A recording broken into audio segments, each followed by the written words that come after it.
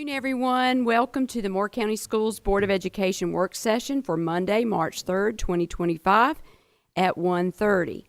Is there a motion to approve the agenda? Okay. Is there a second? Second. All right, motion by Mr. Benway, second by Ms. Bruno. All in favor, say aye. Aye. Motion carries 7-7. 7 out of 7. All right, let's see. Mr. Hensley, would you please lead us in the Pledge of Allegiance? Okay.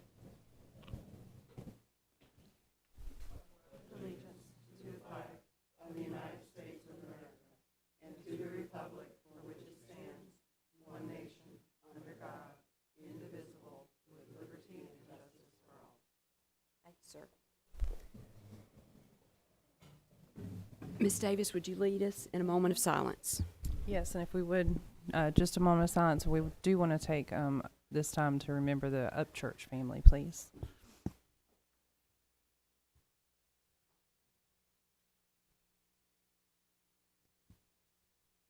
Thank you. All right, thank you very much. At this time, we have several items under pending action and discussion. Dr. Locklear, I'd like to hand it over to you. Yes, ma'am. Well, we did tweak the agenda a little bit today. As a reminder, have a couple reports, information, discussion first. First of those being continued development discussion of our district strategic plan. We're going to kick off today's activities with an active discussion around that. I want to thank the board for your engagement at our board workshops in January. One of those days specifically being for looking at our district strategic plan, which is time for revising for the next 2-year cycle. I appreciate the work and collaboration of the board there that drove this next draft, and then I'll let Dr. Metcalf kind of talk about the process of sharing that with you over the last couple of weeks and where we are and how we'd like to get some feedback today. Dr. Metcalf. Yes, thank you, Dr. Locklear. I appreciate it. Yes, so following the board work session that we had, we created the initial draft with your feedback. Pushed that out about, I guess, maybe 2 weeks ago and asked board members to provide any additional feedback to that first draft. Thank you for your participation in that. Got a lot of great feedback and ideas from board members. Appreciate that very much. So our next step was to create a revision to that first draft with that additional feedback, which we've done. Heather will share that with you today and then get some more kind of conversation about the revision to see if there's additional changes that you would like to make to the strategic plan. The goal then would be to take that information we get today, create a third draft, final draft, if you will, and then in April, next month, we'll come back to the board, ask for approval to put that out for feedback, a survey to put that out for feedback from our community. Kind of delaying it to April because we know there'll be several surveys that the board has interest in putting out this month. So we'll do this one, after that's over in April. So the goal today would be to work with Heather to make revisions to the second draft of the document. Heather?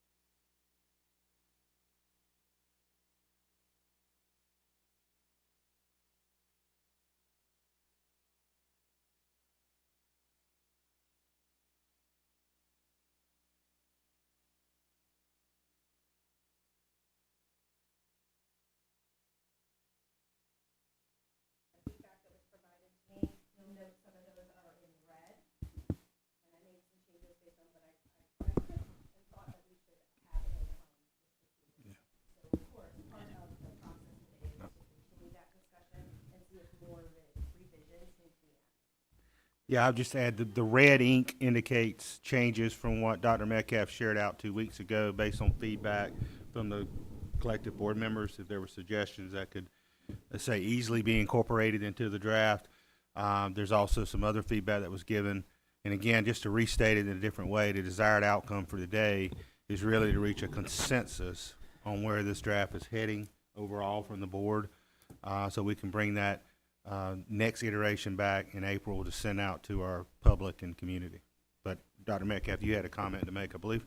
No, you've done a great job. We probably should define what consensus means, Dr. Lutler. Well, So, I think the best way I can define consensus is that everybody can live with it in general, that we can support it in general as we continue to work this, obviously, this draft that has a lot of different ideas, thoughts, and perspectives, which we've appreciated. thank you. I'm being told I have to carry the microphone. So here I am. Okay, we're going to break into two groups and get this conversation started. What I'd like to do is just this half of the room, go ahead and start with the vision, mission, core beliefs, and goals. And this half will start with the board priorities. Ms. Davis, you get to pick a side. How about that? All right. All right, and take your sticky notes and your pens, and we'll mark about 5 to 10 minutes, and then we'll switch.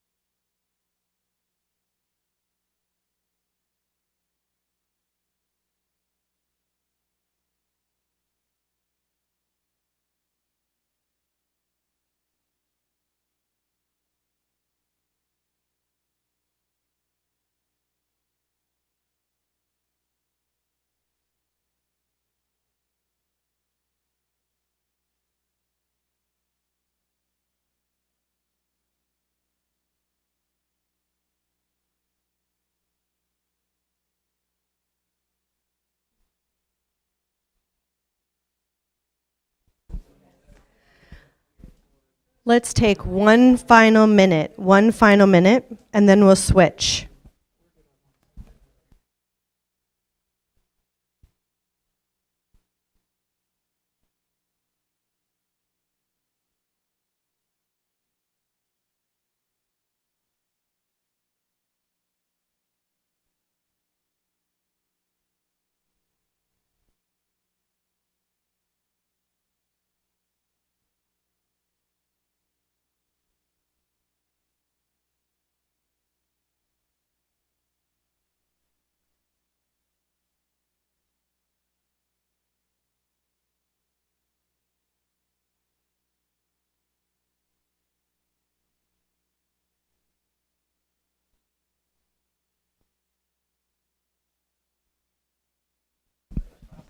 Okay, we're going to go ahead and switch. Switch groups and posters.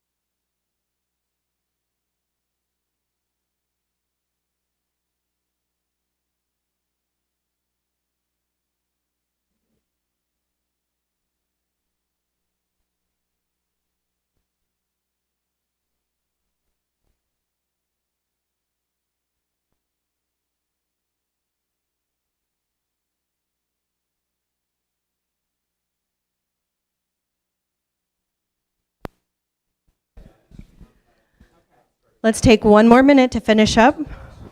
One more minute.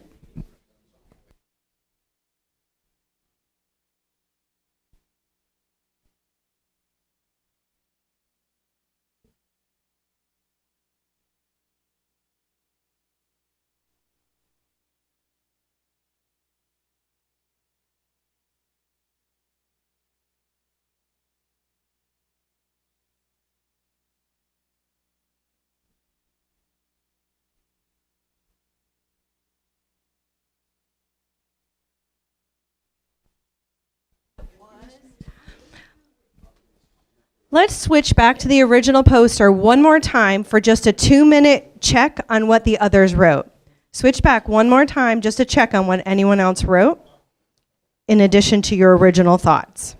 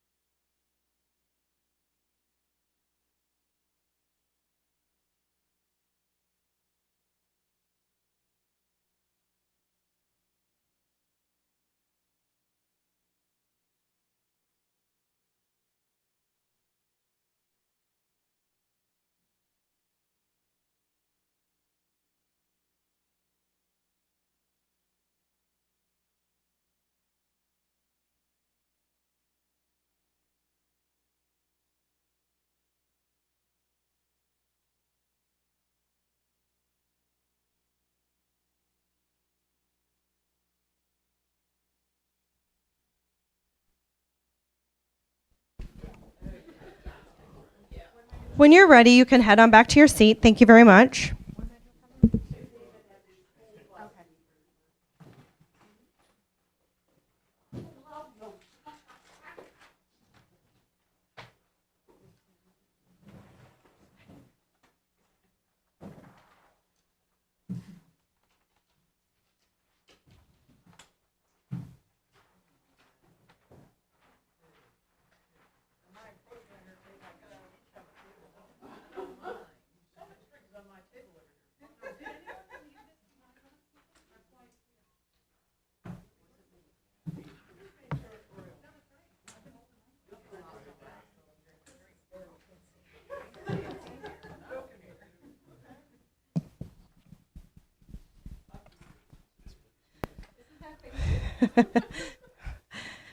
All right, thank you very much. Wonderful conversations, wonderful discussions.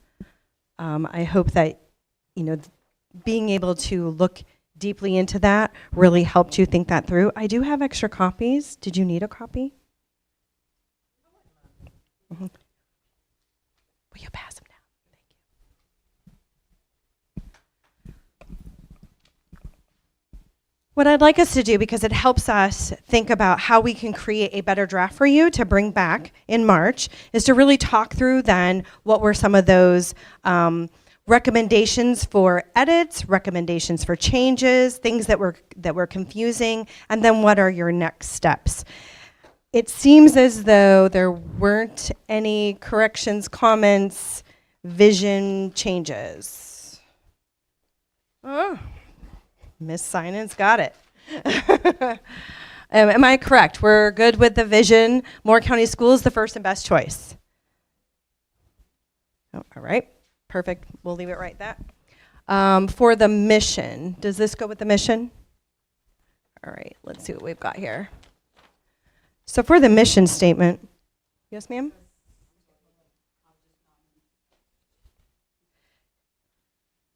Nope, this is for in the core beliefs. So for the mission, Moore County Schools will graduate students with the critical thinking skills, knowledge, character, and education needed to become proud and successful Americans. At this point, there are no further comments, no further recommendations for edits. Dr. Dahl.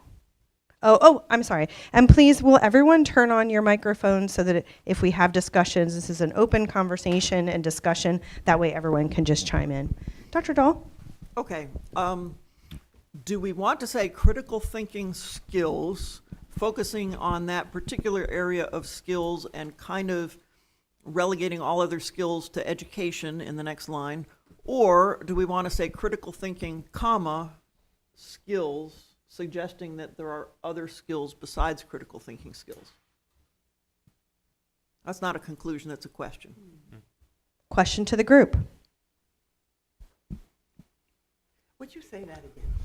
She wants to add a comma between critical thinking and skills and separate them as two individual items. I'm suggesting it as an option. I'm not necessarily advocating for it. So critical thinking skills are important, and a comma would weaken the focus on critical thinking skills. But previously we had skills, which could potentially include lots of skills. So if we put critical thinking in front of that, then we're not including those lots of skills. We do say education later, and education could cover lots of skills. So, I could go either way on this. I just thought I would point it out. We could put in a comma, and then it would be critical thinking is one thing and skills is another thing. Or we could leave it as critical thinking skills to emphasize how important we think critical thinking is. Well, when you word it the second way, I would keep it the way it is.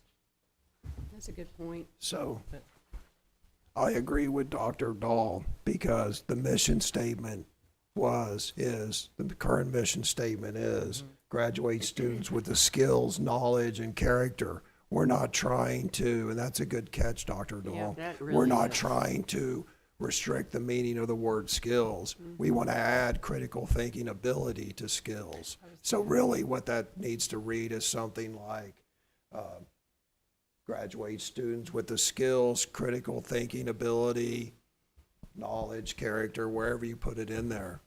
But yes, we changed something into an adjective, adverb or something. So do we all agree that critical thinking is a good Standalone. addition? A standalone. We good would addition, like yes. critical Okay. thinking to remain in the mission because we are saying that that is important, and so we want to remain in there, but reword it so that it's just not critical thinking skills, which detracts from all of the other ones like problem solving and, okay, perfect. We'll make that edit. All right, and then it looks like for the core beliefs, I got it. For the core beliefs, we've got a few sticky notes there. So I think that two of them go with some editing pieces around using a period, combining some of the sentences for clarity, maybe rewriting the sentence, every student can learn and succeed and are supported and valued, just rewording those sentences there in order for clarity. Is that what I'm seeing with these couple of sticky notes here? That was the suggestion, yeah. Every student can learn and succeed and will be supported and valued.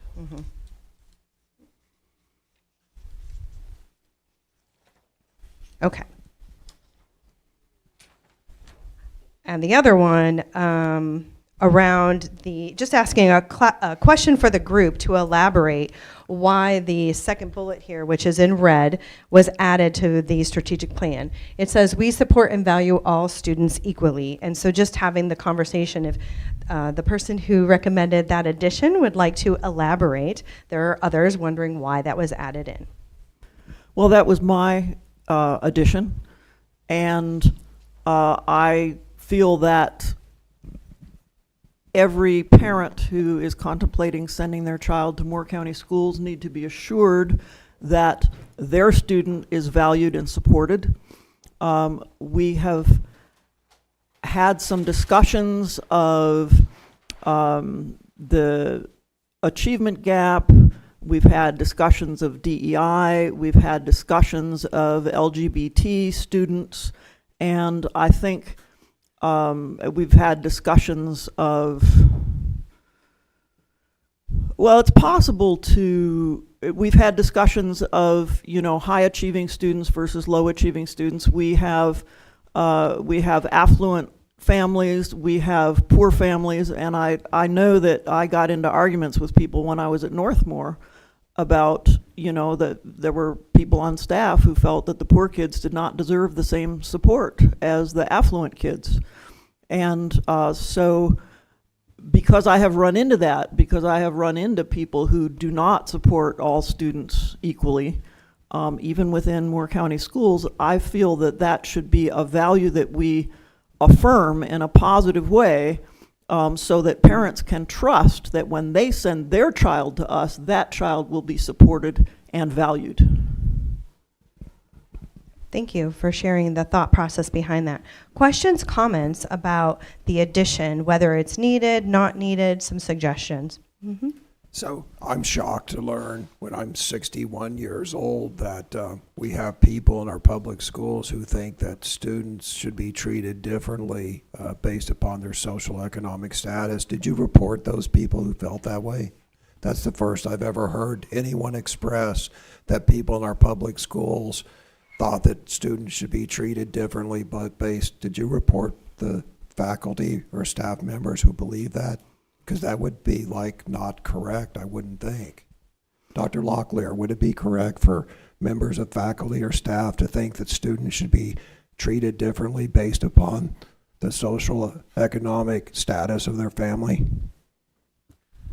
No, sir. We're going to approach each student and support them in any way we can to help them be successful. Yes, sir. No matter where they're coming from. Yeah, I would think that would be against the law. I mean, were those people reported who felt that way? I would hope so. I engaged in a very dramatic argument that had a lot of spectators kind of watching with their mouth open with this person, but did not formally report it in any way, no. Yeah, religion is another issue that, kids might bully others on the basis of religion. I have heard disparaging remarks on the basis of religion. And so I think the affirmation, we need to model it in our schools. We need to let the kids know that there aren't children who are considered better than other children, that everyone, that it's a democratic environment, that every student is valued and no one is to be belittled or bullied. I think this also supports our anti-bullying efforts, which I saw visible everywhere when I visited elementary schools. Would you mind reading that combination of bullets 1 and 2 and see if we address what Dr. Dahl is saying? So our core beliefs, we believe successful schools are essential for thriving communities and that every student can learn and succeed. Without this, our schools provide a safe, respectful, orderly, and caring environment conducive to learning. Our educators are empowered, etc. With it, we believe schools are essential for thriving communities and that every student can learn and succeed. and that we support and value all students equally, and our schools provide a safe, respectful, orderly, and caring environment, et cetera, et cetera. And then, did every student can learn and succeed? Well, how we were gonna edit that sentence? I think. Do you want me to? Yeah. I Could you think read you that Say it again? said it, Yeah, Shannon. yes. Every student can learn and succeed and will be supported And and will be valued. valued. Yep. Okay, I think we capture it with that sentence. Every student can learn and succeed and will be supported and valued, period. Our schools provide a safe, orderly, respectful, and caring environment, et cetera, et cetera. I can live with that.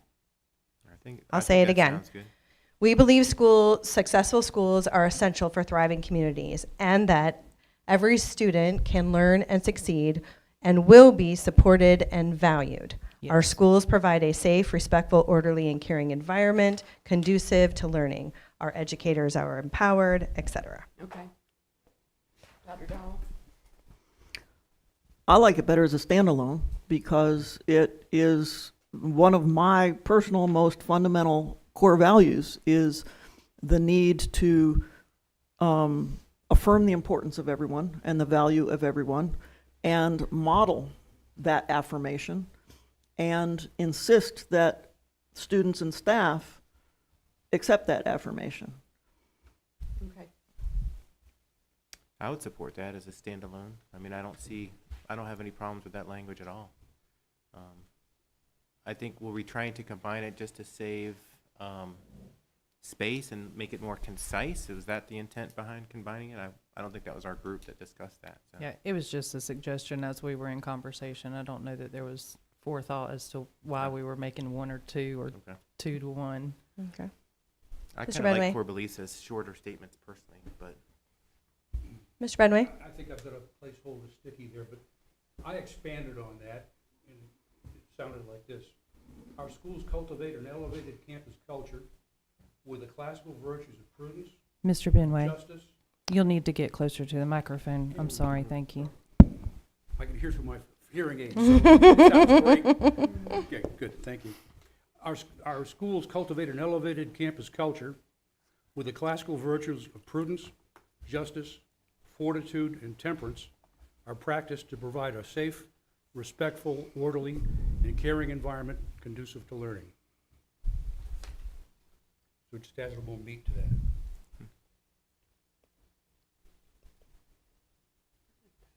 Does anyone need Mr. Benway to read it again? I would like for him to. Okay, Yeah. thank you. Ingest it. and is this a revision to the third bullet? Is that Yeah. Okay, It said fleshing it out, gotcha. if you will. I like the elevated campus culture. Did you want me to read this again? We did. Okay. Our schools cultivate an elevated campus culture with the classical virtues of prudence, justice, fortitude, and temperance are practiced to provide a safe, respectful, orderly, and caring environment conducive to learning. Thank you, sir. Puts it in the classical mode. Thank you. Some comments, questions for Mr. Benway?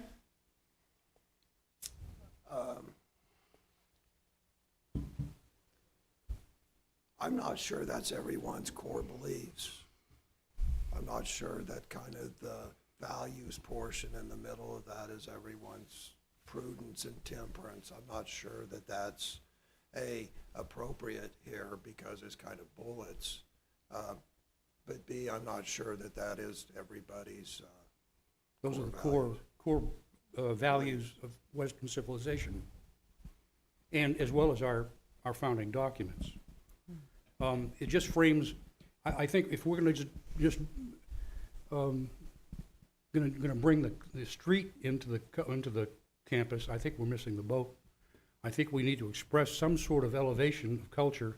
Once you cross into that campus, you are in a different place with a different purpose. Yeah, I would say, and I'm saying this as the person who kind of conceived of the idea of proud and successful Americans. Glad to see we're circling back around to that in round 2 of our mission statement. you know, when I talk about proud Americans, you know, that's freedom and liberty and constitutional and viewpoint neutrality and the right to protest on both sides, you know, the right to challenge, you know, an LGBTQ book. And then, for example, someone else could challenge the Bible saying, hey, it kind of addresses the same issues, right? That's kind of what I felt as a proud American, not necessarily prudence and temperament and all of that. I'm not saying they're not important. I'm not saying those aren't values that I personally find respectful, you know, and but that's just not necessarily, you know, the same as, you know, being a proud American. I don't think those necessarily derive from that. I think we're striving a bit from viewpoint neutrality. We're not neutral. We're a institution that demands certain standards. This provides the opportunity to institutionalize those standards. I'm just saying that the campus ought to be a different place with an elevated atmosphere and purpose. That's just my part. Mr. Benway, will you make sure that Cindy gets a copy of that so that I can take those words and add it to our thoughts here? And what we'll do is we'll bring this all around back to a new version for your feedback.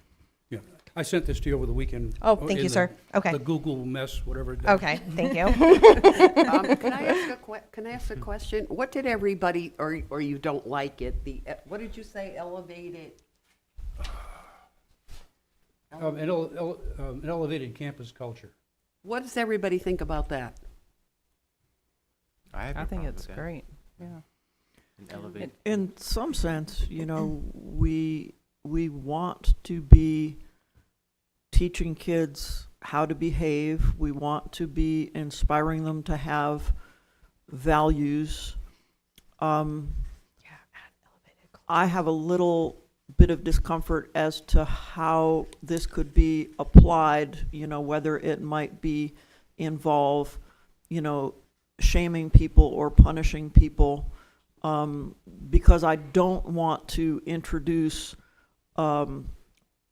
another area in which kids can fall afoul of bad consequences that then kind of put them on the outs with the institution and they don't feel like they're in good standing. And yet, I do like the vision of, you know, influencing everyone towards an elevated culture. So I'm a bit ambivalent about it. Okay, thank you. Yeah, I don't think anyone's opposed to an introductory phrase. It was the introductory phrase, and then it was like, you know, sentences of puritanical stuff, and then followed by a safe, respective, orderly environment. It was also just kind of wordy. I don't think anyone's But opposed to I that. really like that elevated campus culture. Right, yeah. First of all, I think when you set your bar high, people live up to it. And I think that school, it is a different atmosphere. It's a different place. Right, and I right. think children should learn. Right. Once they cross that gate, once they come in the doors, this is, I don't act like Right, you right. know, I have to act like a gentleman or a lady. They should be respectful and orderly and all that stuff that we have enumerated. Respectful does incorporate a lot. Now, I do And it's want to in put, there. We I can want to put put the something introductory else out phrase there in there. that every educator in this room knows, and that is that there's a cultural difference between most teachers and many of our students. So teachers in the United States are overwhelmingly white and middle class, and that is a culture. And many of our students come from, you know, the working class, or they come from poverty, or they have ethnic backgrounds that, and so they already have cultural barriers to kind of come in and behave the way everybody in the school behaves. And so we do need to be mindful of, are we creating additional barriers for some kids? I just want to say I really appreciate this discussion and everyone sharing their ideas. You know, as a former principal, teacher, and a parent, a grandparent, I think we need to always elevate our schools. I also want to remind everybody that we need to use language and terms that are familiar, easy to understand, easy to, communicate across the spectrum of, all the different students and families we have. So, I think the words safe, respectful, orderly, and caring, conducive to learning is just a really nicely worded statement that we expect. So that's just my 2 cents.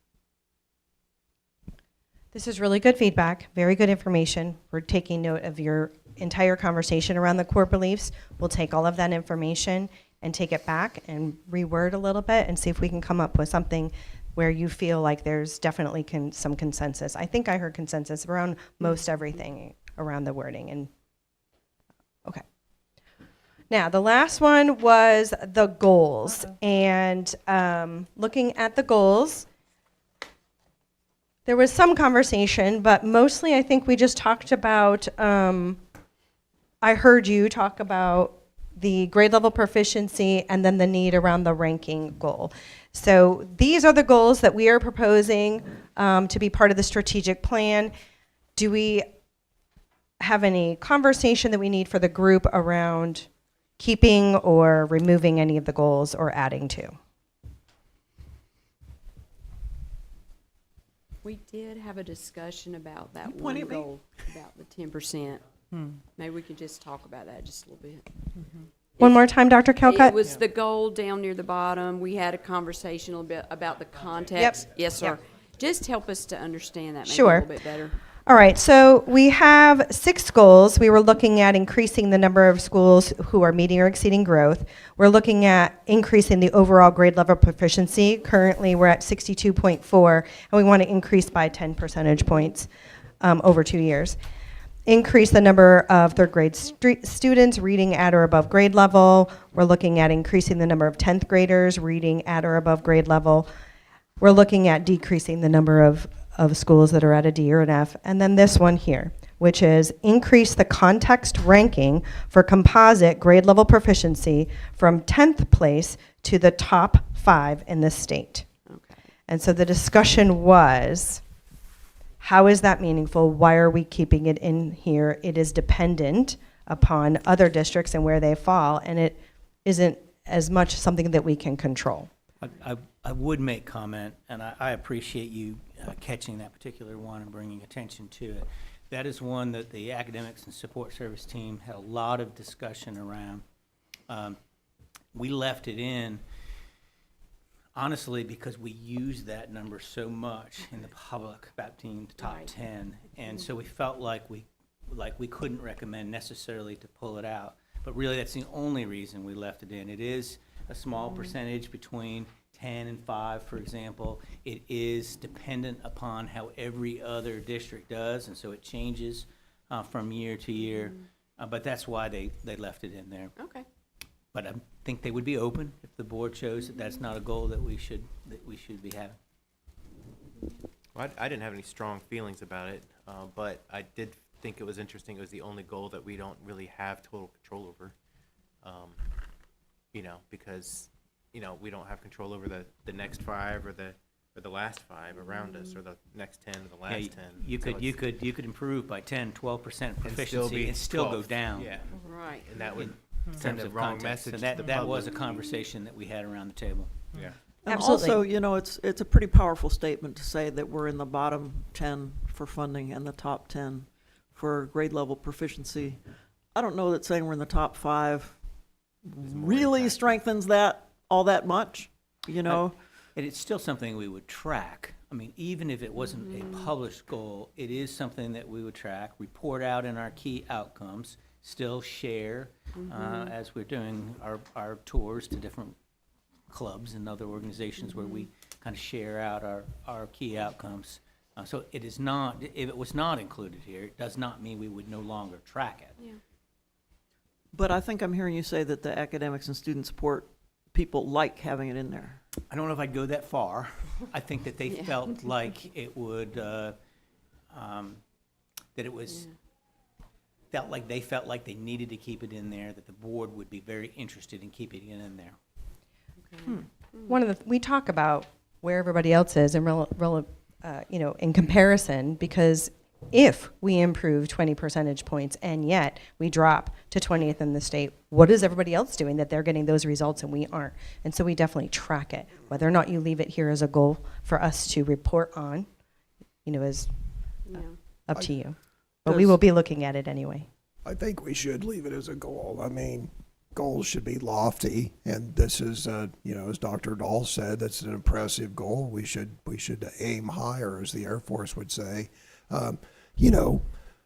All competitions that way, all athletic competitions are that way. If you're a boxer, you never know, the next guy might train harder. If you're a pole vaulter and you're in Maine, you may show up, and if you're a female pole vaulter, you may be up against a male, and apparently you just have to accept that. So you can never control what the competition does, so I think we should leave it in there. Sorry, I thought that the first part of that led to the opposite conclusion, but, so what's going on with numbers 1 through 9 or 1 through 8 or the members of the top 10 that are not us? Are we within striking distance of all of them? Well, certainly within striking distance. I said the context in different school districts are different. So you have some very small school districts that maybe only have one high school and one middle school and a couple of elementary schools. Sometimes that gives you some advantage. Thank you. Some of the school districts like Chapel Hill, Carborough have an entirely different not as diverse a student clientele as we might have, and so their goals and their directives are a little different, and that maybe gives them advantage, perhaps a disadvantage, but they are different. But are we in striking distance of those schools? Of course, and we obviously want to be number one in the state in everything that we do, and so we. As I said, we would continue to track that regardless and learn from those other school districts. Okay, I'm gonna withdraw my objections to that item. I'm one of the ones who wrote a sticky note because my initial thought was that we can only focus on what we're doing, but I'm hearing that we are paying close attention to what others are doing because it bears on what we're doing. If we lose ground or if they gain ground, they're doing something right and we need to know about it. And a lot of other districts are looking at what we're doing. Right. And trying to learn from us because we're Yeah. leaders across the state in so many areas, so it works both ways. So I kind of stand corrected with regard to the whole competition aspect. I think I would say as we track it, also kind of tracking in the region, because I think that's important for We do. retention and recruitment. I know you do, but it might, I don't know if it's worthy of first in the region. We're number one in the region. I know have that. Have been Yeah. for a number of years in many different categories. We track, Right. Mr. Johnson, we track in 3 ways. Obviously, we track against the state and all the districts in the state. We track against the districts in our region. And then we also look for like districts, so districts that have similar in a number of different categories or they're similar to us. So we have a likes tracking too, which is probably the most important to us, to be honest, because we want to see how we match up against other districts that are similar to us, both financially and in terms of many other descriptors. And I'll just share as a note that I know for a fact, so our teachers and the staff, the work they did coming through COVID was leaders in the state in that area and how we got back to work and how we got kids back in school and working. And so there is that possibility that all that work that's happened over the last 3 years has thrust us further ahead than other districts. And now they've had 3 years to catch up. So just keeping that note out there. Good point. And So I'm I hearing- noticed that going from Moore County to Montgomery County, they were out the whole year. They were virtual for the whole year. Yeah. And I felt like, the Montgomery kids lost noticeably more. I'm hearing a lot of consensus around keeping the goals the same. Any other topics for discussion, Mr. Benway? Are we ready to go to that? Okay. All right. So we're going to keep the goals. Thank you. All right. Moving on to the priorities. Now, again, the way that we kind of envisioned the strategic plan is that we had this side that is really about the vision, mission, core beliefs, and then the goals for which all of departments then and the work that we're doing, will look at our action steps, our strategies, and all the things and how we meet these goals. And then the other side being those discussion points that you had at our last session around what are the things that we need to work on, but are not necessarily things that we in the schools, boots on the ground, could maybe influence, but that you wanted to have as priorities. I tried to take all of that information and put it as some categories here, and then defining them based on what the research, what multiple, knowledgeable others said, and what is the definition of these particular things. And so we've got advocacy for more county schools, community engagement, construction facilities, decreasing chronic absenteeism, durable skills, early literacy, extracurricular activities, parent education, recruitment and retention, and workforce needs. And then based on the feedback, we added transportation. And so here were some of the comments that were made here. We've got one that says good, so thank you. We'll start there. Good. Specific to adding the transportation here. Some comments here are these board goals? Should this be some work maybe done in committees? Is this maybe where we need a crosswalk where if you are able to influence these, and if I'm saying this right, Dr. Calcutt, if you're able to influence these at your level, will it support the work that we're doing here? And so just a comment there. So we'll make sure we transcribe that. And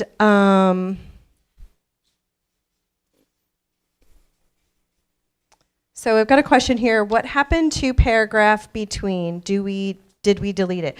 I did. Thank you for that question. I did. All it was a paragraph as I was trying to put this together and think about what would this look like on the website and how can we dig into this and where might you go with this? There was a paragraph that essentially just took each priority and put it in one big sentence. Instead, I deleted it and to put those there. If you want the long paragraph back, then I'm going to have to get really small font or go to another page. Comments No, or I think- suggestions or needs on that? I'm the one who wrote that note. Our group was discussing it because Ken, who you may or may not have noticed is very organized, brought a printed out version of what we had before, and that paragraph was on it. And I did look over Ken's shoulder and see that, that paragraph was kind of a summary of what is spelled out here. It was. So I accept that logic as the person who wrote the note. But I think Ken also had an issue with it. Are you good with it, Ken? Okay. Looking at the first one and looking at kind of the definition for advocating for strong public education policies, that would be referencing at the state that you as a local board do have a voice in educational policies, but there might have been a recommendation to talk about another word maybe for policies like guidelines, resources, just maybe not the word policies. Yeah, like guidelines or Regulations, regulations, strategies. Or just take the word out. I'm going to disagree with that because I think the first sentence it says at local and state level. Mm-hmm. So this is us going to the General Assembly, and we want them to pass Yeah. law. Well, we could say laws, but policies at their level that support public education. Yeah. And so, but it's implying that it's at our level and the state level, right now, the way it's written.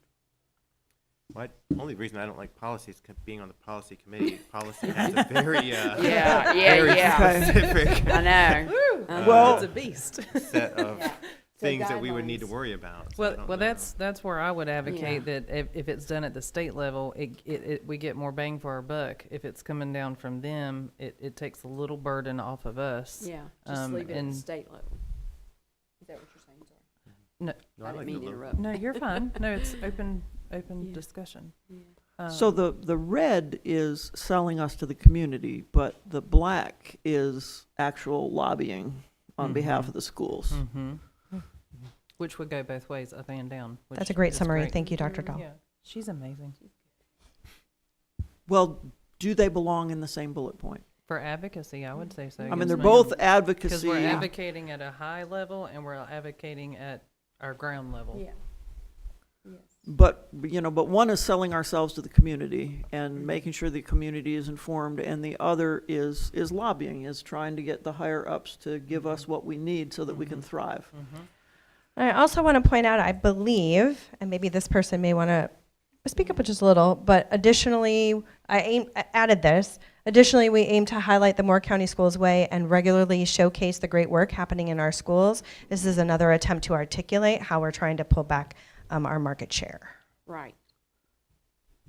That's definitely good. Yeah. Okay. I might just, Yes, with sir. the concern with the word policies, you took that word out, you'd say advocating for public education at the local and state level, just for public education. That's just, just an idea. If Yeah. you had heartburn, I'm not against Policies. taking the word policies out. Yep. take out the word strong in policy and just say advocating for public education. That's certainly up That's to the it. board. That's it. I like that. Nice application of less is more. Yes, I like that. Okay. Heather, Yes, can we go ma'am. back to the priorities? Yes. I know you have early literacy there, but I would really like to put reading in as a priority. So how could we take the early literacy and expand on that and make reading a priority? Ms. Bruno's looking to that empty blank box you have Early at the very and- top right corner. Yeah. She wants reading Early there. and sustained literacy? I just think it's the most important thing we do. Well, let's take it to the team. Asking, is there a problem with adding reading specifically, which then can be fleshed out? Early literacy is one thing. So we're talking about, birth to kindergarten, right? Early literacy can start really early, preschool, some of the outreach that we're doing in the community. And when you're talking about reading, you can then talk about more. So is that something that you would be amendable to kind of add as its own, as Ms. Bruno is suggesting? Heather, would you Or leave it there. read what you have for early literacy? Sure please? can. So early literacy is the foundation for academic success. Intervening early and ensuring students master reading by third grade is critical, as it directly impacts future achievement in all subjects. I would agree with Ms. Bruno that it needs to be separate for reading, but especially for the children who have not mastered reading by the third grade. We're facilitating them throughout their school years. Yeah, I think she's got a point. Sorry. Sorry, go ahead, please. No, you go first. I concur, and I think that the public would resonate too to that term. Okay. They're focused on that thing, so. Yeah, I was going to agree as well because, sadly, we may have other students move in that are not at grade level. And so that focus, brings our attention to all students at all grade levels with reading skills. Do you see that as a separate priority then? You would have both Yes. the early literacy and then another one for I reading? I think it's already an active priority. We just haven't put it on paper because, as you Yeah. said, we've got Right, the right. Well, then, the Letters. product we're using, Letters. letters program is going to be extending from elementary to middle school soon, and whatever support we can get to our There's high a school lot of work being teachers. done in reading at all grade levels, and so I'd be comfortable with that as a second. I do think leaving early literacy as a separate category is Yes. important too, because I think that Oh, expands I agree beyond- with that. I Yeah. just think that reading is so important. Agree completely. It should be a And priority. you have a blank box to put it in. But no space on God, do you not have a blank box? I tried. I We tried. need to fix that, yeah. So, Mr. Hensley, I think, had a comment. okay. so why do you believe, Dr. Metcalf, you made the statement that you believe early literacy is important enough where it needs to be its own bullet, a sub-bullet under, say, literacy, right? Because literacy could also be a continuum, early child literacy and, making sure that, like, middle school students and high school students can read, but why do you believe it's important Well, enough to me, be it early supports literacy? even before they come to school. So we're talking about increasing preschool programs. So, We're talking about supporting community resources that support students before they come to school so that they're prepared. So that is kind of what my concern was. Is this board ready to endorse programs such as Head Start and other things? I mean, that's kind of implied in this mission statement that we are going to support things that necessarily we don't control. So, I Dr. didn't take Metcalf, it that what, way. I'm sorry. what kinds of things fall under Early literacy. That's my I question. mean, does it include things like, story day at the library and so forth? I think we're supporting those kinds of things already. And yes, I would say that it might include things like that. I'm thinking more toward the preschool programs that we want to expand, some of the daycare programs that we have at some of our schools, like the baby bowls. So programs that are McDee's. in our Sure, schools? in our schools, and try to expand them. We have a need in those areas, and trying to expand some of those programs, which we've tried to do. I think we've already added several preschools around the county, and we'll continue that work.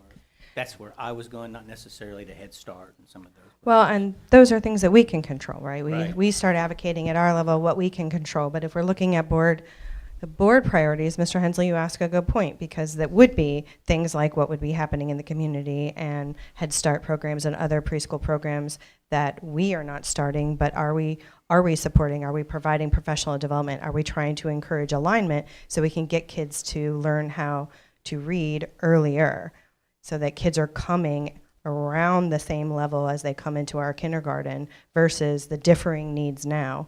And so, looking at the research and looking at what that really means, we would dig into that and decide, I guess, as a board, what you would be supporting and what you mean by early literacy being a priority. Right. And that's my concern is that the board, because this was just inserted in there. I mean, if you're a board member that said early child literacy, raise your hand, right?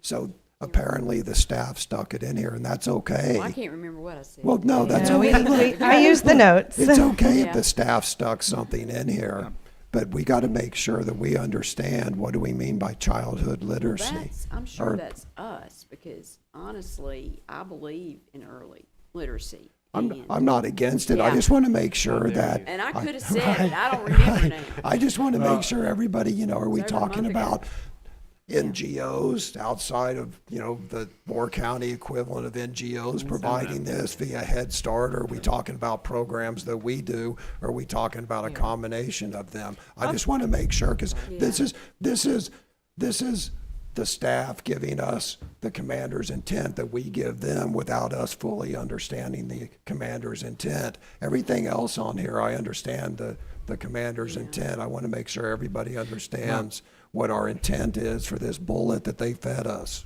Well, I have a question related to what Mr. Hensley just said.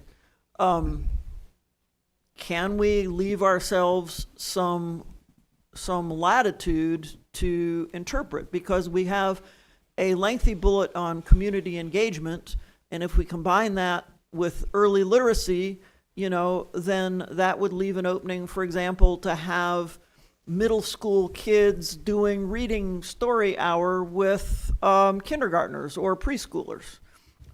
So it would be outreach to the community involving our children in developing literacy. I mean, so can we leave ourselves some room for creative solutions by combining these? Or do we have to spell everything out? What my impression, the way I've read it, was that reading is so important that early literacy, this is really important and foundational to reading K-12, and then also having a priority around reading, because I think it's important to emphasize that K-12 and not just K-3. The way you read it now is Right. we're trying to Yeah, put a lot of it focus into K-3, and then we're going to let it slide, which Okay. obviously is not So happening, but that's So the way I I read might be hearing that you want to put a little bit of parameters just in the early literacy part that speaks to early literacy in Moore County schools. Early literacy with intervening early and our preschool programs, and then possibly within the community outreach, as you begin to define that more, that might be other things.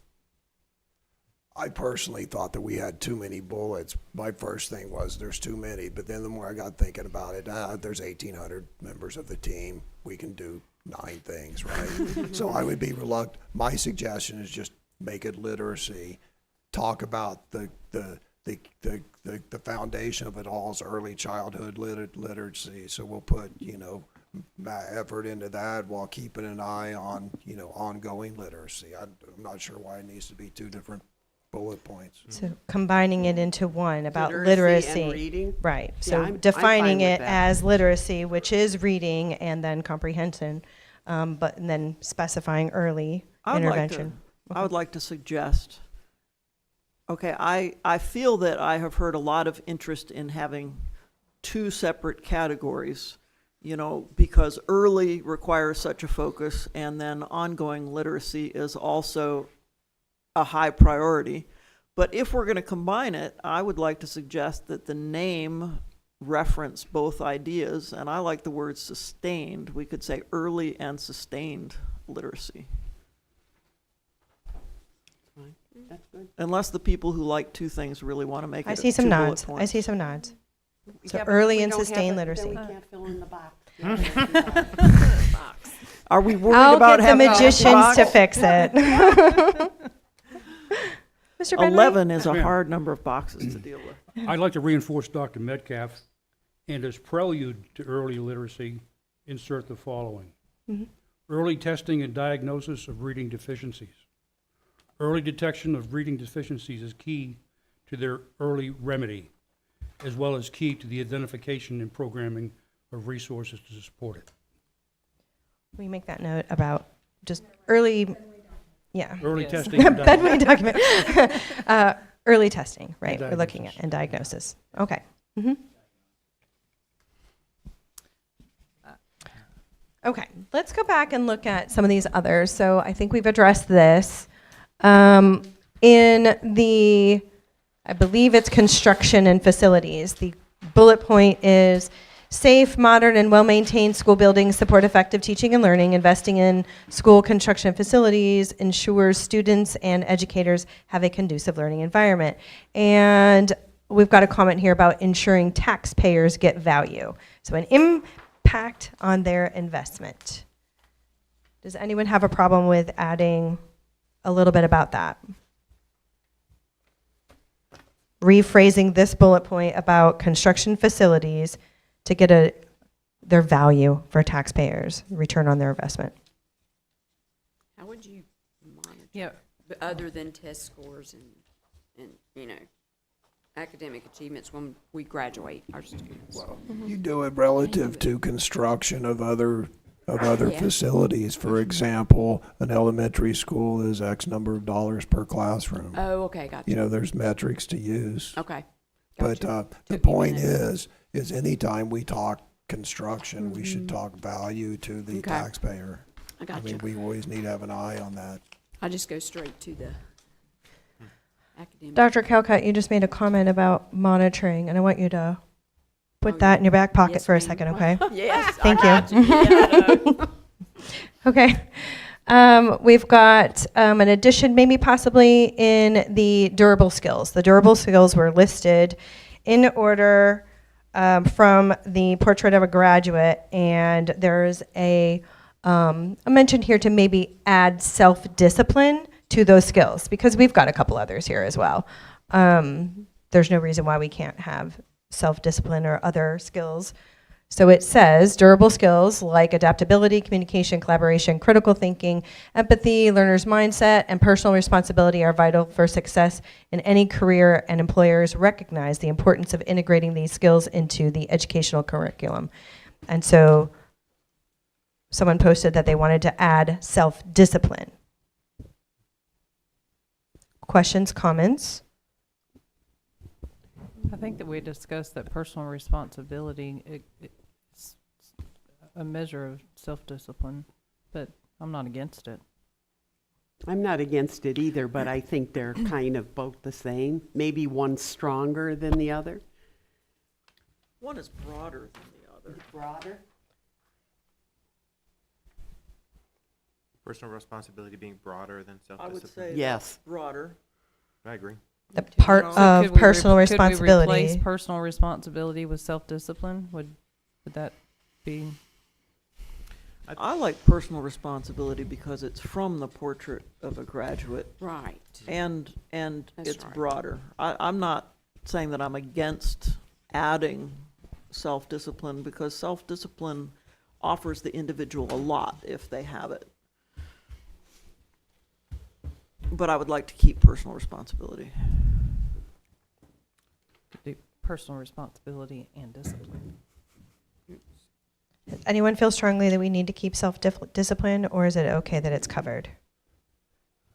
The problem with listing durable skills is, I just looked up the definition. They're really just soft skills. I mean, right here is a Forbes article that says, employers look for durable skills such as problem solving, leadership, critical thinking, and personal skills like teamwork, flexible adaptability, and creativity. So if you want to believe this Forbes article on why are durable skills and why is there a shortage of them, I mean, half of what we classify as durable skills, Forbes categorizes in an article about durable skills, Forbes categorizes them as personal skills. So the actual reason why I asked to add self-discipline was, that's a very, discipline is just, it's a very important skill in life. And, again, Forbes, on an article about this, talks about problem solving, leadership, critical thinking, and we're talking about empathy, learner's mindset, and adaptability. I just thought maybe we should throw something in there a little left, little right of center, such as self-discipline. I mean, Personal discipline. leadership would be good, yes, self-discipline, personal discipline. maybe. Well, Does I that would mean like same? to, Problem solving. I'll- It's like now that I read the definitions, it's almost like we're defining personal skills as durable skills. I would like to reference where this list came from, okay? And I was the one who suggested at the first meeting that we incorporate these because, we have this model for what is a good school that is heavily based towards test scores and proficiency. And then we have a former state superintendent who really did a comprehensive job at identifying, what does today's graduate need to succeed in the world and what makes a good school. And she did this comprehensive task involving lots of stakeholders and discussions and winnowing things down and making sure there wasn't overlap and so forth. And she came up with this list. And so this list is not an arbitrary list. This list is a list that was developed in a very rigorous manner, and that in some way represents what makes a school a good school, to be able to develop these things. So this is not a random list of things. This is a list of things that have been identified as representing what a successful school instills in its students. It seems everyone is comfortable with keeping the durable skills and agree that the soft skills are very important, listed in that way. And then the addition is with personal responsibility, maybe saying personal responsibility and discipline are No, vital. see, I think the problem is, and this isn't super important to me. I'm kind of okay with the way it is. I'm just, what this illustrates is Dr. Dahl said that this, came out of the North Carolina Department of Public Instruction, led by Catherine Truitt, who came from academia, right?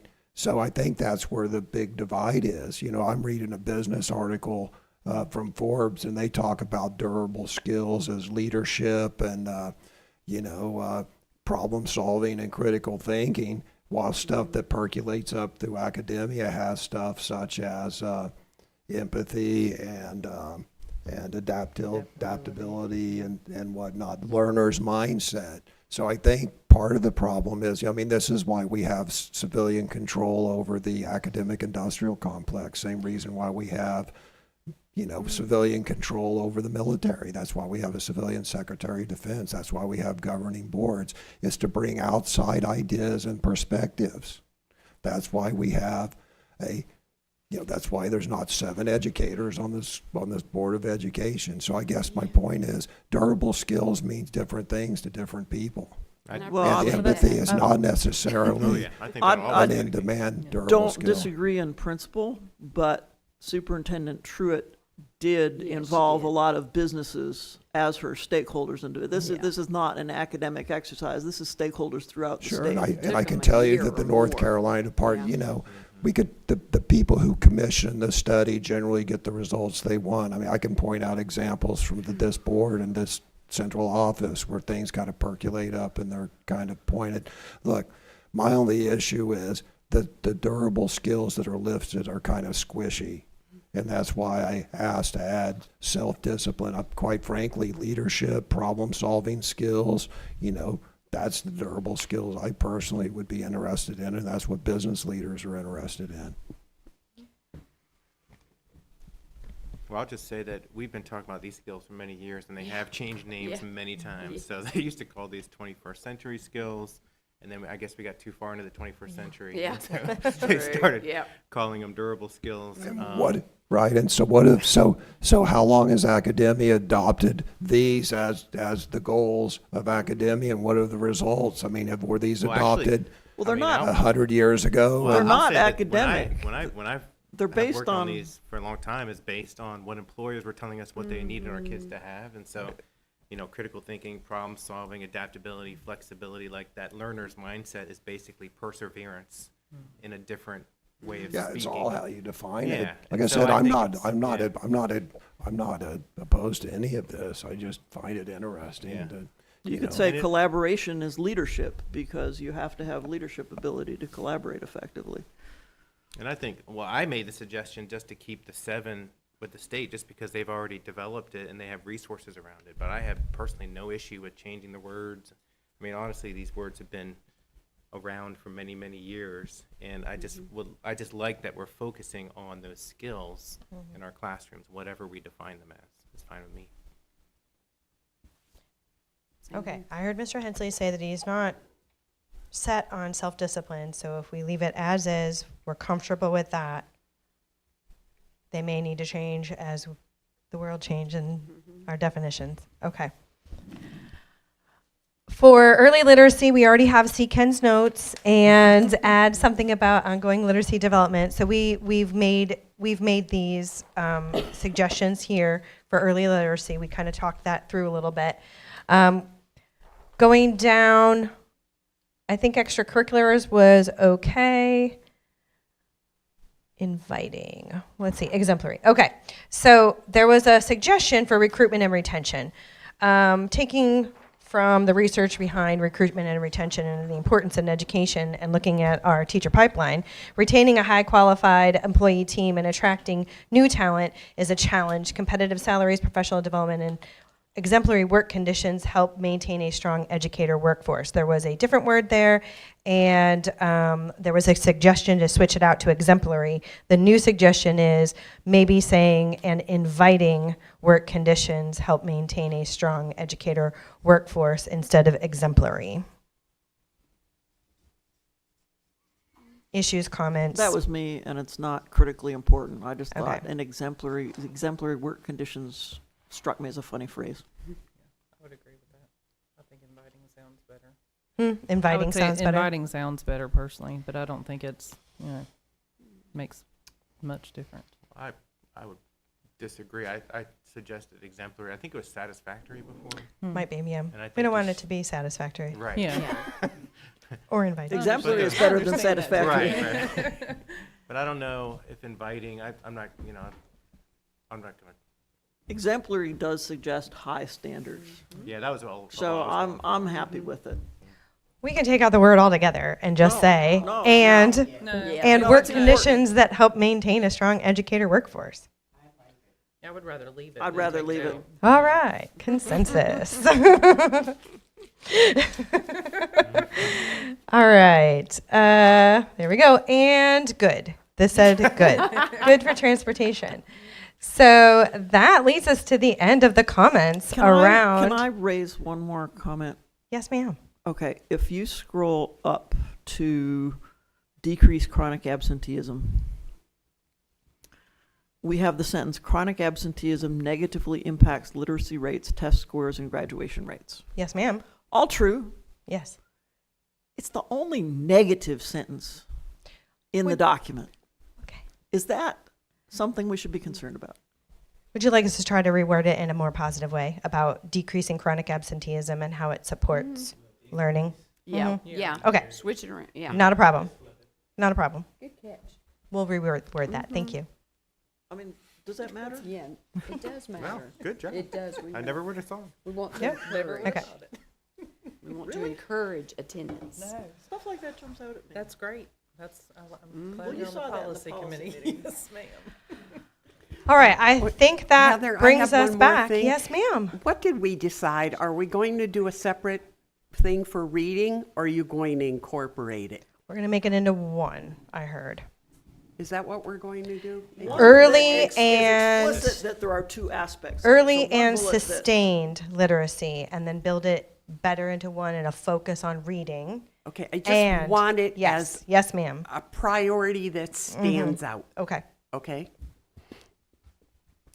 I think they'll do a good job with it. Mr. Benway.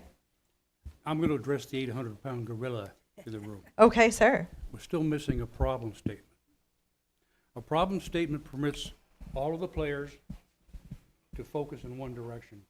It also provides context for your mission, your vision, and all of the things right here. I think we're missing the boat by not having a problem statement. And I sent you all, by the way, an article out of the Harvard Business Review by Dr. Dwayne Spradlin. I'd like to take one quote out of that. Quote, "If I were given 1 hour to save the planet, I would spend 59 minutes defining the problem and 1 minute resolving it." Albert Einstein. And I think that's of value. We ought to really take a hard look at stating our problem. Thank you. Thank you for the article. I did see it, and I did see that quote, and I haven't gotten to read through it yet. Sure. But to the team around a problem statement and identifying the problem, thoughts, comments for Mr. Benway? I want to think about it a little bit more. I always like knowing the root cause. Like what is, you know, we're at, what's our graduation rate at 90? 91, so we've got 9%. I've got a question in principle for Mr. Benway. We're talking about a dynamic system with lots and lots of different things going on. Is your vision that there can be a single problem statement? Can you, I mean, I read most of the article, I didn't have time to finish it, but I have a hard time envisioning what the problem statement might look like. Can you give us some perspective? Yeah, a problem statement is even more important for a multidisciplinary enterprise like we're running here in Moore County Schools. The first step in any problem-solving process is to define the problem. Do it in math, right? The first thing you do when you have a math problem is define that problem. It helps you keep focus in the long run on what you're trying to fix. It prevents agendas from creeping into the issue because now you can focus on your real problems. And it's just part of the problem-solving process. It's done in business every day. It's done in the military every day. It's part of the deliberate planning process. And I see no reason why we shouldn't use it to our great benefit. This will really help the planning process. That's all I have. Okay, I get it 100% when it comes to a math problem, Yep. but math is easy. This is Even complicated. Even more reason to have a defined problem statement. I'll provide you a problem statement if you'd like. I would love a model problem statement to help me get my mind around this. That, I think you'll find one in here, in this document. Maybe not, I'll send one around. Dr. Dahl articulated what I've thought all along, that I don't think you're wrong, and I know that you're right, and we need to identify what the problem is, but it's so multifaceted, and perhaps it's something that we could implement in each facet. I don't know how whatever you come up with would help me to gauge the yeah. thought. I think we can examine some problem statements that are, I mean, much more complex than what we're doing here. I mean, business does it every single day. The military does it every single day. In any organization that's focused on solving problems, states the problem. It may take 3 or 4 pages to state that problem. And it's not easy to do. It takes some time and some deep thought into getting it right, or as close to right as possible. So I'm saying, if you decide down the road that you're working on the wrong problem, Right. and I used to make a living fixing those things, then you've wasted an awful lot of time, resources, and credibility on top of that. I'm just saying it's worth investing upfront to have a problem statement that the public and all the players in this game can relate to and say, okay, here's our direction. Mr. Hensley? So, Mr. Benway's 100% correct, because whether you realize it or not, you did a problem framing, because everything in our mission is to solve what we perceive as the problems. But the problem is what you could perceive as the problem, the same as what I perceive as the problem, is the same as Mr. Johns, or the same that the central office perceive as the problem. What Mr. Benway is suggesting is, prior to implementing a solution, you actually try to identify what the problems are in a formal, disciplined way, and then you make sure you understand the causes of the problem, and then you address and fix what the true problem is and the causes of the problem. Well, I think what Mr. Benway is suggesting is that we just kind of skip that step because we all think that we understand what the problem is. But I guarantee you, if you set us all down in a different room and ask us what the problem is, even for, why is our reading only 54% proficient as measured by the state tests? I guarantee you, if you set us all in a different room, you would get a different problem. And I think what Mr. Benway is suggesting is, before we start finding solutions, we define the common problem and its causes. The problem has a unifying and forcing function, basically. That's your start point. Mr. Thank you. Benway, do you have any examples of problem statements and the organizations or institutions that they go with that could help some of us Yeah, better understand sort of the scope of what you're talking about? There's a couple of articles that give you a step-by-step logical, more simplified than I'm talking about perhaps, process. It's a process. And you go, it's a recursive process. It's a continuum through the end of your solution set. I can provide that, yeah, I'll dig some out. Okay. But I think we need to sit down. Recursive, I get. That makes sense. I'm sorry? The recursive part I get, because that's just like the engineering cycle. Right. In fact, that's where Study Act. engineers use this extensively. The problem When statement. I look at our priorities, I see Plan. problems Plan. plural. Oh, yeah, And I that's why we have a don't problem statement. envision a problem. So I, There's Oh, a so the pro- statement That's can kinda where I- delineate multiple problems. Absolutely. that's kind of where I would land. Absolutely. So in order to make it effective problem statement, and I completely agree, like problem defining is huge. Yep, Early on, the earlier the better, and then again later, and then again. it's a continuing process.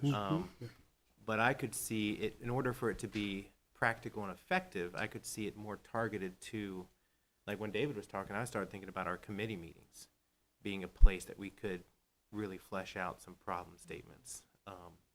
But then all these areas of the priorities, maybe that's something that, clearly define the problem in each of those priorities before we develop the action steps.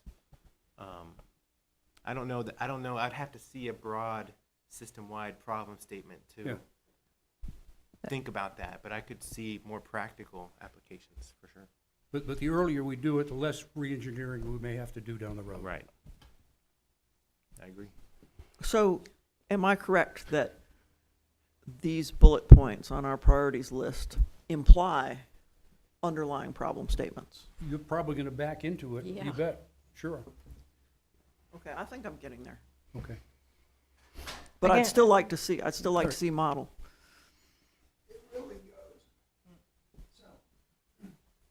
I will say this, there's also a practical aspect to it, right? Just like Carthage Elementary, right? I conceded, look, we're too far down the process. We're not gonna cycle back around to stage one. We're kind of down the stage of this strategic plan, although this is a 2-year strategic plan. It goes back to, we need a deliberate planning process, is what it goes back to. And then we just need to follow that deliberative planning process, because problem framing / commander's intent is step number 1. Make sure you've accurately framed the problem and you get the intent from the stakeholders is the very first thing you do. I see Dr. Metcalf writing the notes down around a deliberate problem-solving process for the board, and so that maybe that is something to revisit. But for the sake of the strategic plan and what we have articulated here so far, bringing us back together, we have our vision, mission, core beliefs, and goals that will make those recommended changes, and then the board priorities, which is just articulating and communicating what you as a board are prioritizing for our county in the next couple years. Thank you very much for your conversations, your discussions, for leaning in. This was great. Is there anything more we need to do? I don't think so. We'll bring this back with another revision for the draft on the 30th of March, I think, at that work session. The goal there, and then the following regular meeting will be get your endorsement to take this out to the public, to get feedback from the public. And we'll bring that feedback back to the board and hopefully finalize a plan. Thank you. Thank you, Dr. Thank you. Metcalf, Ms. Stewart, and if it's all right with everybody, we'll take a 5-minute recess.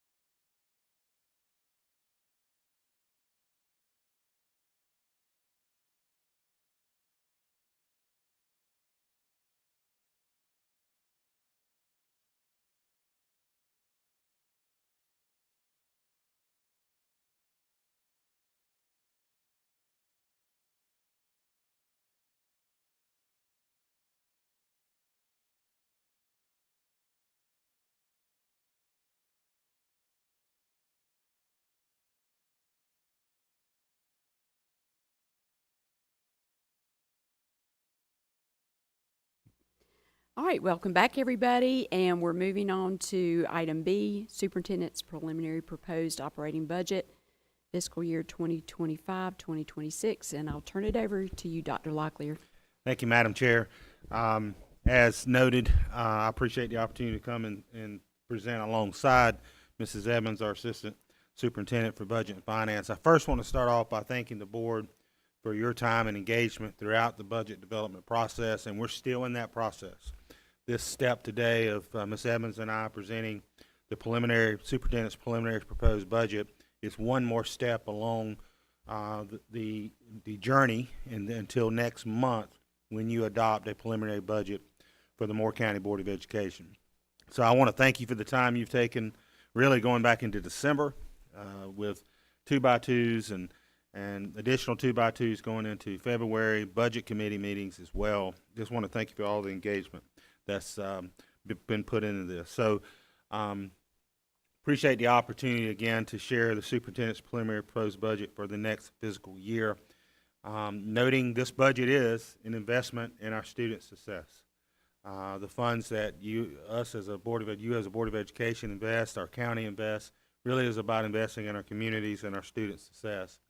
And your budget as a Board of Education is an articulation of our strategic plan. And it's really good that we've had a 2-hour discussion today about the revision of that strategic plan, those priorities of the board, the vision, mission, core beliefs of the board. But our current vision of the board's strategic plan is that we strive to be the standard of excellence in education in North Carolina. And our mission is all students who graduate with the skills, knowledge, character, and education become proud and successful citizens of the United States of America. The core beliefs that are part of the district strategic plan is that we believe successful schools are essential for thriving communities and that every student can learn and succeed. Education, employment, and enlistment are equally honorable pursuits for the future lives of our students. Our schools provide a safe, respectful, orderly, and caring environment conducive to learning. We engage our parents and community in the education of our students, and our educators are empowered to meet the learning needs of all students. Our strategic plan consists of 7 goals. Many of these goals we've made significant progress towards over the last 2 years. And as we've heard today, talking about goals, we want them to be stretch goals. We want them to be goals in which grow us and stretch us as a school district. The first goal is increase the number of schools meeting or exceeding growth from 14 to 23. We've grown as a district to 17 schools meeting and exceeding growth.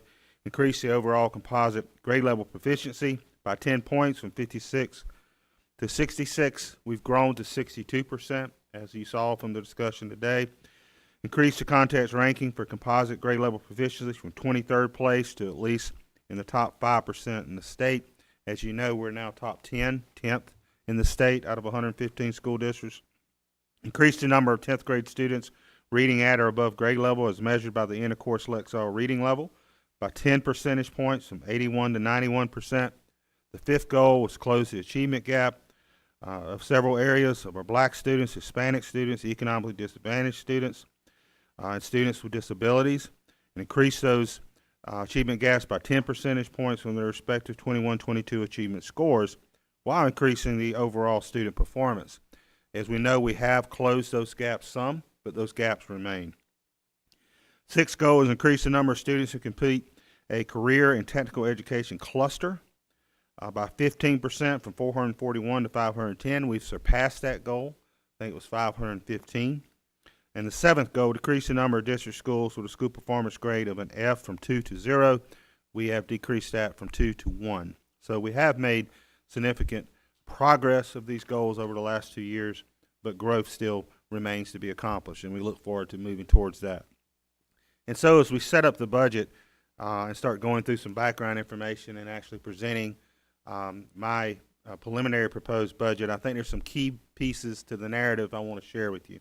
The first is that, as you've heard me say before, the County of Moore's education system is really one of its greatest assets. We're sitting in a county that has probably one of the best, if not the best, community colleges in the state of North Carolina, one of the best in the nation, and we ourselves are a top 10 rated school district, one of the best in the state of North Carolina.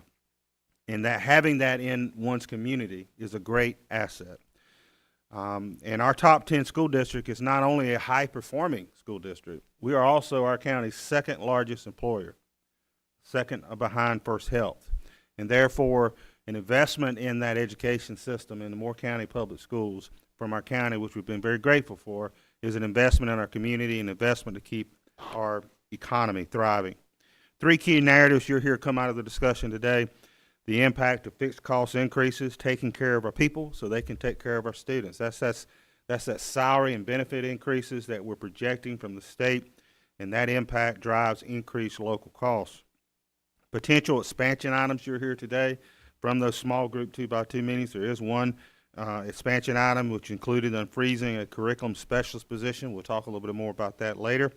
And then third, as you've heard me say before, utilizing a lean budget approach to moderate the local budget's impact on the use of fund balance. That's through reinvesting those vacancy savings we may have from this year, the fund balance that we're not using that's appropriated. Good bit of that comes from vacancy savings, so reinvesting that. You've heard me say when we talked about the foundational information in February, Ms. Evans and I were going to look for additional budget savings and efficiencies. You'll see that in today's recommended budget. We're conservatively projecting revenues from the county funding formula based on what they have suggested as a conservative growth estimate of 3%, and we're estimating fixed cost increases based on historical data. And we're not expecting huge salary increases this year. However, that's still undetermined, and so we're basing that based on historical data. And so we'll step right into some background information for the superintendent's preliminary proposed budget, and I'll turn it right over to Ms. Evans. This chart is a historical per pupil funding. Sorry. This chart is a historical per pupil funding. Just a few notes. This chart is calculated by the North Carolina Department of Public Instruction. The rank is between the 115 school districts in North Carolina, and the local dollar column includes charter school payments that are flow through. And I always have to hit on this chart that we're ranked 109th in per pupil funding. However, we're top 10 in performance. So certainly trying to have every bit of investment in our district from the state, federal, certainly from the local, go as far as possible to have great outcomes in our school district. This is a look at our estimated impact of fixed costs. We'll start by looking at our state mandated salary increases over the last 15 years. From 2012 till 2025, we're looking at about a 1.9% average. That is the reason we are using a estimated 2% increase in salaries. Then when you look at our state mandated benefit cost increases, when you look at retirement from 2022-23 school year to 2024-25, it has increased approximately 2%. We are using a conservative 1% estimate because that number has not increased more than 1% in a given year in the last couple of years. Then for hospitalization, it has increased a little over 13% in the same time period. We are using again, a conservative $300 per person increase. And these state mandated benefit cost increases are the employer's matching. A few notes about charter school funding. Our per pupil funding for charter schools receive funding based on the number of students enrolled. Local school district support. This funding comes from the local school district where the student resides, and the legal mandate is General Statute 115C 218.105, and it does require that school districts provide the per pupil local current expense appropriation each year. This chart shows the total County of Moore public school students. We have a total of 14,367 total County of Moore public school students. 12,927 are in Moore County schools, and 1,440 are with charter schools. I always like to make the point on this slide that the County of Moore's investment in Moore County schools, what we get from them, goes to support not just the almost 13,000 students that are in our schools, but the additional 1,400 plus public school students from the county of Moore that attend charter schools. So that investment goes to support all public school students from the county of Moore, and I think that's an important piece to remember with our local funding. This is our projected charter school increase.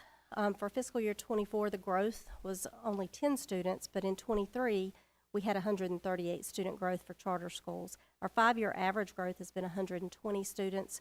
We are going with a conservative 90 students with a per pupil cost of $2,615, making our projected increase for charter schools $240,000.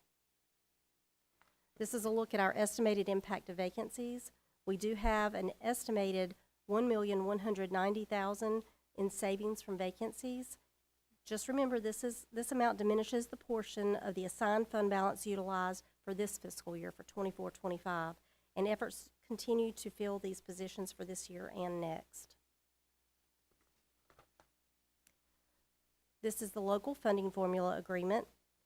For 25-26, our funding formula, the 38.5%, would be $40,200,733. You would take away the capital outlay pass-through of $800,000. You would take away the North Carolina Department of Health and Human Service for the nurse pass-through of $50,000, leaving the local fund to appropriation $39,350,733, which is a $1,146,138 increase in revenue for the 25-26 year. And just, again, we're using 3% as a projected increase based on what our commissioners and our county manager has said would be a conservative estimate of increased revenue from the funding formula. This is a look at the projected increases for fiscal year '26. And in red, you can see we're going with the low 2% state salary increase scenarios, but you can see if we use a 3% or a 4%, how it does change your bottom number. Just focusing on the 2% for total fixed costs, we would be looking at the locally paid certified staff with a step increase plus the 2% increase, and then we would look at the local paid staff for classified staff with a step increase plus the percentage increase. Then the state paid classified staff would be the step increase only, because the state will pick up the 2% if that's the state mandated amount. And then the vacancies would be a 2% increase for our locally paid vacancies, making our total fixed cost for that 2% $830,000. The local supplement step increases for certified staff, which includes our teachers, assistant principals, and principals, is an additional $250,000. And then all other projected fixed cost increases using a 5% inflation rate for utilities, insurance, supplies, materials, repairs, fuel equipment is $350,000. Our projected charter school growth was $240,000, making our total fixed cost $1,670,000. With our revenue of $1,146,138, the difference between the expenses versus the revenues is still a shortage of $523,862 of revenue versus expenses. And as we shared in February and shared again in small group meetings, as a result of knowing that we're looking at an additional shortage going into the next fiscal year, which would then increase the need for the board to appropriate additional fund balance above and beyond what you've appropriated this year, Ms. Edmonds and I asked her to, what I call very technical, scrub the budget and to do everything we can to find additional savings in the budget based on looking through basically every line in the budget and where there are budget items that we haven't spent the totality of that over the last few years. And so I did ask Mrs. Edmonds and her team to do that. I also want to remind the board that last year we also, through the freezing of positions and a couple other items, we found $600,000 of budget efficiencies last year. And so wanted to see if we could push that even further going into this next budget cycle. So I'll let Ms. Edmonds talk through some of the savings and efficiencies that we were able to find. So these are budgeted items that we have not used in the last five years. We'll start with the first one. The area was in non-instructional support. We had $80,000 in overtime that was budgeted that we have not used in the last 5 years. We had $5,000 in the line item for instructional support personnel that were dedicated to substitute teacher expenses that we have not used in 5 years. We had, in at-risk services, we had $115,000 that was in there for a duplicate line item, plus an IEP coordinator that we had budgeted in Fund 8, so we were able to pull back that budget. And then we had in central office, there was a decrease in our copier costs. At one point, we were with another company, and then we've switched it was about 5 years ago, we switched to a different company. We were paying the new company from one budget code, and this one was still on. So there was $310,000 there.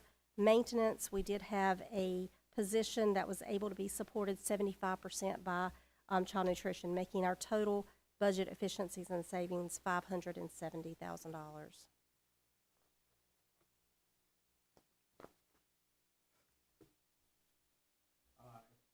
As part of the 2x2 small group meetings, one of the items that came out of that is the advocation for a potential expansion item. And Board Member Johnson did advocate that we look at unfreezing one of the positions that we froze last year to find some savings in the budget. The curriculum specialist position was one of those positions we froze. That's a 12-month position that supports Ms. Donna Gephardt's curriculum instruction department. And that position has been frozen throughout this year. And that comes with a cost of approximately $90,000. And so I'll let Tina kind of sum up the total cost. So the fixed cost with efficiencies and expansion item, you have your total fixed cost with the continuation budget of $1,670,000, budget efficiencies of $570,000. You have the potential expansion cost of $90,000, making our total fixed cost $1,190,000. Then you have your projected increases for fiscal year 26 with those budget efficiencies and the expansion item. The total fixed costs are $830,000. Our local supplement step increase for certified staff is $250,000. All other projected fixed cost increases with that 5% inflation rate is $350,000, and our projected charter school growth is $240,000. You would take away $570,000 in budget efficiencies and add $90,000 for a potential expansion item, bringing our total fixed cost to $1,190,000. With our revenue, funding formula, county appropriation funding formula at 3% would be an additional $1,146,138. We would still be short from the revenues versus expenditures by $43,862. This would be our potential fund balance appropriation. We would, for 24-25, we have our fund balance appropriated of $2,899,880. We have the 25-26 projected shortfall of $523,862. We have our budget efficiencies of $570,000, our potential expansion item of $90,000, making our 25-26 projected fund balance appropriation $2,943,742. And this is our projected local fund balance with the budget efficiencies and expansion item. You have your projected fund balance for June 30th, 2025 of $5,216,921.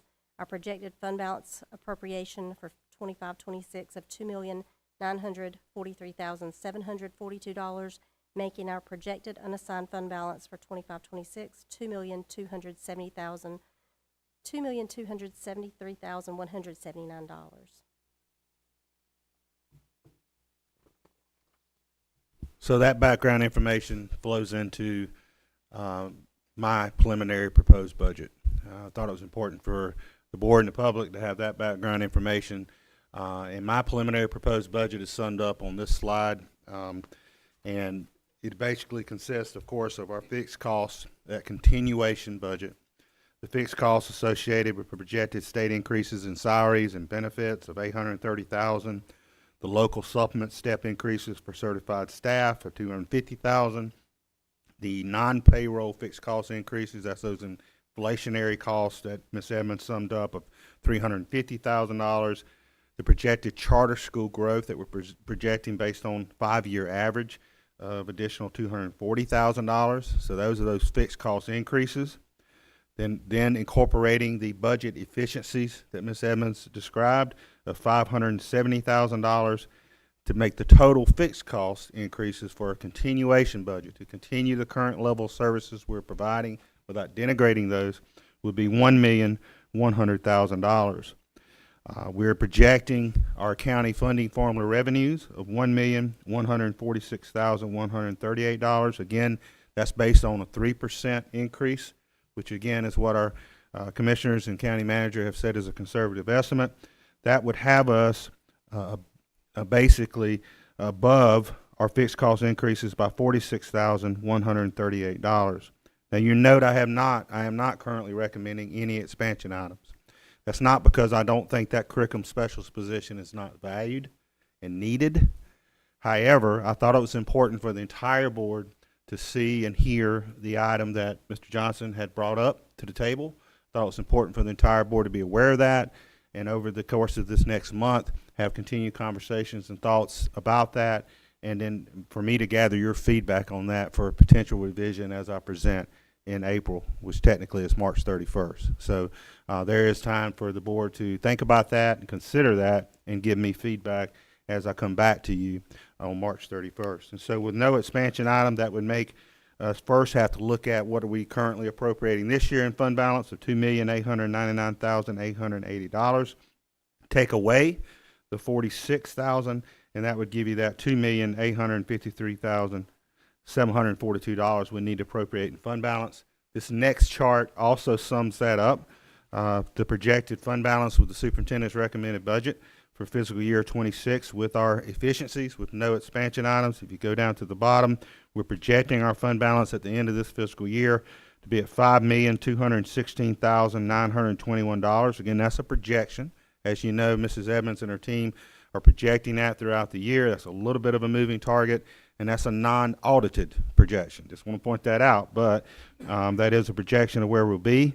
And we're projecting right now, again, with that 2% increase in salaries and benefit increases for fixed costs, utilizing the local revenue we're projecting from the county's funding formula of 3% growth, we'll be projecting appropriating fund balance of $2,853,742, and with that would leave the board $2,363,179 of unassigned fund balance. So that would be just above that $2 million floor that we try to operate with. And so with that, I'll ask Ms. Edmonds to run through how that breaks down through different graphs here. Our projected county allotment by fund type will be local current operations would be $35,377,733. Charter school operations would be $3,973,000, making our local Fund 2 $39,350,733. Our capital expense in Fund 4 is $800,000, and our North Carolina Department of Health and Human Services Fund 8's PRC 69 for the nurses is $50,000, making our total county allotment $40,200,733. This is the local revenue for Fund 2 for the proposed budget. Local current operations would be $35,377,733. Charter schools would be $33,973,000. Our projected county allotment for Fund 2 is $39,350,733. Fines and forfeitures would be $450,000. Interest $150,000. And our local fund balance assignment would be $2,853,742, making our proposed Fund 2 budget $42,804,475. This is the superintendent's preliminary proposed budget for the entire budget. For state, Fund 1 is $101,170,921. Fund 2 of local expense is $42,804,475. Fund 3 for federal is $11,415,322. Fund 4 for capital expense is $1,200,000. Fund 5 for child nutrition is $6,405,500. Fund 8 for restricted revenue is $2,719,862, making the total proposed 25-26 budget, sorry, I just realized that was wrong. The 25-26 budget, $165,716,080. Just a note for Funds 4, 5, and 8, they do not include appropriated fund balance carryover. So as I quickly summarize the budget, just want to note again that this budget reflects the vision, mission, core beliefs, and strategic goals of our district by enabling us to take care of our people so they can accomplish our mission. In order to have that current level, to ensure the current level of operations, we're providing the highest level of service in an efficient and effective manner. Talked about that this local investment is not only just an investment in our schools, but it's an investment in our community as a whole and really the vibrancy of our economy. Continue to maintain a great asset of our education system. Hennepin County continues to keep our community vibrant and is an investment in our economy. And we're greatly appreciative of the investment that's happened over the years. Again, this is the utilization of a lean budget approach to moderate the local budget's impact on the use of fund balance through the reinvestment of vacancy savings, finding those budget efficiencies and savings, conservatively projecting revenues with the county funding formula agreement, and estimating fixed cost increases based on historical data. And as always, I'd like to thank the board again for all the time you've put in to engaging in this process, and will, because there's more work we've got to do together to bring back that revised budget in April and agree to your budget. I also want to always thank the Board of Education Budget Committee members, Mr. Johnson, who's our chair of our budget committee, Mr. Hensley, who's a member, Dr. Calcutt, who's a member, Ms. Edmonds, and her team that do all the work of managing our budget and projecting our budget. And I'm just along for the ride, so I do appreciate everyone's hard work and Ms. Edmonds' hard work. Our next step in the process, just as tomorrow, we will launch a online portal asking for feedback from our public. Mr. Batchelor has that all ready to go. We'll have a link to this presentation. We'll have it noted where in the video someone can watch this presentation and then the discussion afterwards. We'll be asking for feedback. That will open tomorrow. That'll run through March 14th. Also, the public is invited to comment on the superintendent's preliminary proposed budget at your meeting next week on March 10th.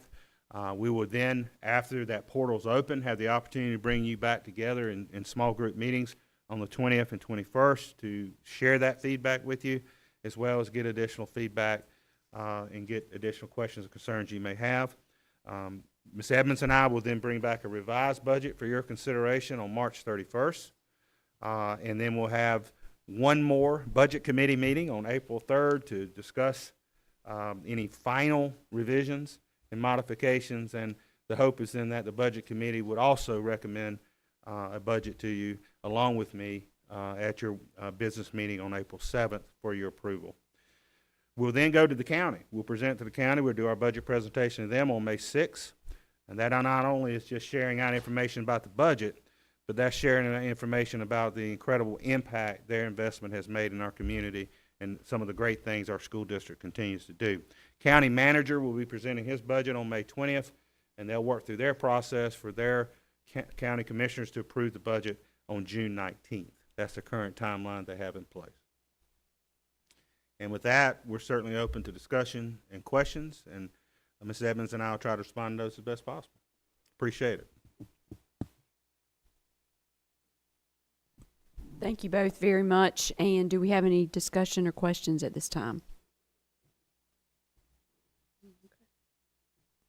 All right. Oh, I'm sorry. Yeah, No, sure. no. No one else? Go, I'll go. I don't know who's going first. Yeah, so wrote a couple things. The first thing was I wanted to start with, since I was the one who requested the science specialist to be unfrozen, just to give you kind of my reasoning behind that, so you could contemplate on that conversation. I'm not sure how much we've been briefed as a board on the science standards being changed in North Carolina. So the science standards were changed to more of a science and engineering practices, so more of a hands-on science. A lot of times throughout the state, what I've seen is they focused a lot on science. It's shifted to a lot of vocabulary, especially in the earlier grades. There's not as much time devoted to science, and I am a science dude. That's just who I am, and I feel that it's extremely important. as far as the science specialist, the science is also renorming their testing. So this testing is changing in our science classes to match the new standards. So that takes a lot of support to make sure that's a big piece. The durable skills that we discussed a lot already, a part of our strategic plan, a lot of those come through extremely well and naturally through science instruction. And so a lot of those skills that we're talking about developing in students really funnel through that science class.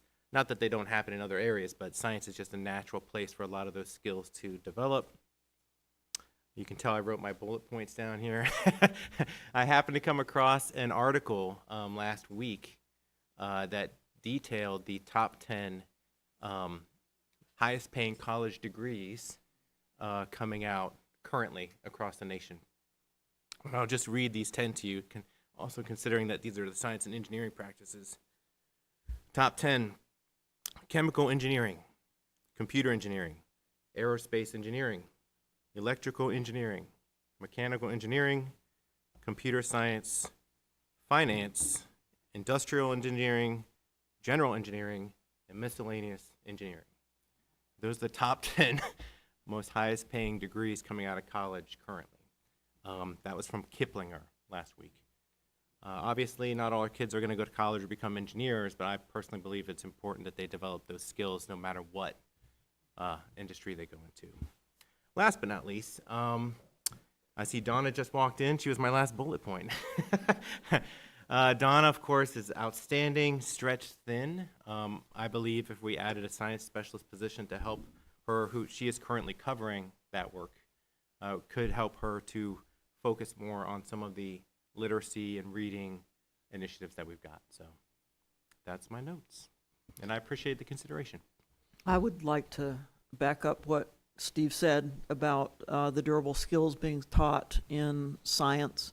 You know, I am somebody who attended some PD and has been using progressive methods in teaching my science class, stretching the standards to the old standards to fit that, and I'm really excited that the new standards actually match the way that I have been teaching, and you know, purposely teaching a number of these durable skills: the collaboration, the critical thinking, the creativity, the communication, as part of science. And the only thing I would want to say is that I would want to ensure that anybody hired for that position really understands, I think it's really 3 new dimensions that have been added to the science standards, and I use them all the time, and I'm having a hard time rattling them off. But one is computational thinking, I think. One is, it may be actually collaboration, may be one of them, and using engineering practices as part of it. But it would need to be somebody who can guide our science teachers in learning how to incorporate all these new aspects, because it's a huge change. Are you nodding because you have looked at how big the changes are? Question. What's the integration point for this new hire grade-wise? Yeah, it would be K-12, so this would be a K-12. K-12 science position, I would assume. This was a position we've had Yeah. that last year to find savings in the budget, we just happened to have a vacancy. And so we froze a curriculum specialist position, did not load that in, you know, for savings purposes. So it's a position that we've had in the past that we were able to, Ms. Gephardt was able to, you know, organize that team. And so that's something we've had in the past. And a science specialist does serve grades K through 12. Yeah. So we've got a track record for this Yes, sir. process. Okay, great. Yes, sir. Good, thank you. And science is a tested subject in 5, 8, and biology, right? So those test scores, those proficiencies we were talking about in connection with the strategic plan are going to be impacted. And I just thought of something else. Our curriculum specialists over the years, because of their experience in curriculums, several of them have come on to become some of our best leaders in our schools. Ashley Saccone was a social studies specialist. Molly Capps was an ELA specialist. I think Lindsay Seiss, I'm not sure where she landed, but she was in that position before it got frozen. So also some interesting leadership development in there too. Just listening to what you were saying, I'm sorry. No. The terminology is, them learning the terms and the definitions is a big part of what they're doing. So if we have someone to help her, she can focus more on the reading, and support that. It would be a win-win both ways. And I feel like I'm being asked questions, which is That's fine. okay. No, Which, it's good. and again, I'm one of 7, so I just wanted to bring it to the board just to see where the thoughts were and if there was more. No, I agreement on it, appreciated but, that you yeah. brought, because we had our 2x2 together, Right, and when you yeah. brought it up, I thought it was a rock star move. Good, it was good thinking by you. My only concern, and I am pro-science, right? But my only concern is just tooth to tail ratio. You know, we need science teachers, we need science, curriculum experts. Now, you need to plan and this and that. I am for this. I just, more teeth, less tail. The only other thing I would say, based upon the Forbes article you read, I've been an advocate for proficiency pay forever.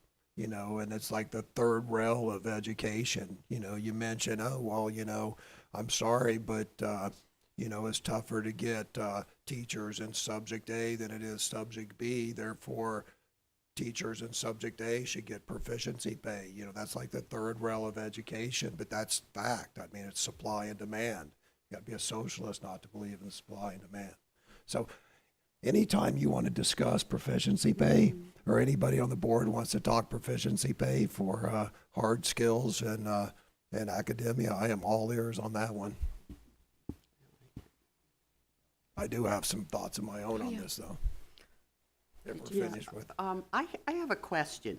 I have not read the new science standards completely, but people have told me that the scientific method has been taken out of the new science. Is that true?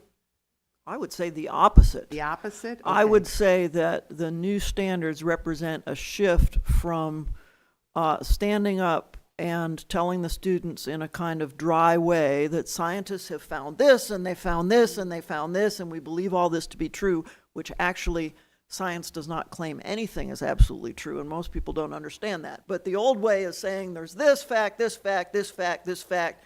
You have to learn all these facts, and if it's chemistry, you have to do a bunch of calculations with them too.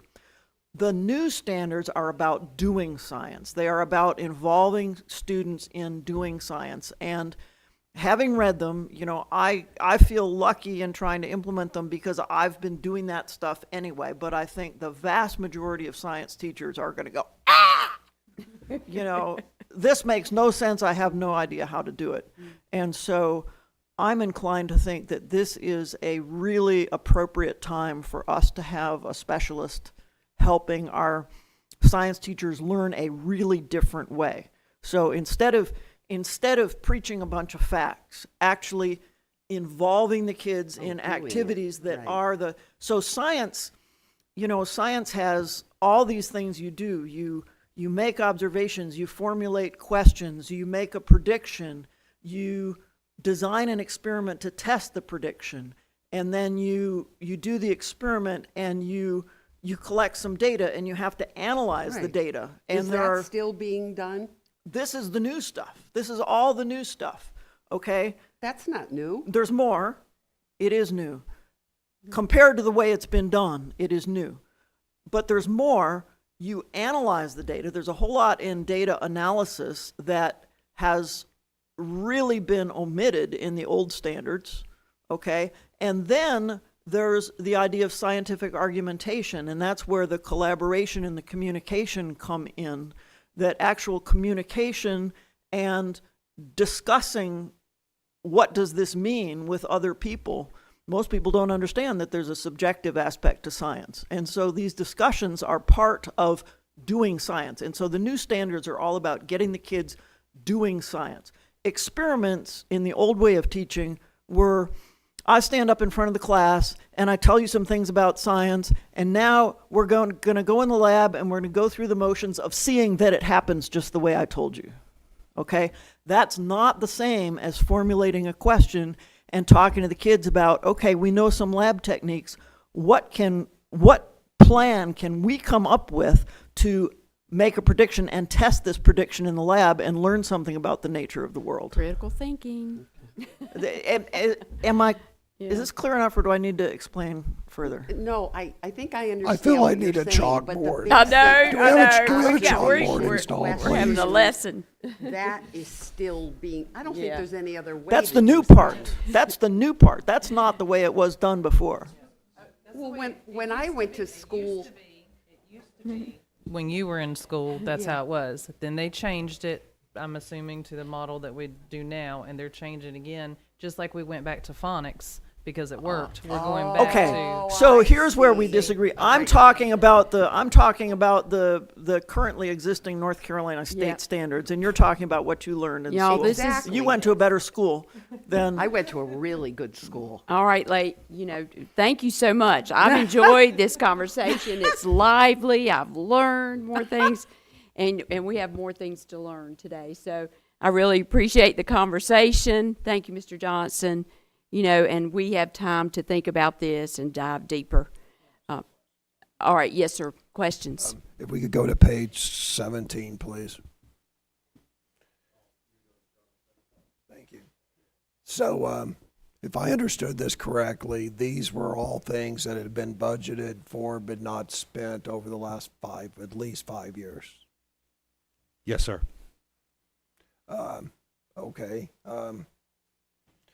I've been advocating budget execution and watching budget execution at the line item level. So how did 310,000, so if I understood this correctly, we got a new copier contract 5 years ago, at least 5 years ago, and we were paying for that out of one account, but we were budgeting $310,000 for copiers out of another account, and that didn't get caught for 5 years, so $310,000 a year over 5 years just didn't get caught.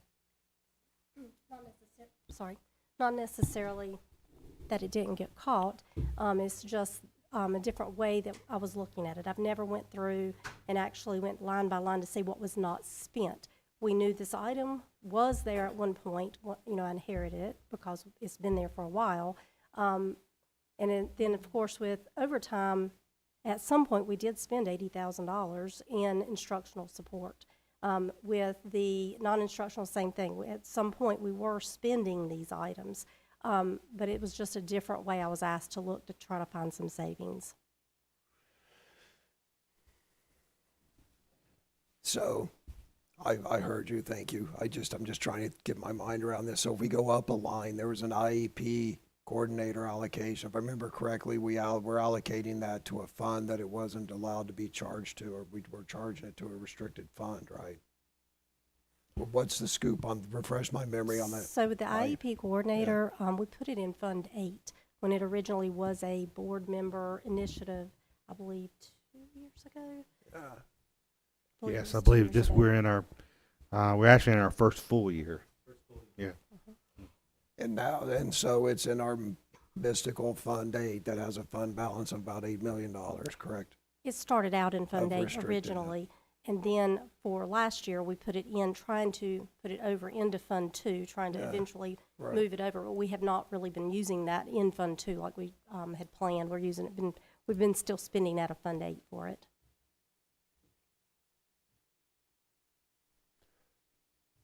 Okay, and the CHN is child nutrition, right? That's a abbreviation for Yes, sir. child nutrition. So Yes. we're properly shifting some maintenance costs to get it recouped by child nutrition. Yes, sir. Most of his work was done for child nutrition, so does a lot of the freezer work and things of that nature.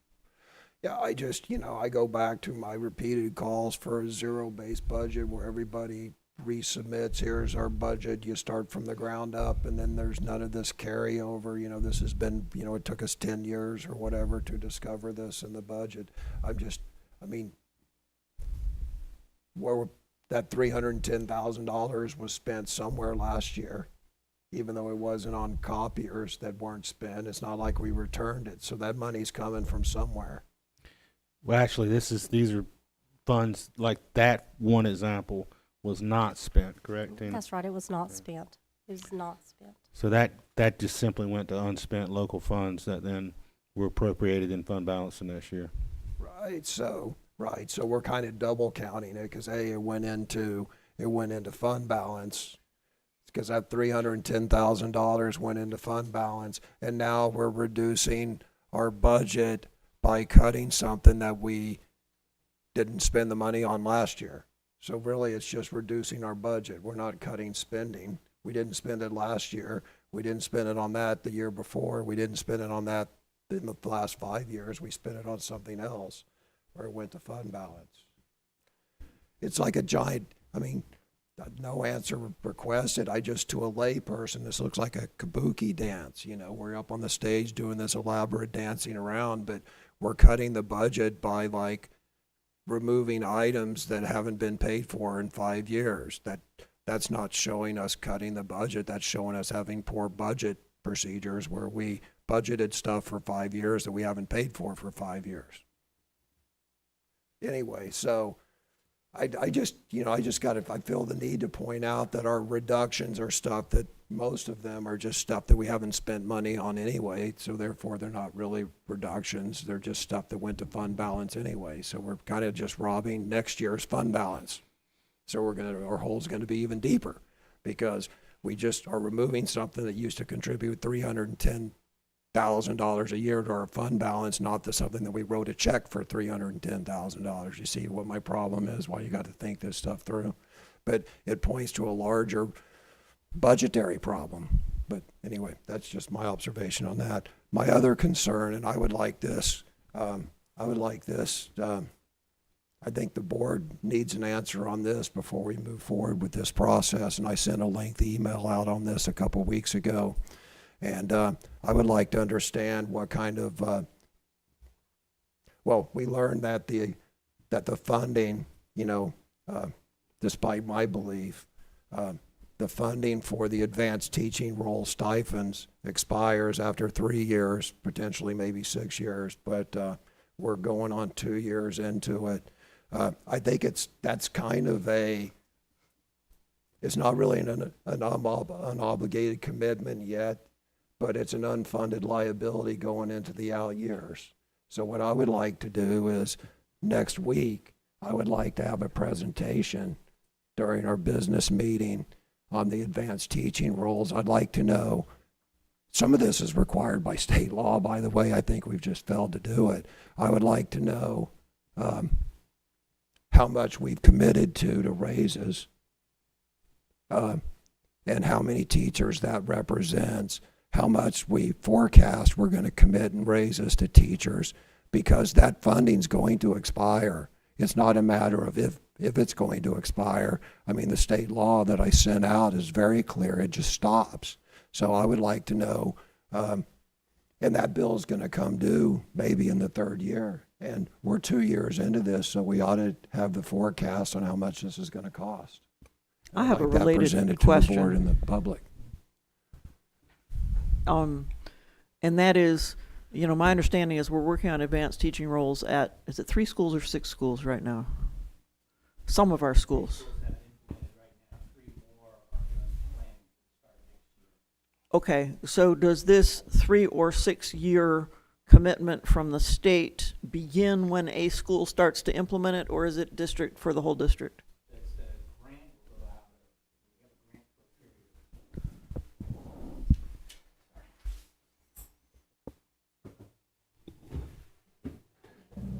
We have a grant that supports the education and the preparation, provides the training for our teachers, provides support for them. The grant will ultimately go away. The the additional stipends for the teachers who are in that program is provided by the state. To my knowledge, that is they're fully invested in that, and there's no plans to not provide that stipend. I think it's the grant that goes away, No, not the sir. stipends for the teachers. No. But that's my understanding. No, again, please write this down. General Statute 115C-311, unless it's changed, clearly states, it talks about this, it talks about the grant for the implementation, which is my understanding, we got $600,000 for it. Then it further goes on, again, this is why I want a brief on this, right? And this is gonna be impactful to the budget as a contingent future liability. But then it goes on and it talks about the supplements. And it's very clear that the supplements the salary supplements provided by the state are only good for 3 years, unless I'm misreading it. I'll review it. And That- then it That's not says- been the and then- direction that we've received from the state. It's right there in the general statute, and it says it's 3 years, and it can be extended one time for a total of 6 years, and then that's absolutely positively it. I'll So there's a follow up with possibility the of 6. So either way, unless there's another way to pay for that, I think that the board, before we approve budgets, needs to understand how much this is going to cost and what our plan is to pay for it once the funding expires. Is it $1 million or is it $100,000 a year? I have no idea. Yes, sir. We can bring back a presentation at some point. I don't think it's reasonable to have one next week. And the board has another month to consider the budget before approving it on April 7th. We could certainly try to bring something back on March 31st in companion with this revised budget.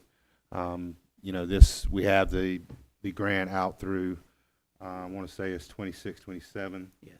year. So the grant is out there for another 2 full years. So we've got that supported. I know it has been something the General Assembly has supported, is those stipends for the advanced teaching roles.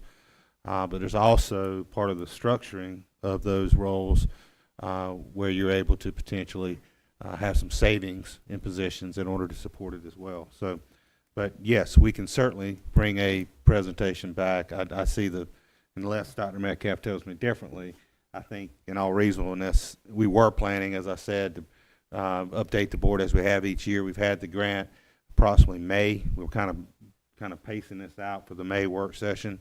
But I see if we can't pull something off to have some information for the board on the March 31st work session.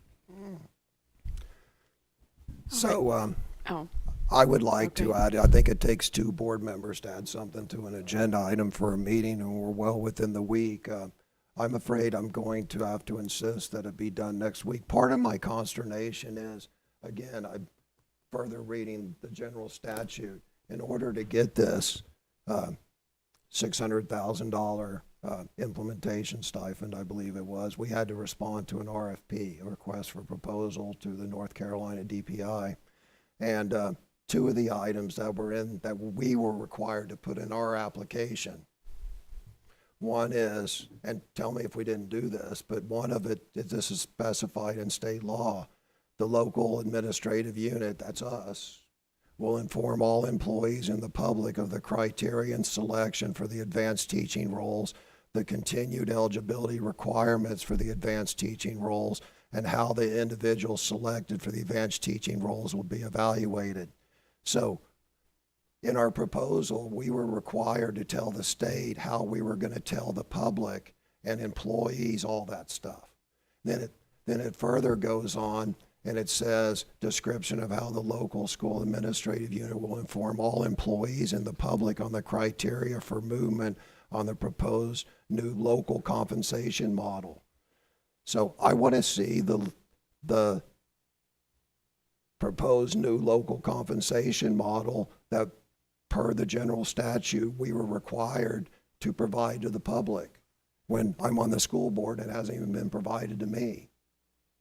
So I would like that next week. I would further point out that we're paying a consulting group, I think it's $200,000 a year or $150,000 a year to do this implementation.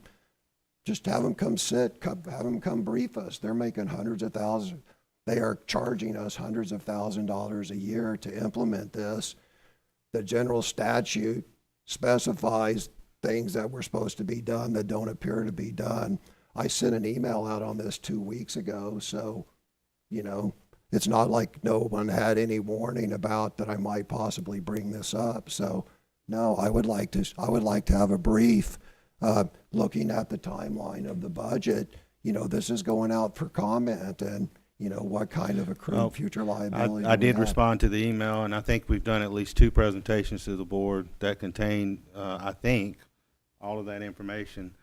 That, you know, certainly we've done, that we presented to the board and presented to the public. I watched the last one, and I don't recall that being included. I'll go back and watch the first one, which was 2 years ago. So, But anyway, does anyone, Yeah, I have something to say on this too. I think, you know, when we were presented with this, thank you. When we were presented with this, I think there was a lot of things that weren't brought up. I mean, advanced teaching role sounds wonderful, like, wow, we're going to get great teachers. But what I don't like that's behind this is the people, our teachers who go through this program and they become advanced teachers. They can teach 40 kids in a classroom? Is this behind getting these advanced teaching people in here to teach our teachers? Is this what everybody's thinking? We'll have minimal teachers and bigger classrooms? no, ma'am. No? Really, I think the key component of it is to have some of our best have an opportunity to be in a leadership role to coach other teachers. I mean, I think that's really the bottom line premise behind it. There is the opportunity, and I'll let Mike speak to this, the structure that we're putting into place. But there is the opportunity for one of the levels of advanced teaching roles is for a teacher to be responsible for more students, but there's additional staff to support that, like a TA who comes in that we call, I forget exactly the name of the title, we call it, Mike can speak to it, I think a Reach Associate is the name that we use, and that's someone we hope to also become a teacher through that process, but that they can be responsible for more teachers and coach up more folks to even grow their craft. So that's really the bottom premise behind it. Oh, okay, but we were not told about that when it was presented to us. That I these disagree. I think We we've been were pretty. told about larger classrooms? Yes, ma'am. We were told Oh, I about don't remember someone being that. able to take on additional students and having that extra support of the Reach Associate. I think we were pretty open about that. And Mike, you could speak to that. We did brief on that, and that's where the stipends come on.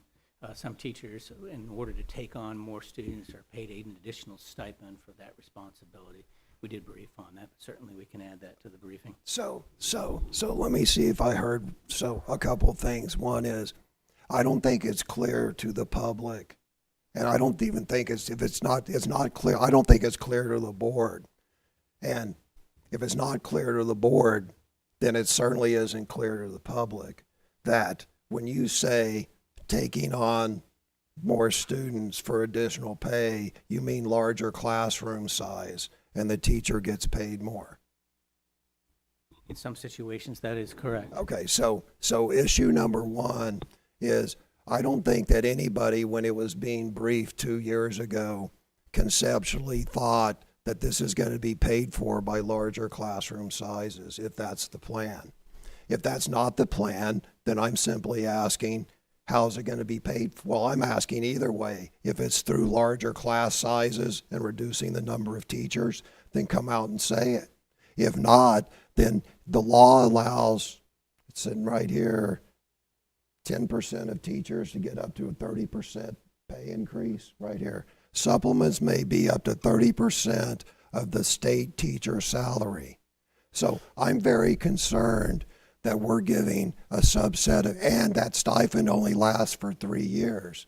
So I'm very concerned that we have this entity inside our organization called Public Impact that we're spending $150,000, $200,000 a year in consulting fee to implement this plan. We're 2 years into it and we don't get answers. So how many teachers are we giving these raises to, and how much is the raises, and when does In the all due funding respect, get- Mr. Hensley, Right. you're saying you're not getting answers. We presented on this. Right. We've shared about No. this topic. The board has Yeah, approved no. us using public impact. Right. And I responded and said, we plan Right. to present on this topic in, Right. in May. I believe I may have responded And- and said Yeah. that. So I'm not saying we won't give a presentation, but I think it's fair to staff to give them some time to make sure we're prepared for that. Now, we can bring back our prior presentations and talk through those. What I- But what- that's really the only thing I think I could commit them on. What at I, this point. what I would like added to next week's agenda, and I'm sure I have at least a second person to support me on this, which will add it to the agenda, is I would like to know the number, I said it, I'd like to know the number of team members that we've committed raises to, the total amount of raises, when the funding runs out, and what the next cohort looks like. And again, we're paying consultants to do this, and it could be in nice round figures. Is it $30,000 a year? You know, is it 10 teachers and $30,000 a year, or is it 100 teachers and $1 million? I have no idea. I would like an order of magnitude before we go further in this budget process. And I want to add something. I really appreciate the conversation, and what I'm understanding is that we do need to revisit this topic. I also want to bring my perspective that we're in a teacher crisis, and the North Carolina General Assembly came up with this strategy to help raise teacher salaries a little bit, at least some of the teachers. It's not addressing the problem. The root cause is the low salaries for teachers across the state in North Carolina. So this was one of their strategies, which I like to call a Band-Aid on the problem. And I'm proud of Moore County Schools for stepping up to get some of that leadership potential and that funding to help our teachers get a little bit more. And I do remember those conversations. I watched them from online on presentations, so I know that they've presented it. I really think maybe we need to have a little bit of time to go back and see how we're doing, get a new perspective on it, find out, and make sure everybody is perfectly clear, because we do have new board members on the team, and I'm one of them. I want to know, where we are right now, but I appreciate all the hard work that's been done. I really think, growing our own with those leaders is very important for our teacher retention and recruitment, and that this was an opportunity that if there's an opportunity out there, we're going to grab it. So I think that's important to recognize, but I don't think it is fair to our team to have a presentation by next week. I really want something more comprehensive about that, Mr. Hensley, so I respect what you're asking, and I know it's something that's important for us, but I feel like if we're going to do something right, let's do it right. Let's have a comprehensive historical overview of this, alternative teaching opportunities, and I think that's more important if we really want to look at it and get to where we are. So I hope you'll respect that, that's all I need to say. I feel like we need to move on. So, except it's going to be on next week's agenda, because Ms. Bruno seconded my request to put I it didn't on hear her next say week's that. agenda. All right, so you really want a quick presentation on this I've been rather very than a clear. comprehensive one? Well, we're obviously going to have a discussion about it too, because again, I'm not against, apparently there's a misunderstanding. I'm not against advanced teaching roles. I've said that. I said I support Right. the program, but somehow you talk like, Well, because it was a little defensive. because I'm concerned about the lack of budget forecasting. I agree. And I'm concerned that the public, the school board certainly didn't understand that this was being paid for by larger classrooms. They're the public, and we're clearly not following the law. I mean, I can point out where this was supposed to be. Well, I don't know if I agree Did you with go all back that. and so I don't anyway, know. We're but here- agreeing with the law. But here's the point.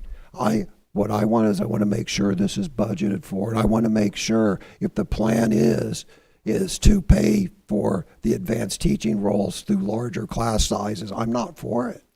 Right, and it's not necessarily like a a big class size, and there It is doesn't support in matter. there, but you got to remember, this plan came from the General Assembly, But and we grabbed onto this opportunity. But we did not do that with full knowledge. No one, we'll sit here and watch. We'll watch the Well- meetings. No one said this is going to be paid for by larger class sizes. Well, they gave you an overview of the program, and that is just, you should be able to discern that. And we were also told by the person implementing the program just 10 minutes ago that he believed that the state funding for those stipend concluded in perpetuity when the state Well, law I says it agree with doesn't. you. So because of that, I cannot rely on information 100%. I hear what you're saying, Mr. Right. Hensley, and I agree with you that we need a clear picture. So with that being said, if there's a second to that request, and you'll have to help me, Dr. Locklear, does that mean we have to go forward, or do we take a vote? No, to add an item to the agenda just takes a one board member and that person to second Okay. it's added to the Thank agenda. you. All right, is that accurate? We can confirm that in policy, but I believe that's correct. Two board Okay. members can, if it's 6 business days, Okay. I believe can request. Again, 6 business days can request. If I'm not, Cindy might could help pull up the policy. Okay. I think it's in the 1,000 series, Cindy. I'd want to verify the Okay. policy, how that works. All right, thank you.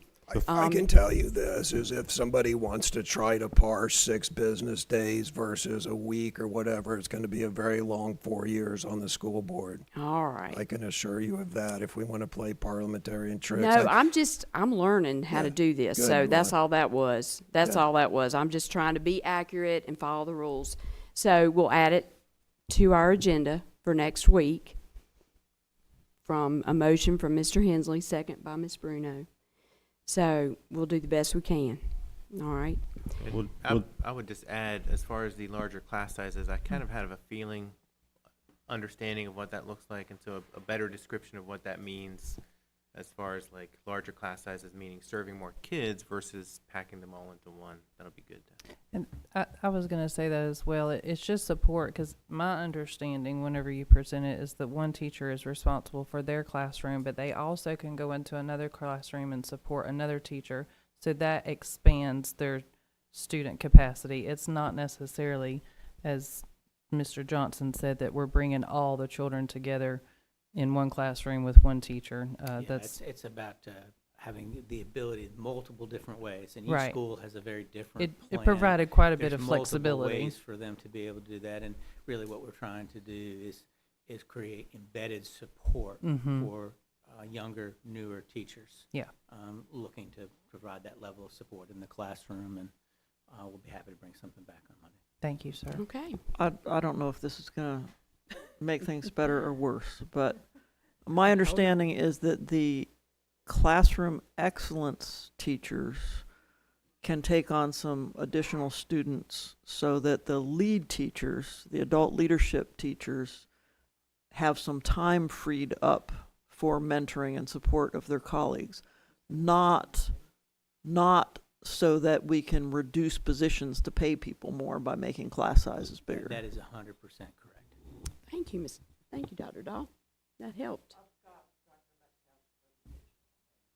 Thank you.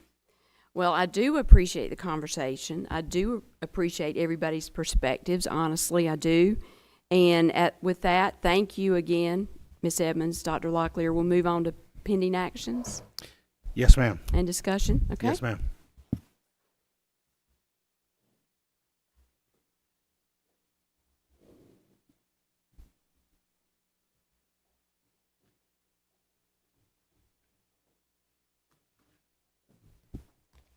The next item, first item on pending action, for our consideration of the board, we were asked last month, Ms. Sinan asked last month to bring back 2 calendars for the board to endorse, sending out for public comment. One follows the current school calendar law, and one that we've called in the past an early start calendar. So Ms. Sinan, you quickly go through that Yes, sir. for the board's consideration. Good afternoon, board members and Dr. Locklear. So the same information is here as what we presented last time. We do have a 26-27 school calendar that follows the current North Carolina law. the items are there for you to review of what the calendar law says. We've also included an early start calendar. So the early start calendar does not comply with North Carolina law, but we are following the hours. We have to have 1,025 hours, so we are following that piece of it. The early start calendar, you'll see the first semester classes begin on August 6th, 2026. The second semester begins on January 5th, 2027. And the school year ends for students on May 21st, 2027. The calendar allows for first semester classes to end prior to the December winter break, and the school year will end prior to the Memorial Day holiday on the early start calendar. So, what I'm asking for is consideration to go ahead and place the calendars, the 2026-27 draft calendar that follows the calendar law, and then also the early start calendar on the Moore County Schools website so that we can get public comment and feedback from March 17th to March 28th. Since we do have the budget survey that's going out, we don't want both surveys or both feedback forms to go out at the same time. So this one will actually go out on the 17th if it's approved. And then feedback will be gathered anonymously. It'll be compiled for your review at the May 5th, 2025 work session, along with the calendar committee's recommendation for calendar adoption. You'll see a copy of the feedback form that's listed there. What we've done is just asked for the role of the person in Moore County Schools. We wanted to see if it was a parent or guardian, student, teacher, other staff member, or community member, so we can disaggregate that information. We're asking them which calendar they prefer, and we have 3 options. We have the traditional, the early start, and then we have no preference in case there's someone that just really, it doesn't make any difference to them, so they can select the no preference. And then instead of having a question for the early start calendar and then a question for the traditional calendar, we just have one comment or suggestion box where they can provide whatever comments or suggestions they want to about any of the calendars. What we've had previously is, why did you select this calendar? And then they really couldn't give feedback on the other calendar. So this is a way for them to give feedback on either of those. So we've got both calendars, the feedback form. Again, we would like to go ahead and place that on the website starting on March 17th through the 28th. We'll also get feedback through our advisory councils as well.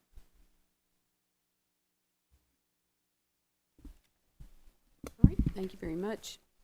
Are there any questions? All right, very good. Thank you. Thank you. I have Oh, one. sorry. Okay. I'm looking at the feedback form, and it looks well designed to me. I had a concern about offering the public choice of 2 calendars, because I think that there are several votes on this board that are pretty hard votes against breaking the law, and we might be setting the public up for disappointment by inviting them to ask us to break the law when we may well not have the will to do that. So I'm wondering if we could lessen that effect a little bit by including a sentence in the introduction, and I know that's a tough thing to do because it's hard to get people to read introductions, mentioning that there are potential revisions to the law before the General Assembly right now. So that sort of implies that if the law were revised, then we would be more willing to go with the early start calendar.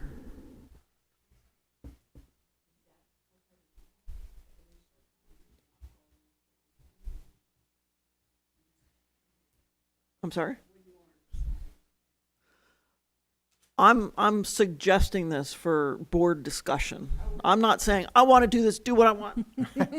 Well, I was going to ask about Senator That we McInnes has could filed a local- include a brief Right. statement that a revision to the calendar law is before the General Assembly. And that kind of covers our behind, suggesting that if the public really wants the early start law and the General Assembly says it's okay, then we're going to listen to the public. But it depends a little on the General Assembly, and then if we vote no, as I said, we kind of have a little bit of reason for it. Do you guys like that? Well, I like that. And the only question I had was, I don't know how that affects the process or the timeline of the bill that's been filed. And what the timing of that is, that's something I have no idea Yeah. of. Okay. Well, good. We're all in the same boat then. Yeah. I just, you know, if we're setting the public up for disappointment, I'd like to soften the blow. Can you repeat that sentence one more time, Dr. Dow? I believe I'm sensing consensus support from the board to add that sentence, and we'd be happy to do that. But can you repeat that, please? We could say a bill or even multiple bills to change the law, the calendar law, are before the General Assembly. Okay, we'll add something like that. Dr. Dahl, do you mind me repeating what, because I wrote it down as you said it before? Did I say it differently before? You did, a little bit. What did I say It before? says a revision to the calendar law is before the General Assembly. That's fine. That's what you said. If you guys like that better, great. Sorry, I Okay. couldn't do it twice. That's okay. I understand. Thank you. All right, next item. Thank you, Madam Chair. The next item is endorsement of the 24-25 intercourse and integrated test re-administration plan. This is something that comes before the board each year. It's required by the State Department that the board endorse it. This gives us the opportunity to retest our kids. I'll let Ms. Fall and Ms. Sinan briefly present this. Does come with my recommendation for approval. Thank you. So what this does is any student who is not proficient on the EOG or EOC is able to go through a review and a retest, and it has to happen after the traditional calendar has already ended. So this year, that will not include science, because science will be under new standards, so science will not be available for retesting, but everything else will be. So the proposal is that we run a 4-day summer re-administration plan, which would be Thursday, June 12th, Friday, June 13th, and then the following Monday and Tuesday would be essentially a makeup time. So what we are proposing is a little different than what we've done in the past, which is elementary and middle school doing a half day. So they would have a 45-minute period for reteaching, knowing that they take their testing very early in that 10-day window for testing for EOGs. So they'll be remediating all throughout that time as well. So this is not the only time they'll be remediating. But they'll remediate for 45 minutes, then they'll take a break, they'll do their re-administration, which we have to allot 3 hours for, and then they'll have a grab-and-go lunch on their way out the door. So they'll have breakfast and lunch. We'll do that for elementary and middle school. High school, because the tests have to be allotted for 4 hours, and because their testing window is only the last 5 days of school, so they wouldn't have as much time to reteach prior to the test. The recommendation would be to have a 2-hour reteaching window, and then a break, and then your testing, and then lunch, and then your testing, and then dismissal. So that's the proposal. The transportation and child nutrition would be provided for the first 2 days, the 12th and the 13th, which would allow a student to take 2 separate tests because we're doing the remediation and retesting on the same day. The 16th and 17th would essentially be a student who wasn't able to make one of the first tests. It allows basically a makeup window is what it does. Transportation and child nutrition would not be provided on the 16th and 17th, as it would be substantially less students since we have 2 full days of retesting. So I'm here to answer any questions that you have about this process. Yes, ma'am. Does this work, like to instruct the students in the morning and then test them? That seems like a long day to me. Well, it's a half day. And the concept here for EOGs is that the students are actually going to be remediating. The EOG testing will be done with about 5 days left in school based on how the calendar currently works. So for those 5 days, they'll be getting remediation throughout those 5 days in their regular day in small groups and pullouts and things like that. So really for the end of grade assessments, what you're talking about is really just a 45-minute pep talk, last minute push, that kind of thing. The EOCs is a little bit of a longer day, and that is because it does require those 4 hours. And they don't have as much time during the school year to remediate because the EOCs are given the last 5 days of the school year, not the last 10. Thank you. You're welcome. Can I say something about that? There are very strict rules for administering these tests, and I've administered some of them. And one of the rules is at the beginning of the test, you cannot give the students any strategy guidance. You cannot say, fill in an answer for everything because there's no guessing penalty. You cannot say, if you can eliminate 2 answers and you're down to 2, definitely. You can't say any of that. So I'm thinking about all the things I can't say in that reteaching, even if it's only a half an hour, you could say those things, right? Exactly. Yes, ma'am. Yes, ma'am. That is a big part of that. All right, thank you very much. Thank you. Thank you, Next Kate. item. The next item is coming from our policy committee, which is the first reading of new and revised policies. We have several to consider. Dr. Patterson is not able to be with us today, but Ms. Andrea Burton, our Assistant Director, Human Resources, is here to help walk through that. But first, I'd like to turn it over to our Chair of our Policy Committee, Vice Chair Davis. Anything you'd like to say? I believe this is coming with the recommendation from the Policy Committee. Yes, yeah, we had an excellent meeting. Ms. Burton was with us that day as well. And it was Mr. Johnson and Dr. Dahl's first time in a policy committee meeting, and as they say, it's a lot of work. And Ms. Dahl brought a lot, as you can tell already. She's pays quite good attention to detail, and the meeting just progressed really well. I had brought my. I don't have my paper. Everything does come with the recommendation for the changes. We will be hearing from transportation in just a little bit, I believe, is the intention to give it a little bit more detail on the bus seats. And I'll just turn it over to you. Thank you.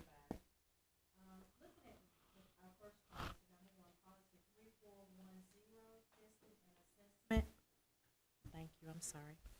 Testing and Assessment Program, and so this policy was revised to align with the North Carolina School Board Association sample policy. And you'll see those revisions on page 1 and 2.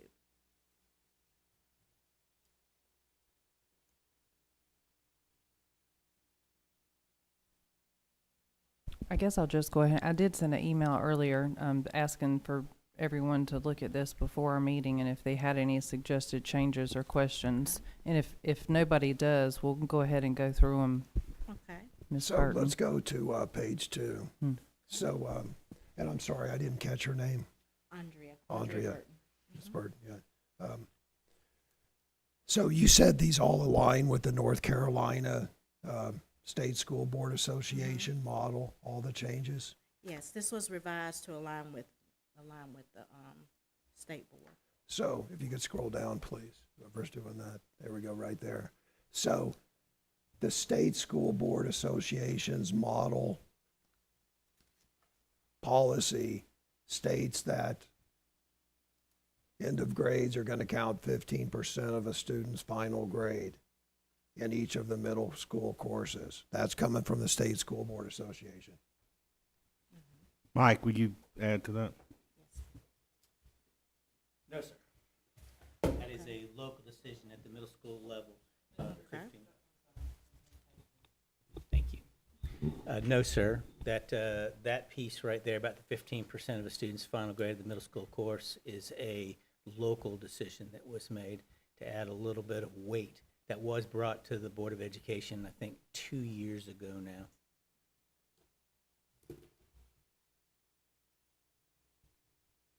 That 15% has been in policy. Right, correct. That I has been remember in, that. that has been in policy. It Right. came before the board several years ago. and Right, We I added that remember to the that. policy. And the reason I think it's in red here is because we've changed the language a little bit to match up with the board association. So, correct me if I'm wrong, but that statement there highlighted, it says every middle schooler is going to take the end of grade, and it's going to be 15% of their grades unless they're a first-year English learner, they're students in an occupational course of study, or, so if they're in an IEP, then it doesn't count. If Or they is have an that a s- IEP that excludes the testing, not all IEPs would exclude the testing. Those would be for some students who. Okay, uh, okay, so that, severe- the second exception is some sort of Right. exceptional And tho- student that those we just can't exceptions do are the that. same that would be for the high school EOCs as well. And students enrolled in a course during the implementation of a new assessment course, which is, okay, okay. It looks to me like the meaning does not change, it just streamlines the language. I don't think there's any change to the meaning. I think it does just clean up the language, is my understanding. Question, please. Yes. Is the intent of this policy to enhance the grading process? What does this do for us? The 15%? No, I'm saying the intent of this policy, is the intent to enhance the grading efficiency, the grading process? Or what's its intent? Scroll to the bottom of the policy, please. Yeah.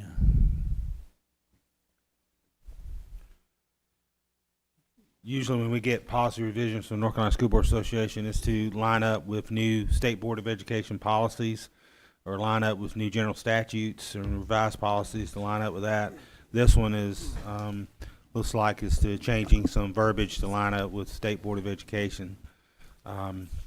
It's about how the testing program is administered and grading, et cetera. Does this bring any value added to our job? Well, I would just. I'm just trying to figure out how we can take advantage of this thing for the student benefit.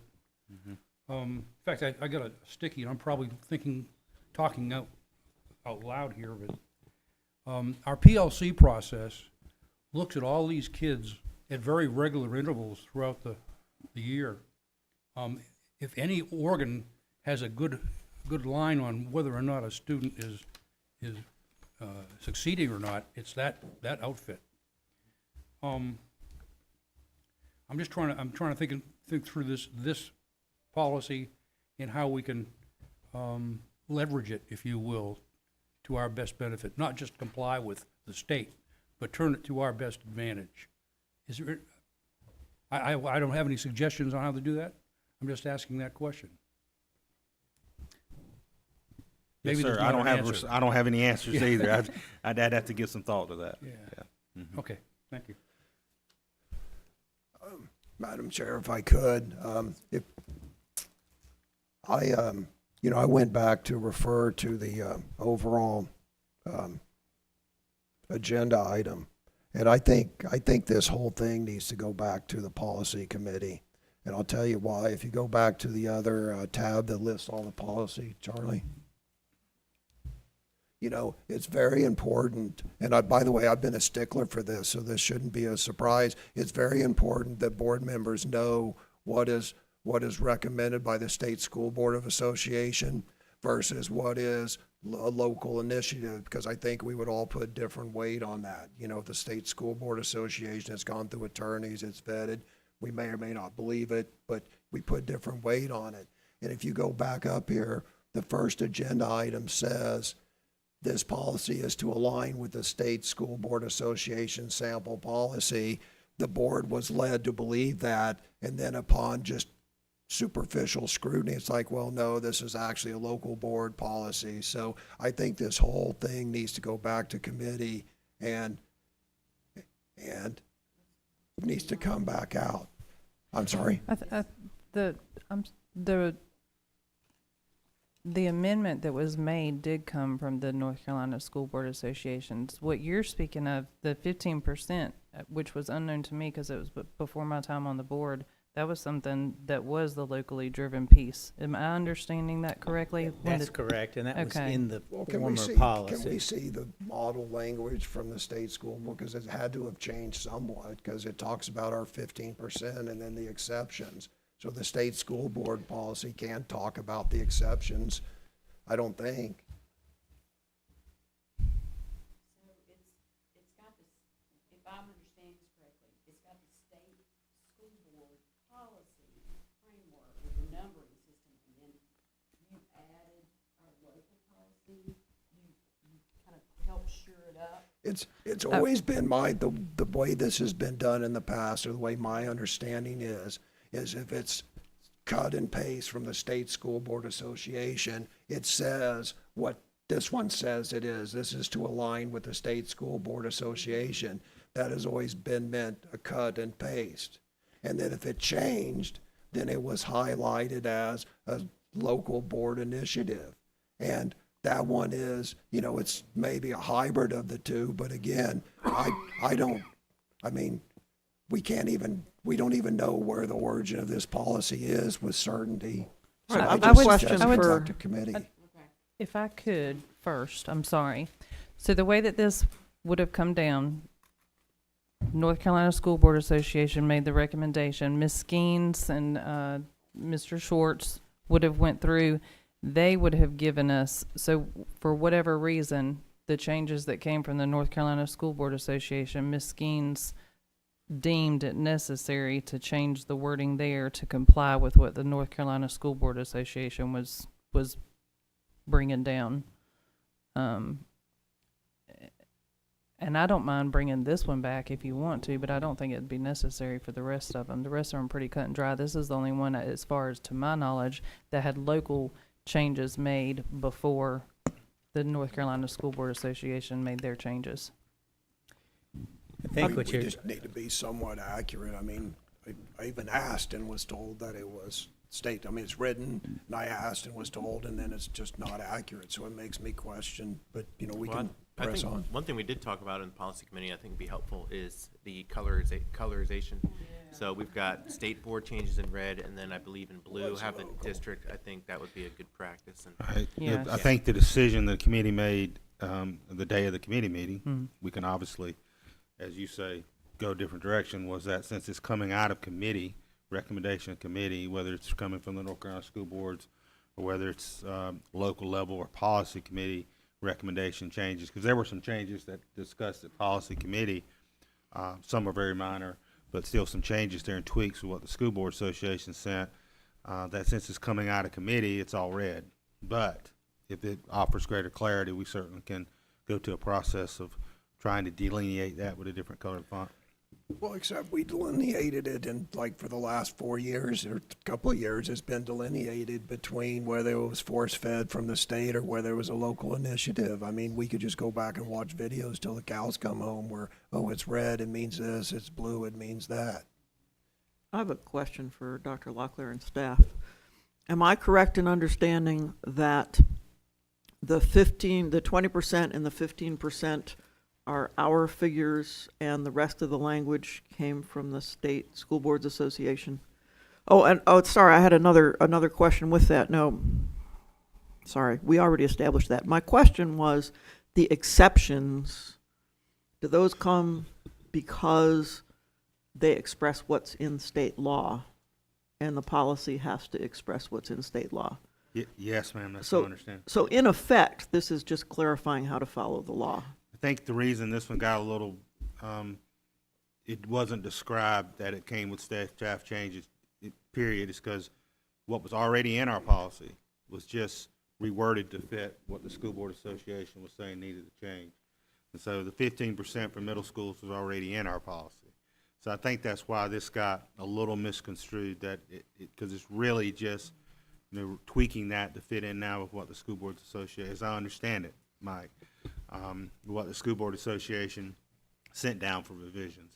Right, That's so- why it was described that way, and I apologize for if that was miscommunicated, but you'll see like the next policy, graduation requirements, notes, additional recommendations for district and policy committee. So that we try to make sure we're noting that if it's not just coming from the School Board Association.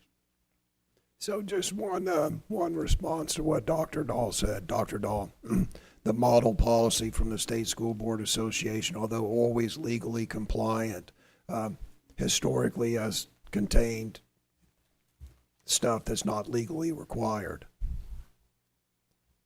Sometimes there's like stuff that they just think should be in there that's not based upon law, that is really optional for us.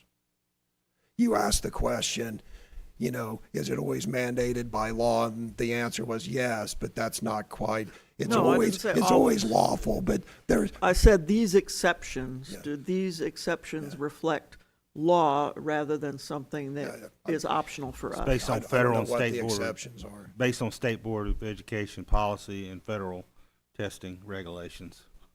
Kate, I'm looking at Kate for my approval. This is based on that. Those exceptions come from that or derive from that. Do we want to look at number 2? Can we move on? Okay.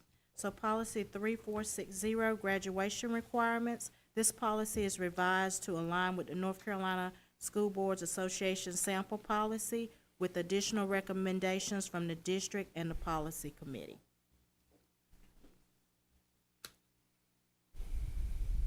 And those are noted, I have here from page 2 to page 7. So I see red changes and I see blue changes. Which are which? I think blue are links. Oh. So is this all state school board mandated changes, or some of this is local? No, there could have been, as Dr. Locklear said, there were some minor changes. Ms. Dahl found a few grammatical errors that she highlighted that we went ahead and changed that were very inconsequential. But that's, if there were local changes, that's what you would be looking at for the most part, or everything that I can remember. Is that right, Ms. Dahl? I don't think there was any changes that we made here locally that I'm trying to remember the outcome of our discussion on 22. there was a lot of them. No, do you remember we talked about 22? Yeah. And we 22 clarified, and 23. We clarified something Yes. regarding that.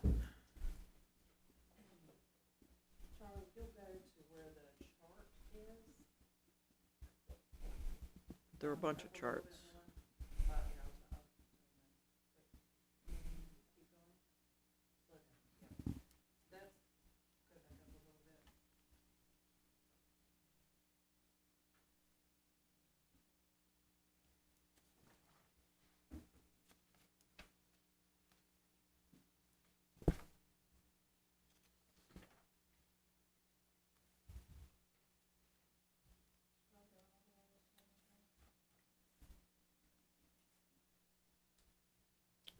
Than P, wasn't it? Or was the arts?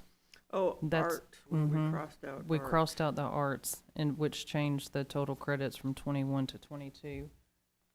I think it looked like it was going to be 23, and we needed to make it 22 because it 22. has to be 22. Yeah.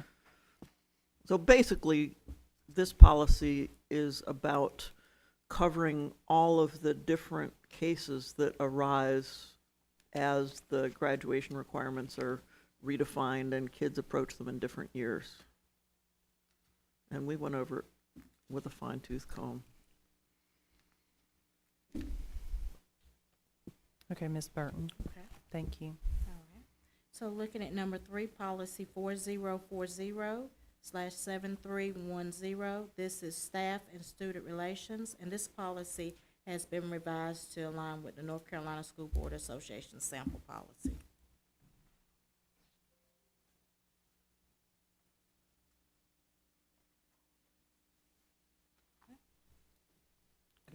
All right. So moving on to number 4, policy 42605022, registered sex offenders. And this policy is being repealed and archived. It has been separated into 2 policies. Policy 4260, registered student sex offenders, and 5022, registered sex offenders. So if you look at number 5, policy, it's been separated. Policy 4260, student sex offenders. This new policy is being adopted to align with the North Carolina School Board Association sample policy and separate students from the Moore County School Policy 4260/5022. And policy 5022, registered sex offenders. This new policy is adopted to align with the North Carolina School Board Association sample policy, and it separates students from the MCS policy 4260/5022. Looking at number 7, policy 4320, tobacco products students. This new policy is being adopted to align with the North Carolina School Boards Association's sample policy and separate students from the Moore County School Policy 43205026 and 7250. So if you look at number 8, policy 5026 and 7250, smoking and tobacco products. This policy is revised to align with the North Carolina School Board Association sample policy and removes the number 4320 that is included in the new policy, tobacco products students. Okay. All right, so number 9, policy 4334/5022, 2035/7345, use of unmanned aircraft, drones. This policy is revised to align with the North Carolina School Board Association sample policy and the policy committee. And I believe the policy committee recommendations were just editorial in format, if I Yes. remember Yeah, correctly on format. this one. Yes, sir. All right. And looking at policy 6305, safety and student transportation services. We have, this policy was provided with recommendations from the district and the policy committee.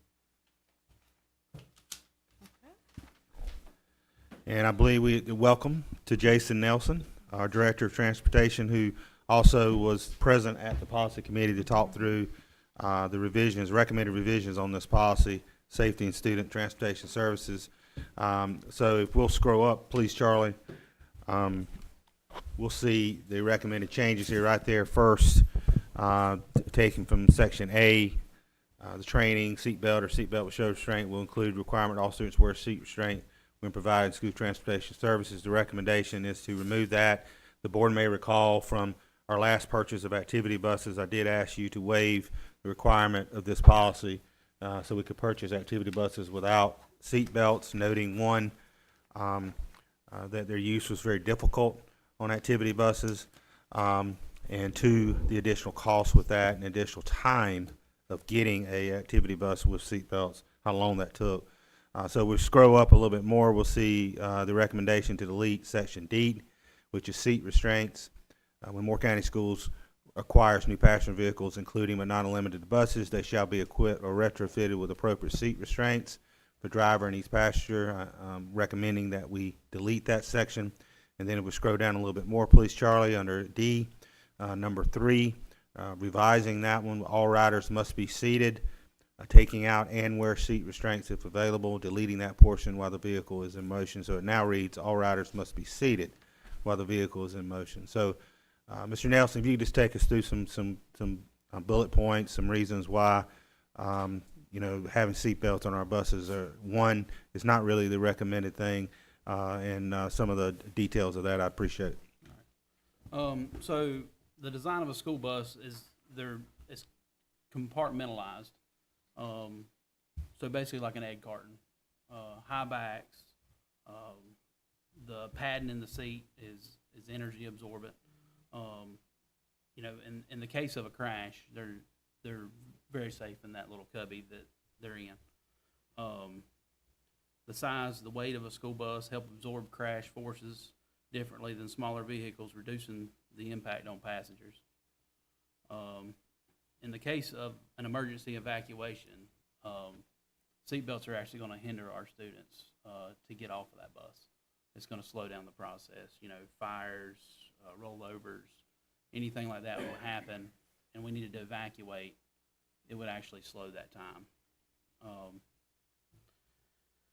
The reinforced structure, buses are built with stronger roof, side impact protection, and rollover safety features, making them highly crash resistant. Side impacts and rollovers. Studies show that school bus fatalities are rare in side impact crashes and rollovers due to the reinforced structure and high passenger positioning. Risk comparisons. Students are 70 times more likely to arrive at school safely on a bus compared to traveling by car. Real world data state that mandated seat belts in school buses have not shown significant reductions in injury or fatality rates, questioning the effectiveness of such measures. Low fatality rate. According to National Highway Traffic Safety Administration, school buses are among the safest modes of transportation, accounting for less than 1% of all traffic fatalities involving school-aged children each year. Minimal risk in most accidents. Most school bus accidents involve low-speed minor collisions where seat belts would have little to no impact on passengers. So focus on pedestrian safety. The greater safety concern is outside the bus. Ensuring children are safe while boarding and exiting as more fatalities occur in the loading zone than inside the bus itself. Alternate safety measures instead of seat belts, investments in bus driving training, stop arm cameras, and improved pedestrian safety laws have proven more effective in protecting students. If you'd speak for just a minute about the athletic equipment, if the boys are wearing them and getting in and out. I know that Mr. Benway met with you one day and gave a presentation to him. So with the seatbelt set up on the buses, and you put a football player on the bus, it's a chore to get them into the restraint. I honestly don't know how they could even wear them. And they're very uncomfortable for the bigger fellas on the football team. You get in there and there's a seatbelt buckle in your back because you take the whole seat, and there's just not enough room, and you've got 3 buckles in one seat to try to get your capacity numbers so where if you needed to use them, but then somebody's sitting on a seatbelt buckle. If something were to happen when one of those big guys on a seatbelt, I honestly don't know how they would get out. Also, adding the seatbelts narrows the aisles of the bus. The backs are bigger, so the aisle is actually narrower, causing it, getting in and out of the bus, it's a lot harder. I don't even know. Are they lap shoulder combination belts? Yeah, lap shoulder, yes. Yeah, just a comment. It took me about 3 minutes to try to get into mine, and I'm not a big guy. The football players that loaded on the bus, it was an impossible task. Just couldn't, they wouldn't fit. So these belts come in kind of a small standard size, basically. It's so I think for the activities buses we looked at, and the students that tried them on, it was just a non-starter. I think you told me also that it costs a lot more to replace, to maintain. One of the biggest expenses we do have is vandalism, or students getting in there and tearing a seat up. Well, that stuff, it goes from a student can do about $400 worth of damage to a little over $1,200 worth of damage in each seat. So and they like to draw pictures, and those pictures don't come off seat belts.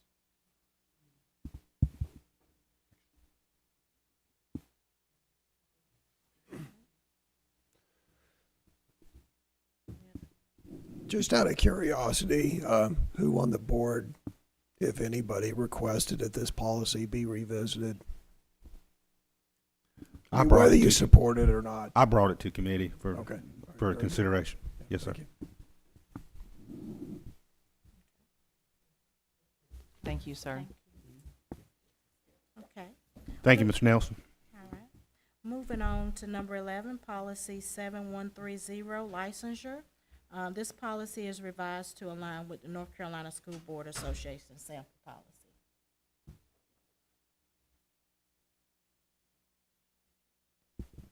Go ahead. And lastly, policy 8305, federal grant administration. This policy is revised to align with the North Carolina School Board Association sample policy.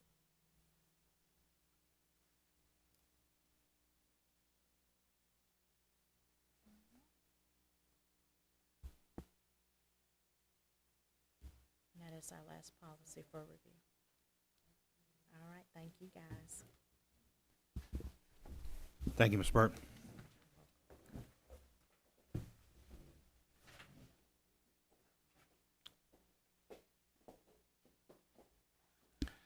Madam Chair, Yes, sir. keep moving forward. All right, our next item for consideration for the board is approval of the purchase of the strategic safety platform. We've been able to have some conversation with the board about this. We're really excited to be able to bring this forward. As here in Moore County Schools, we're committed to continuously improving our safety and security for our staff and students, whether that means from a facility standpoint or whether that means from a process standpoint. So again, appreciate the board's commitment to that, with items like most recently the 3M safety laminate that the board's approved for phase 1 and phase 2, or the weapons detection systems that the board has approved. We're grateful for that support, and this is really just another step towards continually improving our safety and security measures. So I'm going to turn it right over to Dr. Metcalf. This does come with my recommendation for approval. Yes, sir. Is it on? Oh, good. Yeah, this came out of the former board's committee, the Safety and Discipline Committee. I think we brought earlier in the year. They really wanted us to investigate it a little further, and so we did, and so we wanted to bring this forward. And I'll turn it right over to Tracy to kind of talk about our current standard and where we may recommend it go through, and Kent as well. Good afternoon. I gotta see if I control this or not. Yay. All right, so I wanted to start with our current standard. We have Active Defender, which is our emergency alerting app. That's on our cell phones and laptops, and we use this in all of our drills. We do have 2 campus emergency systems panic buttons. One is for 911. One is to allow the outside speakers to broadcast a lockdown. And then we do have a visitor management system, which monitors who's coming in and does do a sex offender registry check for those. And we have, that is now for the entire district and purchased by the district. Cost of those, the Active Defender Alerting app is $23,540. It is a 3-year contract ending in 2026. Raptor Visitor Management System, we are in year 1 implementation. That was the $47,509. For each year 2 and 3, $17,710 for maintenance, and that contract, it is a yearly contract, but would go through 2027. Do you want me to show the video? Yes, please.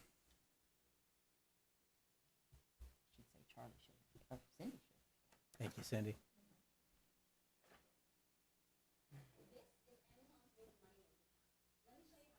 Work through the commercial here.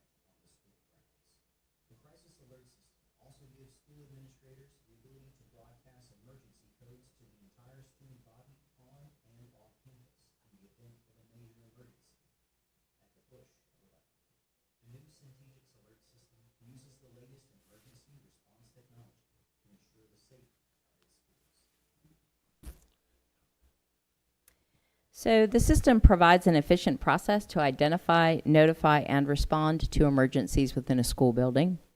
It's an integrated, layered approach to safety. It begins with who has access to the building, includes safety and response protocols. No worries.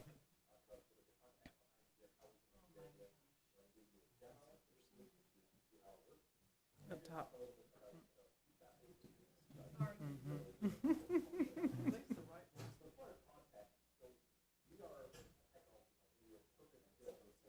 That's one way to do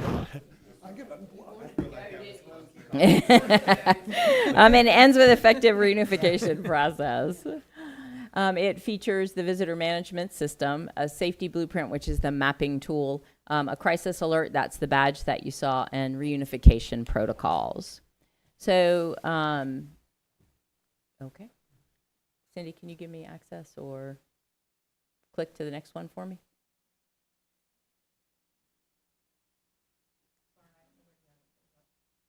Worries.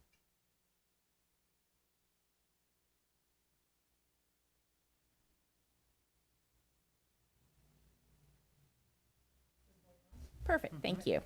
So for visitor management, it does what our present system does, but also syncs to Infinite Campus, and it will screen for sexual offenses, custody issue, and we can also upload our custom banned list. So if an adult for some reason is banned off of one of our campuses, that will be noted as well.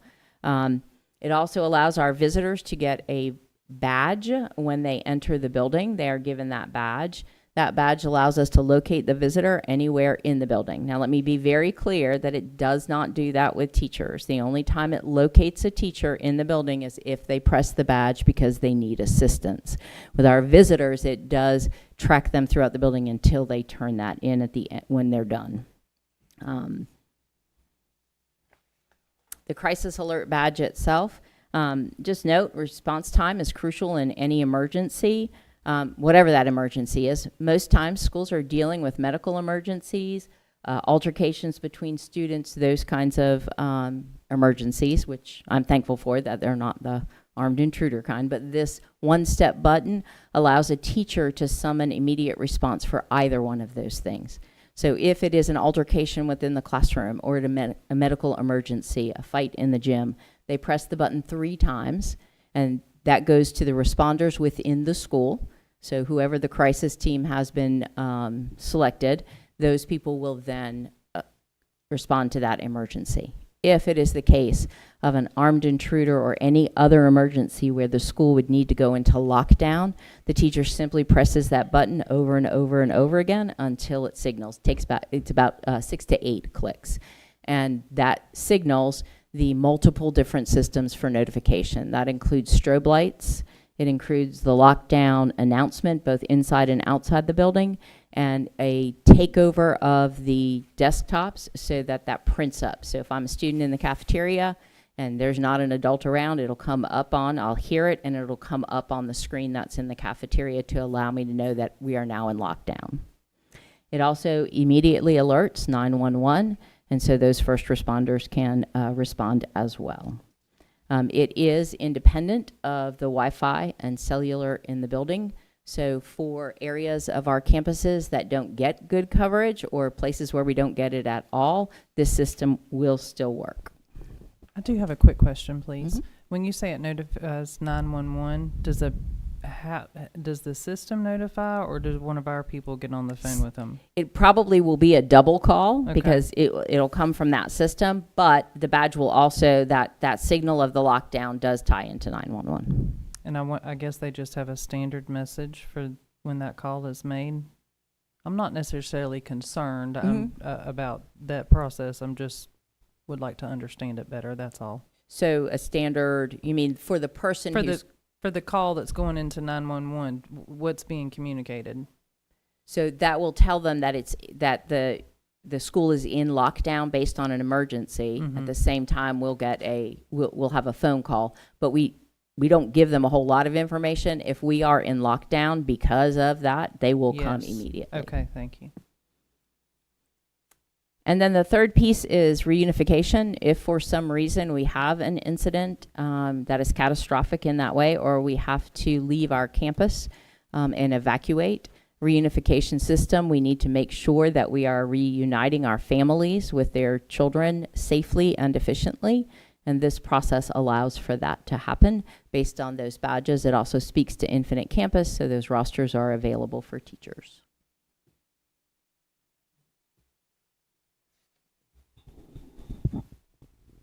Thank you, and I can speak to some of the technology advantages. Tracy mentioned it's not reliant on Wi-Fi or cellular. It's actually reliant on what's called LoRa, long-range wireless, which has a minimal power requirement and also will actually provide coverage throughout an entire campus. We don't have issues with walls and the issues with coverage that we have with Wi-Fi or cellular networks. There's minimal network connected equipment for the system to operate. So typically on most campuses, there'd only be 2 separate gateways that actually are connected to the network that our technology department would have to help them install, but will still be maintained by Centegix. And those have independent batteries, so even in a power outage, they have cellular backup for communications for the system as well. All the systems, including the strobes, the locators, the badges themselves, have batteries with approximately 2 years of lifespan. The system is fully managed by Centegix as part of the contract. There's no mobile app that's required. So the district staff, as shown in the video, teachers only have to have the badge. They don't have to have an app that they load on their device. There's minimal, it improves the response time and improves reliability of the system. Tracy also mentioned the desktop alert app that when it goes into lockdown, any computer that has it installed can go ahead and display there's an emergency, certainly lockdowns, and then there's also some customization for other emergencies that can be presented. And again, we talked about the teacher-owned devices with there's no cellular Wi-Fi signal considerations. Just in terms of the contract, the Centegix contract, they manage the full install and the scheduling for the install. They take our building plans and render them in their Blueprint safety platform. They take care of the installations at all the sites. They're also responsible for all the training on the various parts of the systems. They do some remote training, but for the critical safety staff, they actually do on-site training. They also provide a communications toolkit to let parents and the community know, what's appropriate to let them know, but make them aware that we have this system in place. They're going to provide ongoing support and with direct contact, phone contact for our primary administrators and the safety leads at the schools. And again, it's part of the contract is for them to maintain the system. So they're going to monitor and repair and replace badges and the alert equipment that's just deployed throughout the schools. Did do some background checks. This company's been around, I think, from 2017. They have most of the contracts in Florida.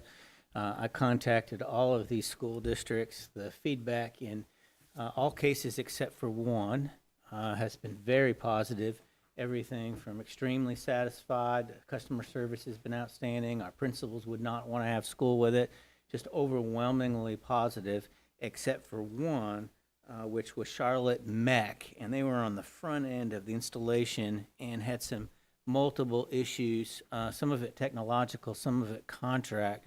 And Kent, if you can just talk about that just briefly, because I know you did some research on that with Charlotte Mech. Yeah, just some awareness. One of the reasons we're positive about this system as it's presented now is it's now a proven system. If you look in some information about the Charlotte Mech implementation that they had issues with, that was an early implementation of the system, not based on this long-range wireless. They were getting into it as, it was an idea. It's a great idea to do the badges for the staff, but it was based on Wi-Fi and Bluetooth low energy that had coverage. It had required gateways plugged in each of the classrooms to do the location.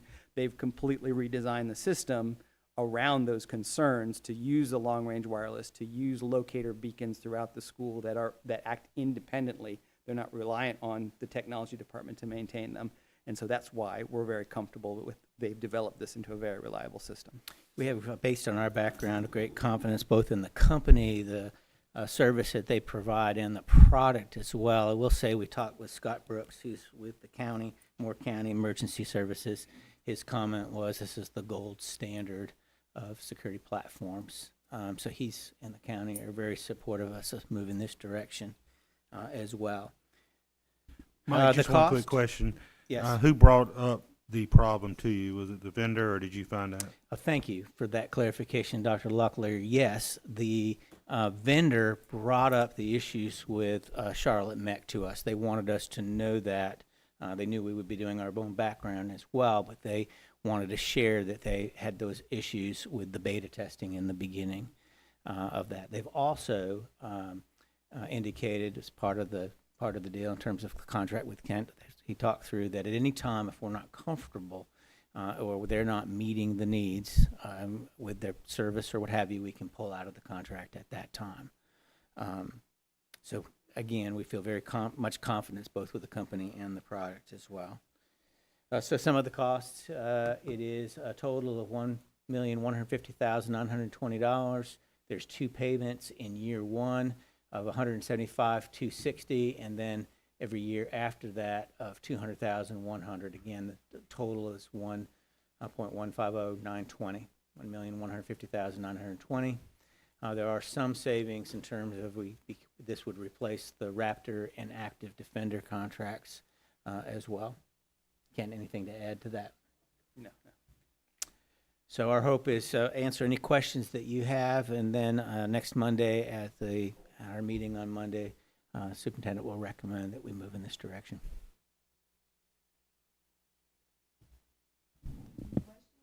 I just had Any one questions? quick question just came to me.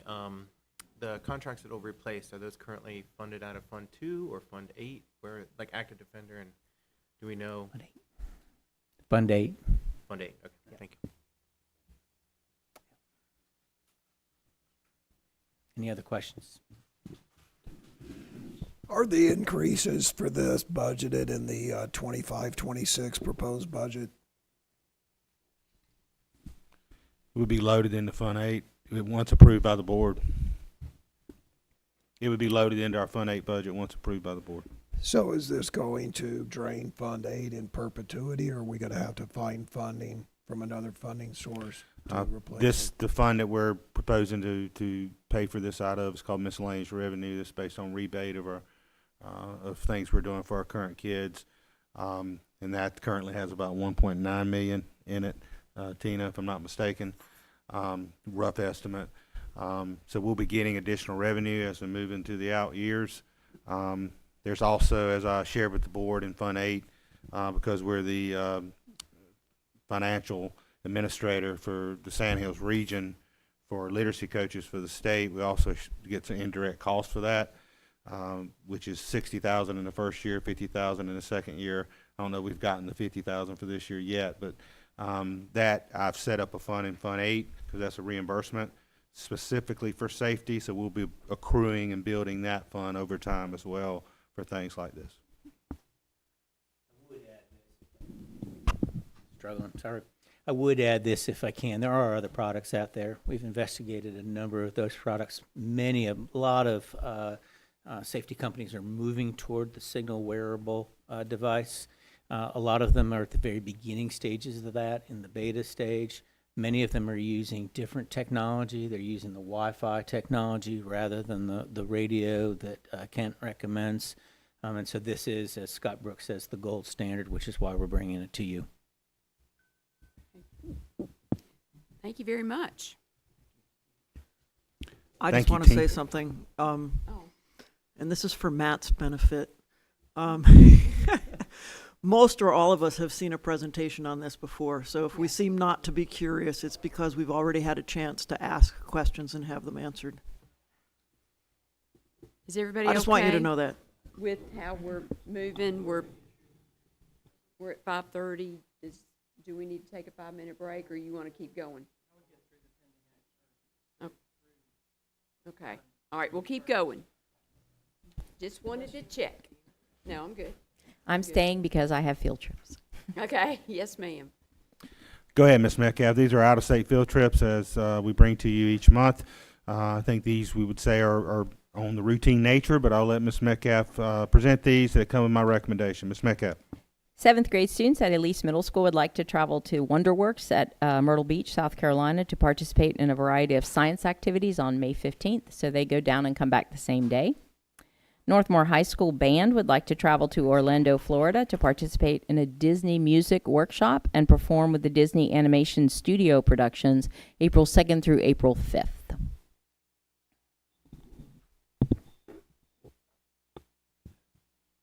Out of curiosity, how's the Northmore High School band getting to the to Disney?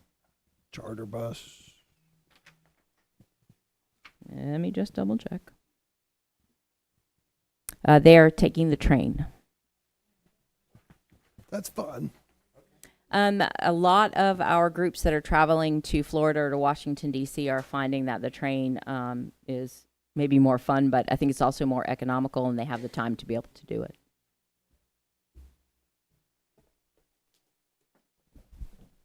Thank you, Ms. Metcalf. All right, let's take a 5-minute break so we can get set up for our next item. Just 5 minutes, y'all. 5 minutes. Okay, we'll be back.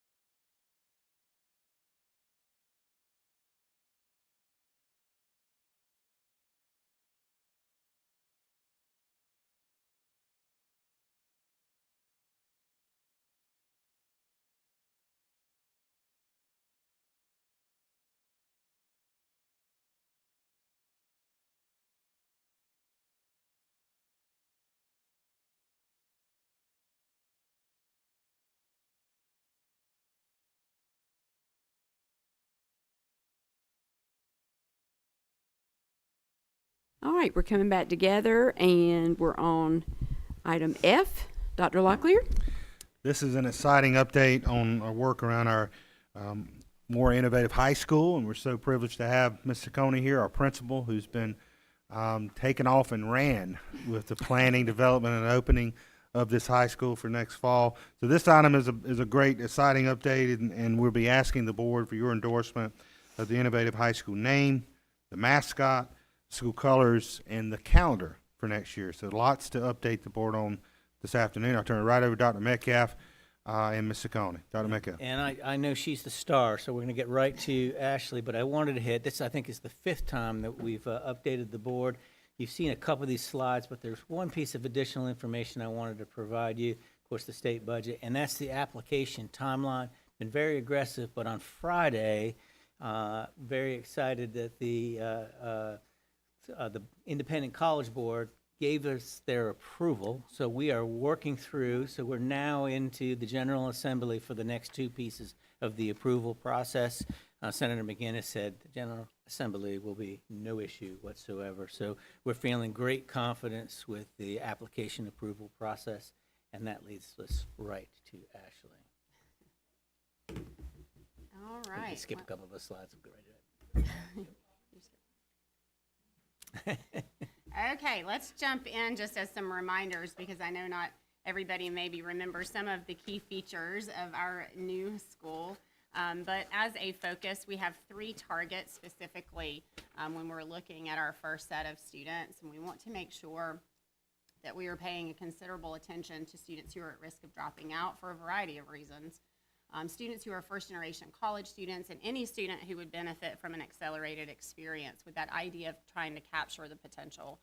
Our students who we know may quit on us if they don't have that opportunity to move a little bit faster. And so that's not to say that every student that attends our school will necessarily fall within those pathways, but that's definitely the target. And so we'll be working towards that in the next few weeks through the selection process. As a reminder, our school of choice, you can see there are the bullets in terms of what we're trying to do here, but we're really trying to provide that small cohort model, ensuring that it is obviously in place on a community college campus. That small number allows us to provide that personalized wraparound support that we know is going to be critical for the types of students that we're seeking.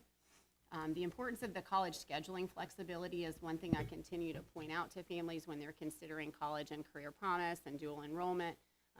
Why is this different? And we really try to point out to them that one of the differences is that the college works in tandem with us to ensure that the kids have the classes when they need them.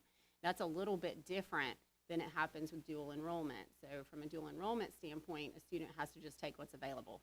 So whatever's on the course load, if it works for them, they can take it. But students can sometimes get stuck in that if they can't get the course they need at the time they need it. Our students aren't going to have that issue. And so that's a benefit to our campus. And then, of course, the college entrance flexibility, where those students in dual enrollment have to have that 2.8 GPA. Our students will not have that requirement. So simply being part of our student body will ensure that they have access to that coursework.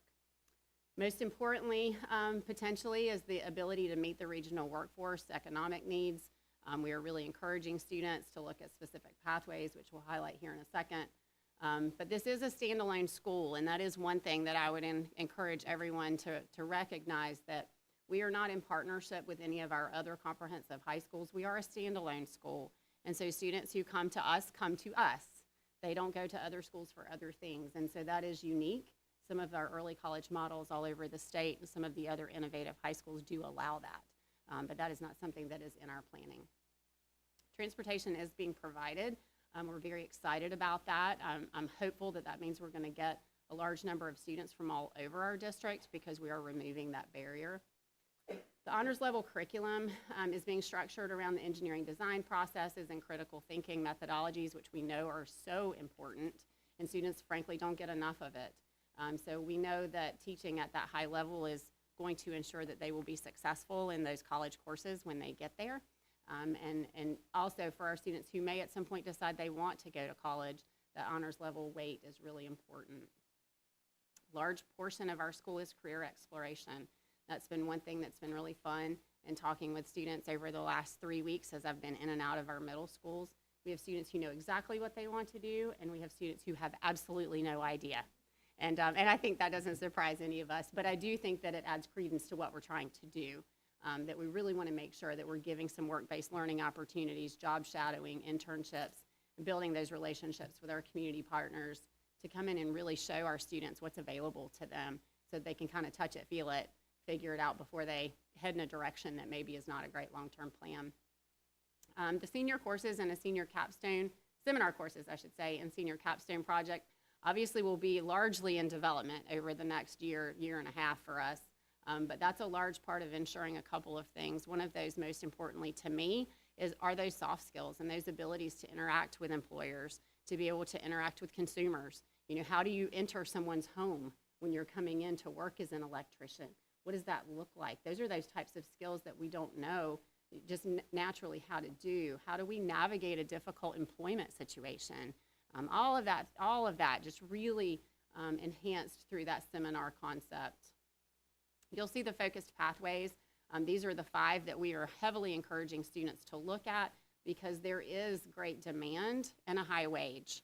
And so certainly students are not required to be in those 5, but we will highly encourage them to take a look at that. And a lot of our Friday work will be focused on these particular pathways to ensure that students are aware of what's available to them. Our operations are well underhand there at Sand Hills Community College, feeling good about that. And the parent engagement has been solid. So one thing that's really important is having parents with us in this process to ensure that they recognize that this is a lift for sure. And we're going to be asking some things of students who maybe perhaps haven't been totally engaged in their learning. And so the parent piece to this is going to be critical. We're in Van Dusen Hall on the campus of Sand Hills Community College until construction of a new facility is complete. Okay, so here we are. It is a big day I've been waiting for. We are finally here ready to request some endorsement of a name. And I will tell you that we're ready to formalize this. I have worked on a school name for months. Can I just say for months? And we have run names through various groups, including our Student Advisory Council, our design partners at Sand Hills and here. And I think at the end of the day, we just call it what it is. You know, I think too that this name of a more innovative high school working title is out in the community, and now that's what the kids and their families are calling it. So that's the other piece. I'm not sure we could undo it if we wanted to. You know, I just kind of think we're there, and so I really didn't think this is where we were going to land, but here we are. So we are looking forward to that. And I will tell you in terms of the mascot, I want you to understand how I landed there. And I first looked at animals that were local to the Sand Hills and then to the state of North Carolina. The red wolf became an immediate contender due to specific characteristics that largely mimic the very students that we are attempting to recruit. They're native to North Carolina. In fact, there are only 14 to 19 alive. So they are one of the most rare mammals in the world. They're known to be shy and elusive, but top predators. They're highly intelligent and complex, but yet caring and playful. They are devoted to family, but they have an extremely strong sense of individualism. And thinking about the students that I'm going to serve, that certainly speaks volumes to who we think is going to arrive at more innovative high school. And so the Red Wolves have passed every group with just, they loved it. So that's been excellent. And then our recommendation for colors is red and white. And we do not have a red and white high school in Moore County schools. It also does align to the color scheme at Sand Hills Community College, and it fits our Red Wolves beautifully. So that is our naming and framing, and we're delighted to present that to you all finally tonight. I think it's now been 7 weeks. It says 6, but I think it's been 7. It has been a busy period of time, and one of the most important things that I've done is really work on recruitment processes. I've been in every middle school and our charter schools. I've had a parent event at every middle school with the exception of STARS. And so that has been tremendous in just having time with students and their families. It's been lucrative. The application process went live on Friday, and in the middle of the night, I had applications already in my inbox. So that was pretty shocking and very exciting. Just today, I've received 16 completed, ready to go. And so I am receiving the ones from out of the district, and our school counselors are receiving the ones that are in their school. So those are charter, private, homeschool families. So I'm excited. We have until next Wednesday, the 12th. So we'll collect them all on the 13th from our middle school teams. And our middle school teams have been a huge supporter of this. We asked them to really identify students, particularly using Major Clarity, the system where our students look at career planning, having some conversation with those students, but also students that we know seem to sometimes be a bit disengaged. And what can we do to connect students to their learning and get them really excited about being in something different? And so those teams have really helped us find students to engage with, and that's been really helpful. The context for that is only going to continue to grow. So I'm really excited about that in the long run. I think it's going to be very powerful for us. But everything's live and it's running. We have used the Moore County Schools Student Advisory Council for feedback along the way. That body of students are very excited. In fact, some of the middle schoolers could benefit from it. But the vast majority of that team won't benefit from this school, but they see value in it. And they've been very, very open about that. Oh, I know a friend who would, be a great fit for that school, and I know somebody who would have loved that. So we're excited that our students are on board, because if no one wants to come, this is a lost cause, right? So that's good work. We have developed a school calendar, and it does look a little bit different, much like the early start calendar that you all have been interested in, but it is provided today for your consideration. And as a cooperative and innovative high school in North Carolina, we are able to adjust our start and end times for a school year outside of the legislation that drives it for everybody else. So that's part of the benefit. And so the calendar is aligned to that of the community college. You'll see an early start in August on the 7th, and then it runs until May 20th, which is more closely aligned. In discussing with other principals of other schools that are similar, bringing the students onto the high school campus a week or so earlier than the start of the community college provides time to acclimate students both to the high school and to the campus itself. And so we are asking to do that. So they actually start classes on the 12th at Sand Hills this year. As our students begin taking college courses, the weekly start time provides us time to anticipate and support them as they get ready for the kickoff of those classes, and making sure that they're ready before the coursework actually starts. The breaks are also aligned to those of the community college to ensure consistency as much as possible. Our calendar does meet the number of hours required in the legislation. What's required is 1,025. We are set at 1,034 built into what's proposed. Our early release Fridays is probably the most unique thing on the calendar, and it serves a critical purpose in supporting students' career development and ensuring high quality instruction. This time allows students to engage in job shadowing, internships, and work experiences, reinforcing that learning extends beyond the classroom and into real-world settings. Since our school is built around career programming, providing structured time for these experiences is essential. Additionally, early release time allows our teachers to collaborate, plan, and engage in ongoing professional development.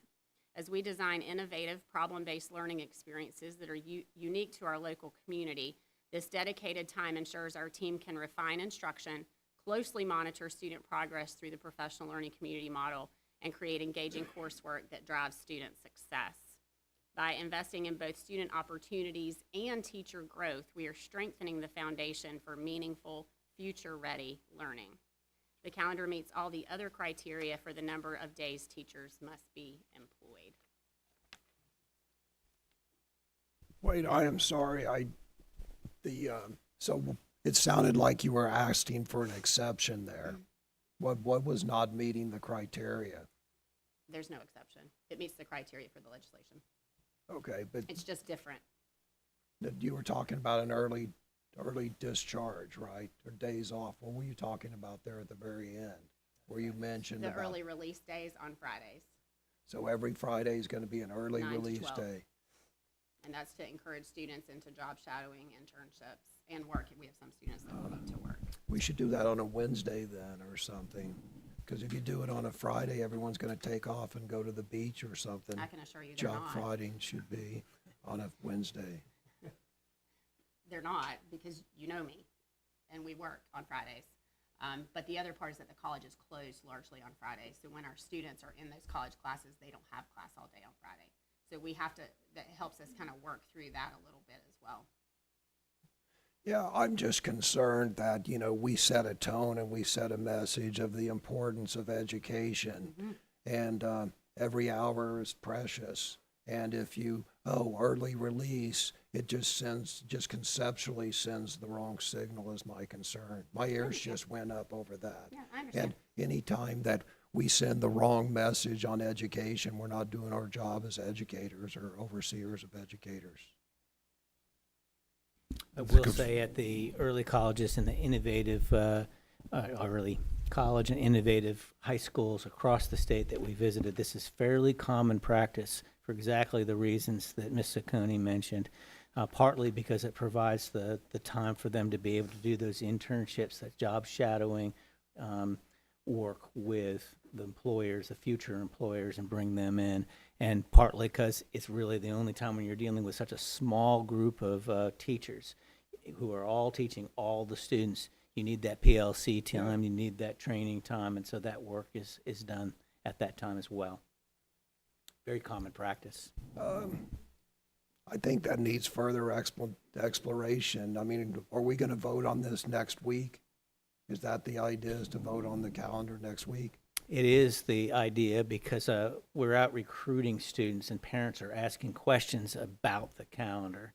And we're trying to be able to provide them as much consistent information as possible. I just, you know, look, if it's the colors, red and white, blue or purple, who cares? You know, red wolves, good story. Okay, I can behind the southeastern redwood, or red wolf, but you know, that's pretty conceptual to say, oh, we're going to have early release every Friday. That's Well, that's a they'll concern. be held accountable for what goes on Friday. I know Ms. Saccone very well, and so maybe talk about what that accountability looks like, you know, Well, for your I student. think when we know that professional learning communities is the essential model for student success, when you're running a small school, there is no time during the school day for teachers to have that opportunity. So the only time we can do that, in addition to the job shadowing part, is to do it at a time that students aren't there. And it should be done during the time that teachers are paid to work. Oh, I'm questioning about the students not being there. I'm questioning the signal that you're sending to students on the value of their education when you just say, oh, we're not going to have school Friday afternoon. Let me say this. I'm 100%, 150% in support of this idea that is innovative to us in Moore County. Maybe not quite as innovative across the state with innovative high schools, but this is specifically supporting the students, you know, involvement in job shadowing, involvement in, you know, going to an industry or a workplace and learning about that and how that aligns with the opportunities at Sandhills Community College. And then with those apprenticeships and internships, it's specifically pointed towards that. And that's specifically what kind of school this is to be supporting those pathways. So, I mean, I think it is going to be done at a level of rigor and a level of expectation that we would expect in our school district. And we've got the right person leading that with Mr. Saccone. You're also assuming that, I mean, look, I've run companies in this area for a very long time, and there's a lot of companies that only work 4 days a week in this area, especially in the spring and summer. Unfortunately, we have to make this decision with like 1 week's notice, and this isn't insignificant. I have significant issues with this, with the Friday early dismissal every week, every academic week, Friday early dismissal. I'm concerned about, I mean, it's good to, oh gosh, this is going to be great. They're going to be out in the workplace, job shadowing. Okay, we'll just shadow them and see how many are job shadowing on a Friday afternoon, you know, in the springtime. Secondly, it sends the wrong message. I think we have too little school, not too much school, and just sending oh, every Friday, Innovative High School, it sends the wrong message about the importance of education. And then, yes, I mean, this is nothing personal against you or your team, but there's a public perception that, yes, those public sector employees are scheduling a work day every Friday afternoon. Let's just make it Wednesday afternoon and it won't be a concern, or make it Tuesday afternoon. Correct me if I'm wrong. I think job shadowing There'll would be be a easier then specified too. location for each of these kids to go to. Is that correct? A place of duty on Friday? Not a specified, no, not specifically. I And mean, they have different- those are plans that have to be delineated, of course. I mean, will we be pushing them to that? Yes, but we can't require them past the release of the school. We won't have an exact place for each of them, no. I think the reality is that the students are already in the amount of school that they're supposed to be in. The requirement is 1,025 hours. They're in 1,034. So they're meeting the seat time requirement. And that's an important component here. I get it, because I don't let kids off the hook either. And I get that it's a little unique, but it is an innovative high school, and we're supposed to be pushing the envelope a little bit. Well, let's push the envelope by increasing the number of instructional hours, not decreasing them. Well, we would have to pay our teachers differently. Okay, in well, order to then do that. that's a conversation. Well, or you can have larger class sizes if you want to get on the advanced teacher role model. But anyway, that's a conversation we can have. But, you say that it's being innovative by cutting the number of school hours. I would contend we could be innovative and keep them the same, or maybe even increase them. Or why is the innovation decreasing the number of hours in the classroom? Mr. Benway, as far as the answer to your question, as far as all these students going to be job shadowing, that's one of the questions I have, that we're going to go back and look at slide 8, because not everyone who attends the Innovative High School is CTE bound, right? It's also for students who are college bound and first college attendees. So if we go back to slide 8, please.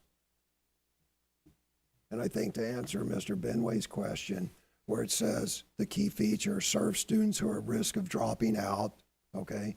First generation college students, which implies they're going to college, not going to be tradesmen. And then students who would benefit from accelerated experience. So not all these people are going to be job shadowing. Well, Sandhills Community College is a college, so that by attending Sandhills Community College, whether it be in a vocational pathway, whether it be with a 2-year degree, possibly transferring to a 4-year degree, that's part of the general statute, is to get them to this Institute of Higher Learning, which Sandhills qualifies for that. Right. So that's part of that. It's just getting them Not all of them that are gonna- opportunity. My point is that many of them, based upon the opening statement of the mission, is they're going on to college, not into trades. So, maybe they're not job shadow. Mr. Benway's question was, are all the students going to be, or 100% of the students going to be job shadowing in the Innovative High School? That was his question. I don't believe the answer is yes.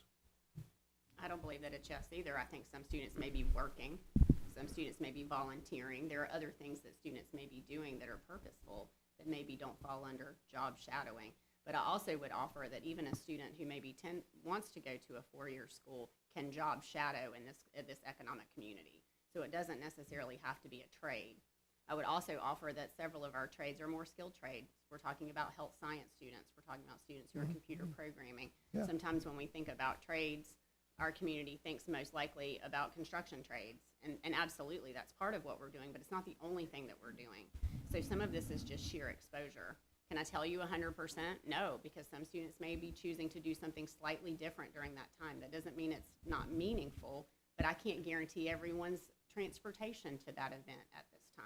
So we absolutely know that learning happens outside of a classroom. And that's part of an innovative high school, is to look at ways to expose children to all kinds of things that aren't necessarily seat time. Yeah, I'm just wondering what they're going to do Friday afternoon if they're not job shadowing. You listed some things that students could do, but I also heard someone else in discussion say we can't mandate the students job shadow. So if you're a member of the Innovative High School and you're not job shadowing Friday, what are you doing every Friday afternoon? That was Mr. Benway's question. We can't make I have them a job question, shadow. too. So what's the question? I mean, what are they doing? I would like to ask if maybe you could flesh out for us some of what is known about other places where this has worked, because it seems to me that if we have a model that has shown that it works in settings that are comparable to ours, that is a higher level of authority than speculation about how children might take advantage. So I believe I heard you mention that the Friday afternoon classes ending at Friday noon so that kids could do something career related or whatever is a model that is working in other places. Is that correct? We can certainly flesh out that a little bit more detail if you'd like, but I think Ashley has explained it, what's happening across the state at that particular time. I mean, I think our students are doing a variety of things, including volunteer work, including job shadow, including working themselves. Some of them have paid positions that they're working on their Friday afternoons, auto tech or what have you. There's a variety of things that they're doing. That's part of it. The other part of it is the benefit to that staff and making sure you've got those professional learning communities going on that we have at every school, that in a small setting like this, we need to have dedicated time for. And what we're seeing across the state in many of these schools that are doing this, they find that as valuable as what they're providing to the students. And it's been very successful by what they're telling us. Thank you. Is there anything magical about Friday, though? I mean, why couldn't job shadowing be on Tuesdays and professional development be on Tuesdays? Well, I don't think there's anything magical about one day or the other. I think one of the great advantages, though, is as Ms. Saccone said, the college doesn't generally have classes on Friday.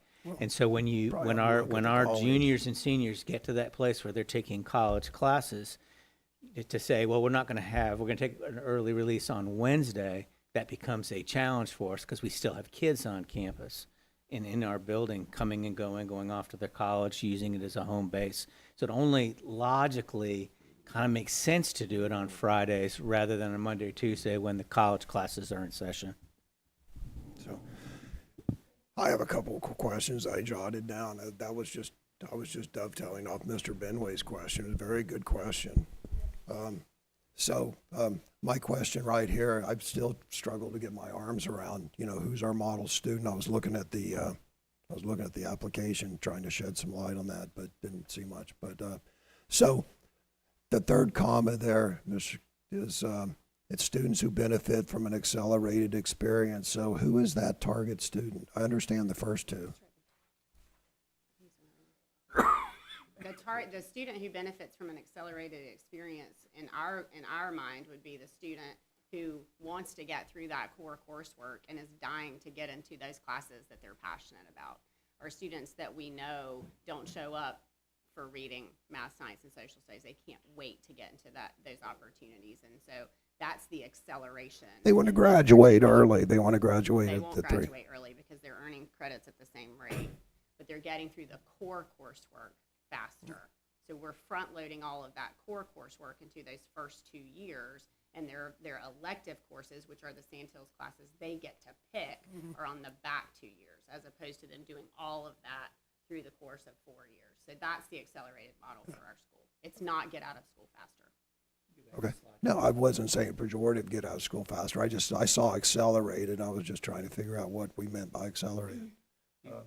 If I can add to that, which students are we focused on? I think. Thank you. Sorry, if I can add to the conversation about what students we're focusing on. I think you've seen this slide a couple of times when we briefed before. But remember that we did a deep data dive of our students, and we know there's 14% of our students who are doing great. They're graduating, and they're going directly into the workforce, which is great. But they're doing that without training because their general GPA is 2.3. You need a 2.8 to be able to take classes through Sandhills. So part of what we're doing is trying to hit that 14% of the students that maybe have greater potential with training and getting credentials and certifications that we need for jobs that we need in our community, trying to capture their potential. Perhaps they're underemployed, and with wraparound support, with a little bit of direction, with a cohort model, something different on that campus, we can elevate them to meet the needs that we have and that we've identified in the community in terms of workforce needs. So it's that 14% that are graduating and doing fine. Now, there may be some that have dropped out along the way that this program will be able to pull in. They get engaged in what we're doing. They get that wraparound support, and they're able to elevate. That's, I think, the students that we're looking for. And so it's not students that are looking at that word accelerate and go, I want to graduate early to get into my 4-year college or go to that premier school like Chapel Hill or Harvard or whatever it is. Those students need to go to our excellent comprehensive high schools because they need the full academic and social experience. They need all the after-school activities. This is for a different student who wants the smaller environment, needs that wraparound support. That 14% of our students who, with that support, can capture their potential and maybe grow into a higher paying job. So is this why I heard you say that we expect applications from within Moore County Schools to come through the guidance department? So the counselors are going to be helping identify who these students are? No, we're actually that's in our next steps, and so that's probably a great transition.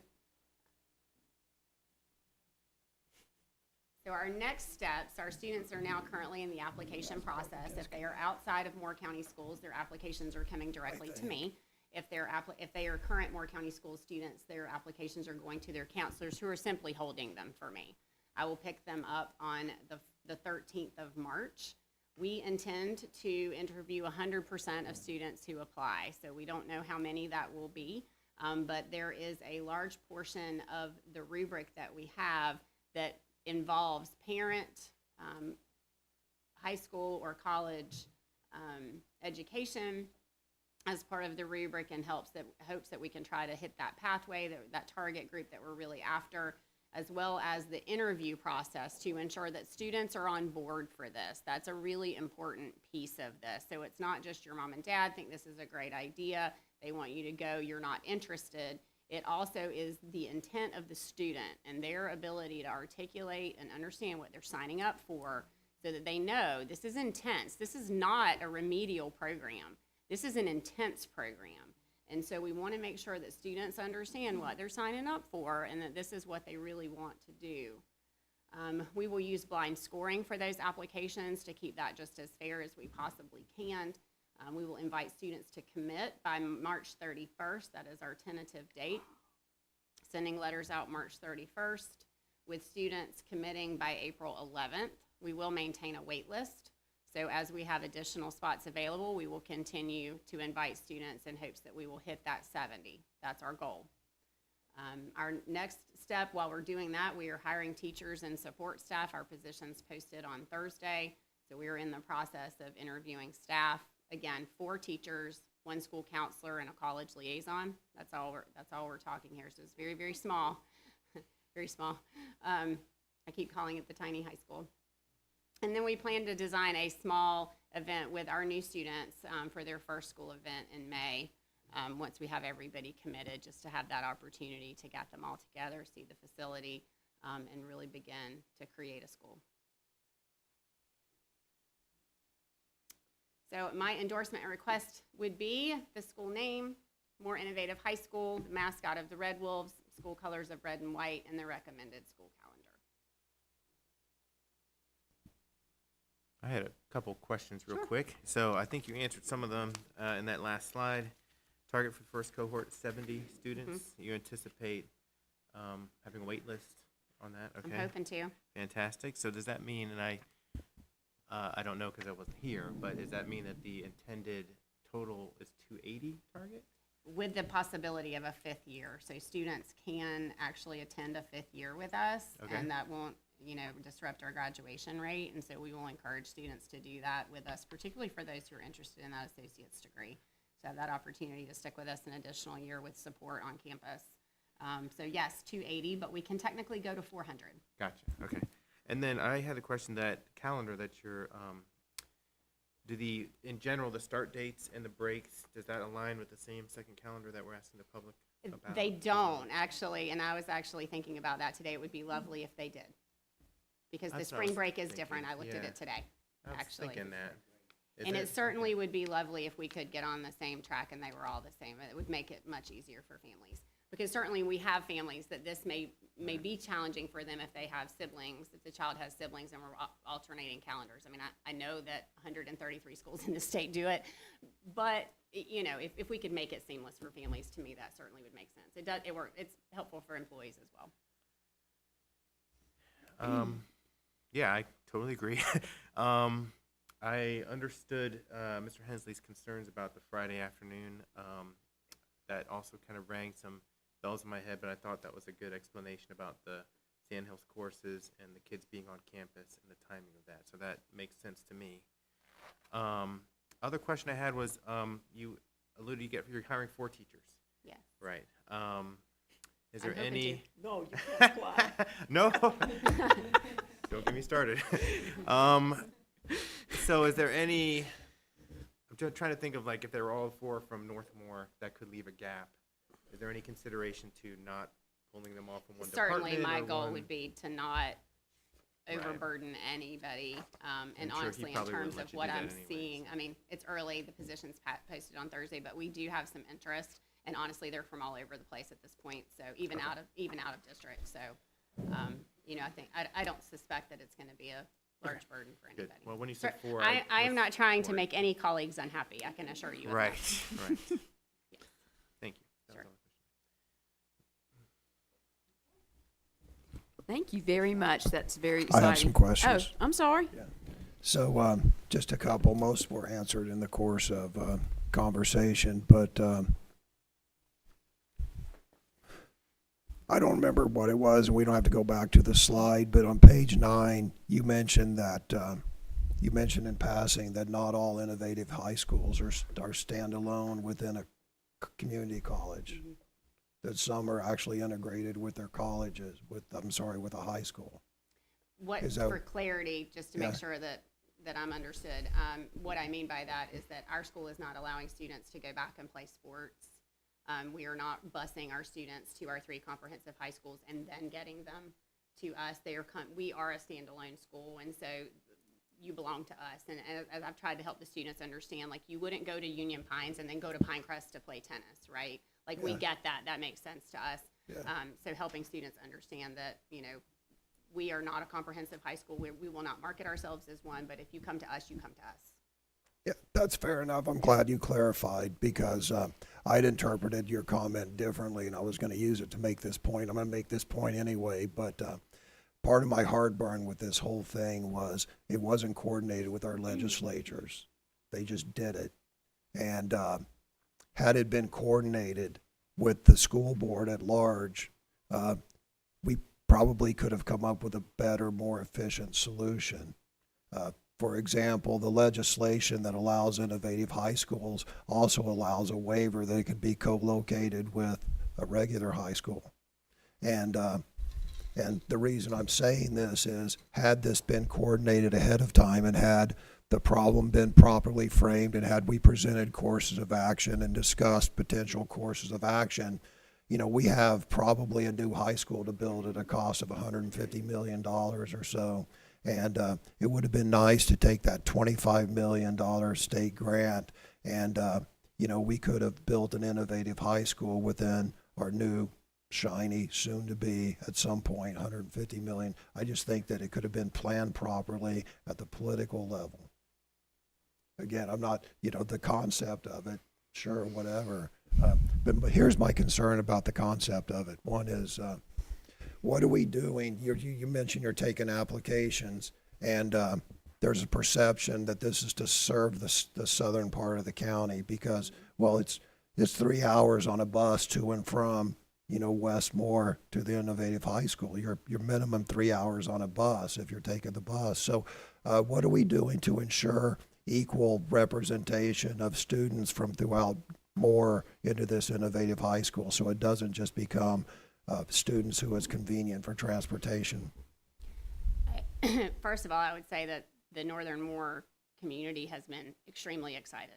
And we absolutely have applications coming from that end of the county. So I don't see that. I too have that concern. Right, And right, so the yeah. transportation piece That's is why I'm essential. voicing that, Right, right. is essential. Yeah. We have not assigned a percentage of applicants per school at this time. That may be something that eventually we get to.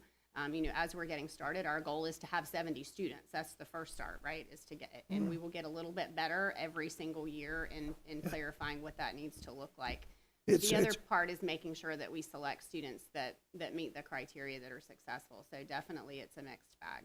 So, with one minor correction, it's not our goal just to fill it with 70 students. It's my hope that those students are represented from throughout Moore County who all pay taxes to support this particular innovative high school. Yeah, I So- don't think we disagree there. Yeah, okay. Then,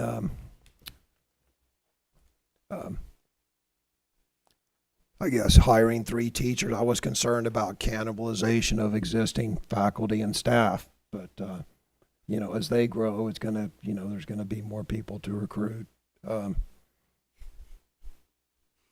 You can look at it as lose-lose, or you can look at it as win-win. So we're serving students, either we're serving 70 students from within Moore County schools, and we may be taking teachers from within Moore County schools, we may recruit some additional teachers. And maybe we're actually getting some of our students from charter schools. Oh, no. Well, guess what? That's increasing our market share. So, it's win-win. Yeah.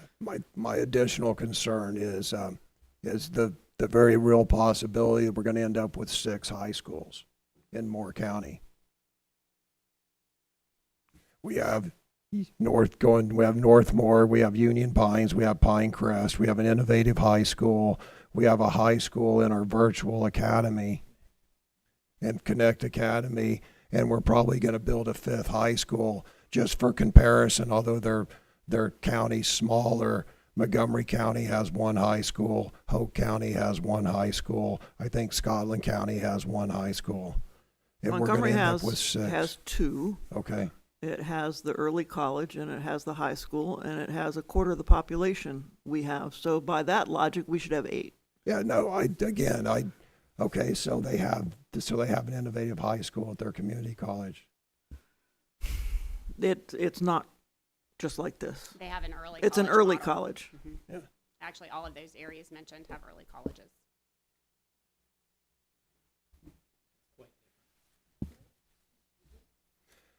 Yes. Thank you very much. Thank you. That's exciting. Thank So- you, Ms. Saccone. Thank you. So we're at the last item in this section, school board meeting agenda for the regular business meeting for next week. And so now it's time to decide if we're going to, by consensus, put it on consent agenda or board action. So I'll call them out, and if anybody wants it on board action, just let me know. So item A, endorsement to gather public comment is consent. Action. Okay, got that, thank you. Item B, endorsement of the end of course and end of grade test readministration, consent. Okay. C, first reading of new and revised policies, consent. Action. Item D, approval of the purchase of strategic safety platform, consent or action. Action. E, out-of-state field trips, consent. Okay. F, endorsement of the Moore Schools Innovative High School, name, mascot, school colors, and school calendar, consent. Action. All right. Okay. We're almost at 6:30. A couple of these items have been pushed before. Do you think we can keep going? Okay. Thank you, Ms. Bruno. All right. Let's keep going. We're at reports, information, and discussion. Dr. Locklear. Thank you, Madam Chair. First item is our semester 1 discipline data report that I think was previously going to be on our February agenda but got pushed. So Ms. Metcalf, Captain Gooch, Chief Hardy's here to present information, be available for questions. So just a little background. This is a process that we began, I would say, almost 2 years ago, Ms. Metcalf, where we began presenting our data on a quarterly basis to the board and to the public, just to report out on our discipline data, and then sometimes discuss some of the actions we're taking to address it. But we certainly have a high expectation for behavior in our school district, for school discipline in our school district, and supporting the growth of our students through that when they make mistakes. So I'll turn it over to Mrs. Metcalf so she can report out on this. Thank you, Ms. Metcalf. Thank you. We will be presenting the data, but as part of the process, for those people who are new to the board, I'm hoping to give you a little bit of an education on the hows and the whys and the whens. So the Student Support Services Department collects, disaggregates, and analyzes district discipline data quarterly. We share that data with you quarter one, semester one, quarter three, and at the end of the year. We include the number and types of office referrals, exclusionary consequences that are issued, and so that is in-school suspension, out-of-school suspension, or bus suspensions, and our Moore County Schools police data. Partway into me doing this, the board specifically requested specific school data involving the number of incidents and exclusionary consequences for aggressive behavior, assault, and fighting. For the end of the year data in 23-24, the board also requested specific information on bus fights. At that time, I added the district data on our top 3 discipline offenses, which include aggressive behavior, inappropriate behavior, and disruptive behavior. So, if you will take a look here, this tells you in quarter one of 24-25, we saw a decrease in referrals compared to quarter one of 23-24. In quarter two of 24-25, we saw a significant increase in office referrals from quarter one of the same year, but that's still less of an increase than was seen between the 22-23 and the 23-24 school years. In comparing the semester one data, there was a less of an increase between the 23 and 24-25 school year than the 22-23 and 23-24 school years. The consequences, if you'll note, there was a slight increase in ISS, in-school suspension, and OSS declined slightly. Could be due to the type of referral, which may have been less serious and required removal from peers within the school, but not removal from peers in out-of-school suspension from the building. Bus suspensions declined significantly, which may be due to the numbers of students riding the bus, or as we brought this to our principals in February at that leadership meeting, they also noted that the increase in consistent drivers who are forming positive relationships with our students was having a positive impact on that data. So as an introduction, so this is our, just those semesters there. What I want to relay to you is that there's a difference between school-based consequences and Moore County Schools police consequences. So ISS, OSS, and bus suspensions represent actions where a principal felt that the violation of the code of conduct required the removal of the student from their peers in the classroom, which is ISS, in the school, OSS, or on the bus. Moore County Schools police consequences take place when an infraction is also a violation of the law. In dealing with juvenile infractions, the Moore County Schools officer can refer a student to the Second Chance Program, teen court, or the Department of Juvenile Justice, depending on the severity of that action. Although school and police consequences can align, there are cases where a student can earn an exclusionary consequence from the school without a police consequence, or a Moore County Schools police consequence without being excluded from the classroom, school, or the bus. For example, aggressive behavior with physical contact is a big one, but it may not rise to the level of a criminal action. So the student would get a school consequence, but not a Moore County Schools police consequence. On the other hand, we may have a theft, and that theft may get a Moore County Schools police consequence, but may not get an exclusionary school consequence. So they'll have a consequence at school, but it may not be ISS, OSS, or bus suspension. Okay? What else would it be besides those three, if you don't mind? We do restitution. So sometimes they'll pay for whatever the damages are, things like that. So the percent of school exclusionary actions remained relatively constant for us, with a slight decrease in all of those actions. What I'd like to do now is Captain Gooch, first of all, was the interim chief last year when we represented the first semester's data last year, and he also is involved closely in our diversionary programs, Second Chance, Teen Court, and then referral to DJJ. So I'd just like for him to give you an overview of those programs for our new board members so you know what that looks like. Yes, thank you. Second Chance is a program for first-time offenders that commit a minor crime.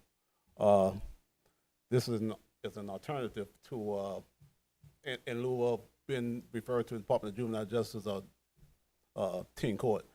Now, I will tell you that SROs run Second Chance program, and that program was developed by us. The DA's office developed the Teen Court program, and I'll tell you that Teen Court is for every agency in Moore County. Second Chance is just for our school students that commit the first time offense. And both of those programs is a one-time attendee. You can only attend those programs one time before you get referred to the Department of Juvenile Justice. Second Chance is on a Saturday. It's run now probably, we might have one a quarter. It's ran by Officer Kaiser, who runs that program, usually at Pinecrest High School. You come in for a PowerPoint block of instruction that Officer Kaiser presents. After that, he gives them a written test. Out of the 3 years I've been involved in the program, nobody has ever failed that test. I think I'll take that back. It was one, and it was the language barrier. It was a Hispanic kid that didn't speak very good English, and he didn't really understand what we were talking about. So after that, Mario has some guest speakers come in. They talk about stuff that they did when they were in school and how they overcame and become productive citizens in Moore County. One of them was actually a teacher at one of the middle schools here in Moore County now. About the last hour and a half, whatever time we have left, they go outside and do community service work. Last Second Chance program we had was at Pinecrest High School. We walked around the entire school and picked up paper. Sometime after a game on Friday night, we might go inside the gym and clean the gym. So they get about an hour and a half of community service work at the end. By the time it's around 11:45, 12 o'clock, we do a little hour briefing, then we release them to the parents and give them a chance to ask questions about it. I will say we don't have very many that goes to get the opportunity to go to Teen Court after you go to Second Chance, because that's a pretty good program that's being ran. The second one is Teen Court. Teen Court is actually ran by juveniles. They're overseen by adults. They teach them everything. They act as the judge, the jury, the prosecutor, defense attorney, and the bailiff. So they run the program. You're pretty much guilty when you come to the program. So they determine the outcome of your. They determine the outcome of your consequences. And normally you get like a life skill class you have to attend as a consequence. You might get 5 to 10 to 15 hours of community service work, and you have to serve on some jury duties as your punishment. The next one is the Department of Juvenile Justice. What we do, we refer them. And here's another thing too: if you commit a crime and it's determined to be a felon, they cannot go to Second Chance or Teen Court. Teen Court would not accept felons; they have to go to the Department of Juvenile Justice. So. Only thing we're doing with that program, we're just referring them to that. A lot of times the outcome is they may get a contract. Contract means it's pretty much like probation. You be good for the rest of the school year, just get wiped clean. And sometimes, depending on what they do, it's a more harsher punishment. But we have nothing to really do with that program after we refer them that. It go to the Department of Juvenile Justice. They call them in for a meeting. They determine at that point where they should go to juvenile court or not, and we'll get subpoenaed to court to testify. But that's how the 3 program operates. Anybody have any questions on that? I have one. Go ahead. That's an impressive decrease in MCS police consequences from 23-24 to 24-25. Can you provide any context? Is there something going on, some bigger change that helps explain that trend? Without knowing for sure, I can tell you what I think the decrease came from. In my opinion, it came from you take Cranes Creek and you take CLC. They had higher numbers last year that they don't have this year. Now I know Tim Davis was there, and they had a lot of issues at that particular time. They were trying to decrease the number of incidents that occur. But when Tim Davis left, I think he felt like, and the next guy came in, I think they felt like they had cleaned up a lot of that stuff. And What we noticed was when we went to count, so remember that it is the administration who's referring this to the school resource officer. So if I am the principal of the school and what the infraction of the code of conduct is also, could be a criminal act, then I involve the SRO in that. We had 98 incidents referred in 23-24 by, at the semester. For our SROs, we had 51 or 52 this time. So decreased number of referrals would indicate decreased number of consequences. But I'm hearing that you said Cranes Creek and CLC. yeah, they had very high numbers last year. I have noticed that, and they don't have those numbers this year. So we cut the number of incidents reported to SROs that rose to the level of a crime by about half. Okay, thank you. How often did you say that you guys do the second chance program? Whenever We started off doing it once a month, but now that our numbers are lower, we went to once a quarter. Like the last one, we had one last week or week before last, and I think it was a total of 20 that was that attended the program. So could we have a child who's been 8 weeks removed from the incident to the consequence? Yeah, they had signed a contract. From the police consequence, From but the remember, they yeah. they may still have a school consequence. Yes, I understand that. Right. Okay. Okay. Captain, you said they signed a contract. You signed a contract. They're not going to misbehave, have any issues until they attend. Is that what the contract They is? signed a contract that they're going to attend, and as well as their parents have to sign that contract saying that they will be at that particular location at that particular time that school is assigned. I understand the reason for not having it so often because your numbers are down, but I'm a little concerned that there could be such a long time frame between the actual offense and Right. the consequence that they get from you guys. But I do understand why you've done it. That's Yeah, just a because I think if concern. we have it once a month, I think we might have less than 10 sometimes across the board. We send those numbers in the Officer Kaiser during the month. If it's less than 10, he'll wait the following month. So we just start doing it once a quarter so we can get at least 20 at a time. So we had 21 assigned to the last class, but only 20 showed up. So Okay. Captain? What's the advantage of having 10 versus 20? Finding the time and the things for them to do. And if you need to come back with answers for that, that's fine, but. there's no particular reason, I don't think, but Okay. that's what we decided to do. That's this how you last do it. time. I Yeah. understand. I Okay. think it's probably more efficiency. Yep. Right. Officers on a Saturday. So, It's always on Saturdays. right, So it can't on be Saturday. during the school day, so it's always on a Saturday. Okay. Yes, sir. Captain, what's the, how are parents reacting to this?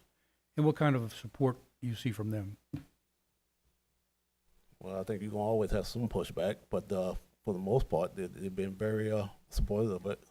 Supportive that I've noticed. But quite naturally, when you send second chance teen court or Department of Juvenile Justice, in my opinion, you're gonna have some knockback on that. Some just don't think their kids need to go through that punishment. Some think when the school give their punishment and then the SRO give his punishment, it seems like you give my kid two two punishments, and they don't like that part of it. So, what we do is explain to them that there's two different elements here. Jurisdictions, We get school side, you got the SRO side. So, but some of them look at it as being two punishments. So, Thanks. yes. Thank you. All right, so our first chart here is this is our discipline offenses. This is by percentage and number. In comparing semester 1 of 24-25 to 23-24, there was an increase in inappropriate behavior by about 4% and tardiness, which follows the trend from quarter 1. As discussed when we presented in quarter 1, this may be due to the ongoing work that the schools are doing within the discipline matrix and the consistency of coding infractions in Educator Handbook. Schools have analyzed their semester 1 data and determined which school-wide and classroom expectations they need to focus on within the third quarter. And then they'll compare those again to the end of the year.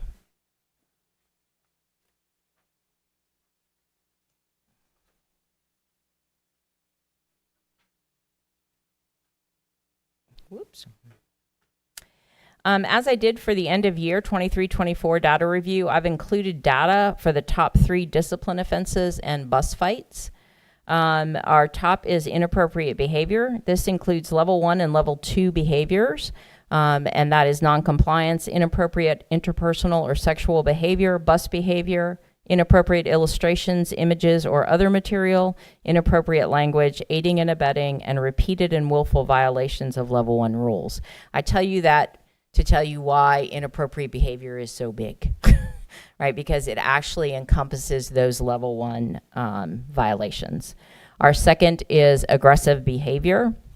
This includes aggressive behavior with physical contact, without physical contact, and against staff. This is based on Rule 2.6, fighting and physical aggression or provocation from the Moore County Schools Code of Conduct. Disruptive behavior is based on Rule 213, substantially disruptive or dangerous behaviors. Now, level 1 violations are generally addressed with non-disciplinary or non-exclusionary consequences. OSS is not used in level 1 unless it's a violation of 216, which is a repeated violation of level 1 infractions. Level 2 may result in a short-term suspension. A short-term suspension is considered 10 days or less. When assigning consequences, principals must take into account mitigating circumstances that might decrease the severity of a consequence and aggravating circumstances which may increase the severity of a consequence. So I've broken that one down, and you'll notice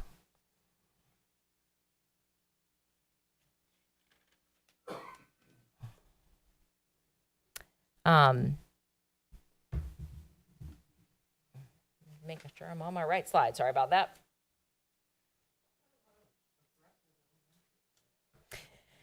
Yes. So for inappropriate behavior, 4% of Moore County School students were referred for inappropriate behavior, which is about 1% increase from last year. Of that 4%, 23% were students with disabilities, 53% were middle schoolers, 6th through 8th grade, 79% were male students. Our Black, multiracial, and EC students are overrepresented in those numbers, but 97% of these students had 4 or less referrals for the behavior. So that indicates the number of students who repeat the behavior. In aggressive behavior, students referred for aggressive behavior made up 3% of the total Moore County Schools population. That's about a half a point increase from the 23-24 school year. Of that 3%, or 3.5%, 30% were students with disabilities, 53% were K-5 students, 76% were male students. Our Black, multiracial, and EC students are overrepresented in aggressive behavior. 92% of our students referred had 4 or less referrals for that behavior. When we compared the end of year 23-24 data, we have actually seen a decrease in K-5 students and an increase in 6-8 students. in aggressive behavior. We've seen a decrease in black students and an increase in the percentage of repeat offenses from 1 to 2 to 4. In our inappropriate behavior, we saw a rise in repeat offenders from the 1 to the 2 to 4 referrals and an increase in the number of white students.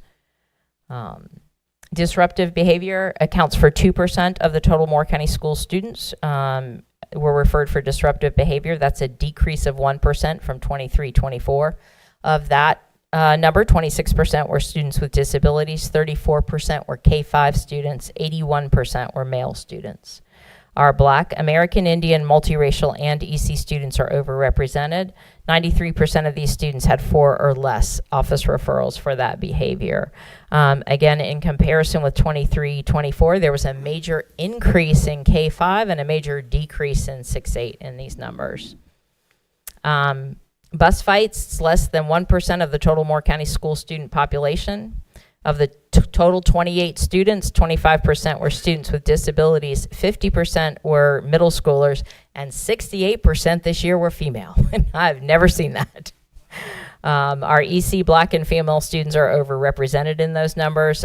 None of the students had repeat behaviors for this, so it was all one time.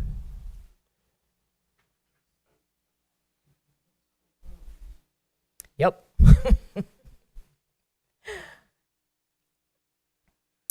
All right, schools disaggregate and analyze their data to determine patterns and trends in behavior, identify their at-risk students, and evaluate the effectiveness of the school-wide and classroom expectations, processes, and procedures, and the implementation of interventions. School and district trends are discussed at monthly leadership meetings to share best practices, discuss possible strategies, and determine what district supports may be needed. So we are looking here at aggressive behavior. Aggressive behavior, again, is with physical contact, without physical contact, and against staff.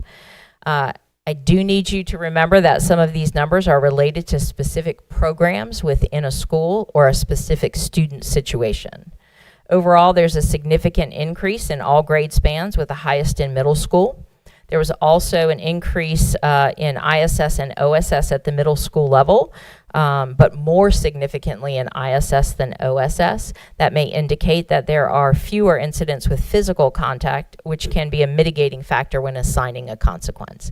So if there's no physical contact in aggressive behavior, often it will be a non-exclusionary consequence.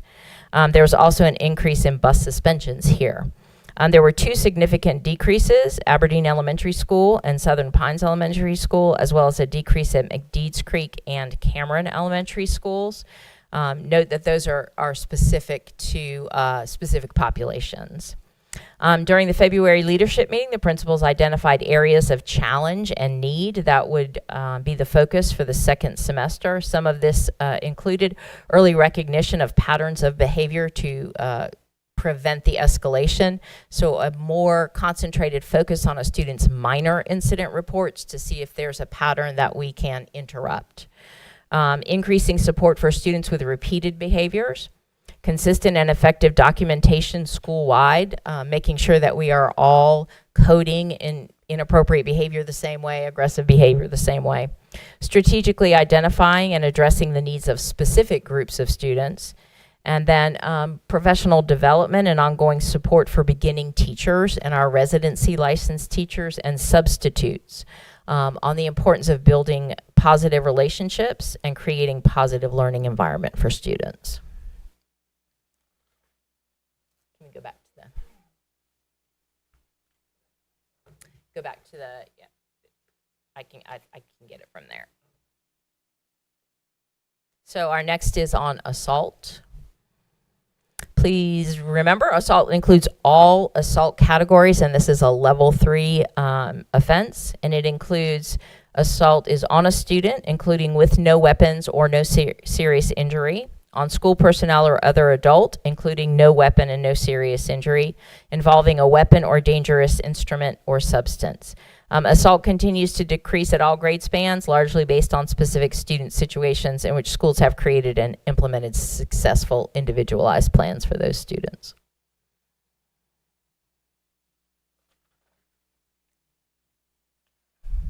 And then fighting. When looking at the numbers, remember that one fighting incident can involve multiple students and often have aggravating and mitigating circumstances in the determination of the consequence.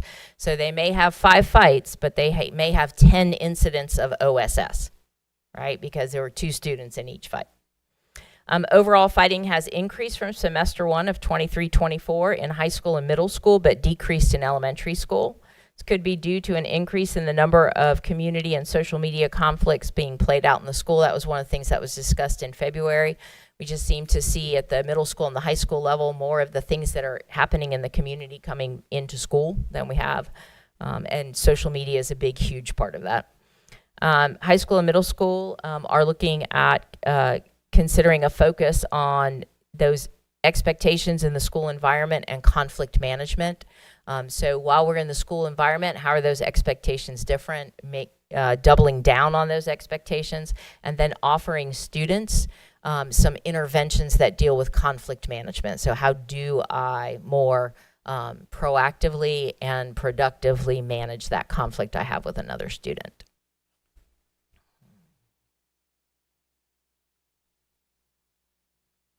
And we're open for questions.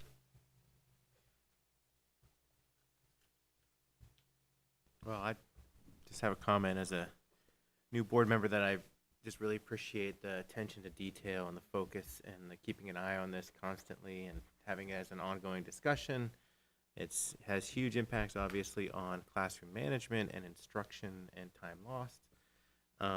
I did note there's a lot of noise in this data. I think that's just normal. I think it's just to be expected, you know, cohorts of kids moving through and different groups coming together, so you'll see a lot of noise. But I did notice West End, in proportion to its student population, seemed to be an outlier in a good way, and so I wasn't sure why that was, and I don't know if there's an answer for that, but I just wanted to note that. Yeah, West End, they must love each other over there. I don't know. And then we're actually visiting Aberdeen tomorrow morning. And so I'll just follow up there to ask about the different supports that they have, that they're working on, what's kind of decreased it, and then what we could do to help. So that's all I have.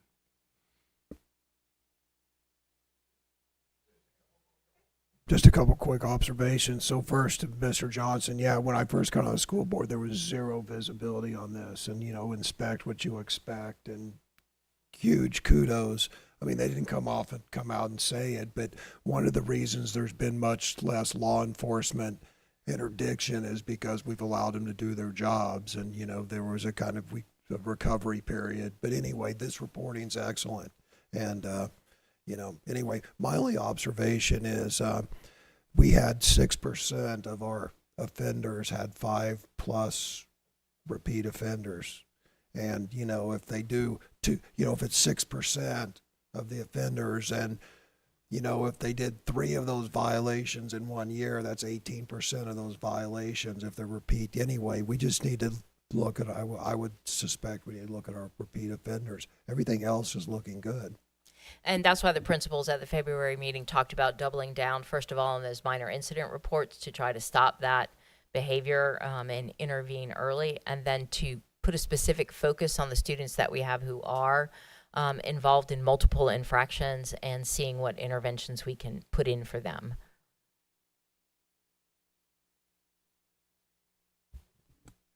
Any other questions? Thank you very much. Great report. Thank you, Tracy, Captain Chief. Appreciate it. Okay, item B. Our next item, Madam Chair, is one in which Board Member Benway requested that we review, which I appreciate very much. It's one in which we had on our January agenda, and we had to push to February and then pushed again. So I appreciate everyone hanging in there as we walk through this. This is a review of our media selection and discard process. Some board members may recall that the board revised Board Policy 3200 with parental inspection and objection to instructional materials back in 2023. I also brought forward for the board's information a policy regulation to push that forward. And so part of that was revising our systems and processes around this, which we have done so. Mr. Benway, since you requested on anything you'd like to say up front, or you would like to just turn it over and let them review it real quick? Sure, just to introduce this thing. Yes, sir. For the folks who weren't here last year, this is about a year-old event, I think. Back in April or May, we were at Southern Pines Elementary School for an open house. And they were holding that open house there in the library, big cavernous place, great room. And just walking around the stacks, ran across this book here called Vietnam War, A History. And I said, well, I'm kind of familiar with that place, so I started thumbing through it. And I was just amazed at some of the statements that had been made. But not to dwell on the veracity of this book, which it has problems, I was more concerned about the appropriateness of this book finding its way into the hands of a 10-year-old. And I've got to tell you that 95% of adults would have no frame of reference. We've got 64 pages of factoids here with almost no backup to their statements. I would say in order for a 10-year-old to glean anything from this, first of all, he would have had to have read and be somewhat familiar with On War by Clausewitz, The Principles of War. And homing more closely into the topic here of Vietnam, they would have to be very familiar with this book on strategy, The Vietnam War in Context, by the late Colonel Harry Summers. This is a scathing indictment of our strategy. And then it takes these items and puts footnotes and backs up the critiques of the thing. So this has been an extremely valuable book, but I would expect no 10-year-old to have ever read this and would never understand this.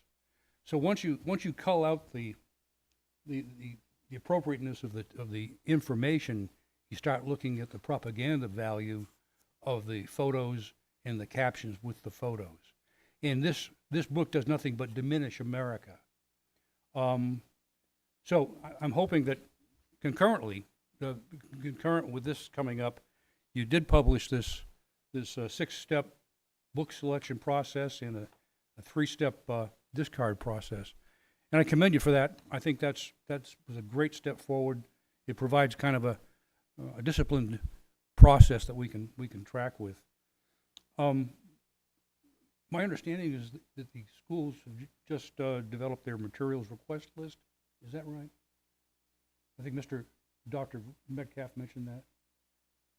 Are you referring to the library where they were wanting to buy more books and so forth? Yes. That's an ongoing process that they work with either with their school improvement plan or the media and technology team. So there's a team at each school that once we develop, which is sort of an ongoing process, then they take that to that team and the team reviews. Yep. So that would effectively be, they would have arrived at step 4, the materials request list by now, typically. I would like to see a copy of that, if I could, just to get a sense of what's on there. And perhaps other members of the board might also. But I think it's important that the public perhaps know that this exists. Do we have this online? Yes, sir. You do? Okay, Yes, sir. I can't find the doggone thing. It's, I believe, under your department, Ms. Gephardt. Actually, Dr. Locklear, it's under our your school board policies. When you go to 3200, you will see the regulation. So it's under 32, Okay. and it is 3200R. Thank you. But I believe this actual right Yes, here it's is also on, in my library, yeah. my media. Thank you. Yeah. That's all I have by way of introduction to this thing. Please. Okay, so as Dr. Locklear said, November 6, 2023, the board approved policy 3200.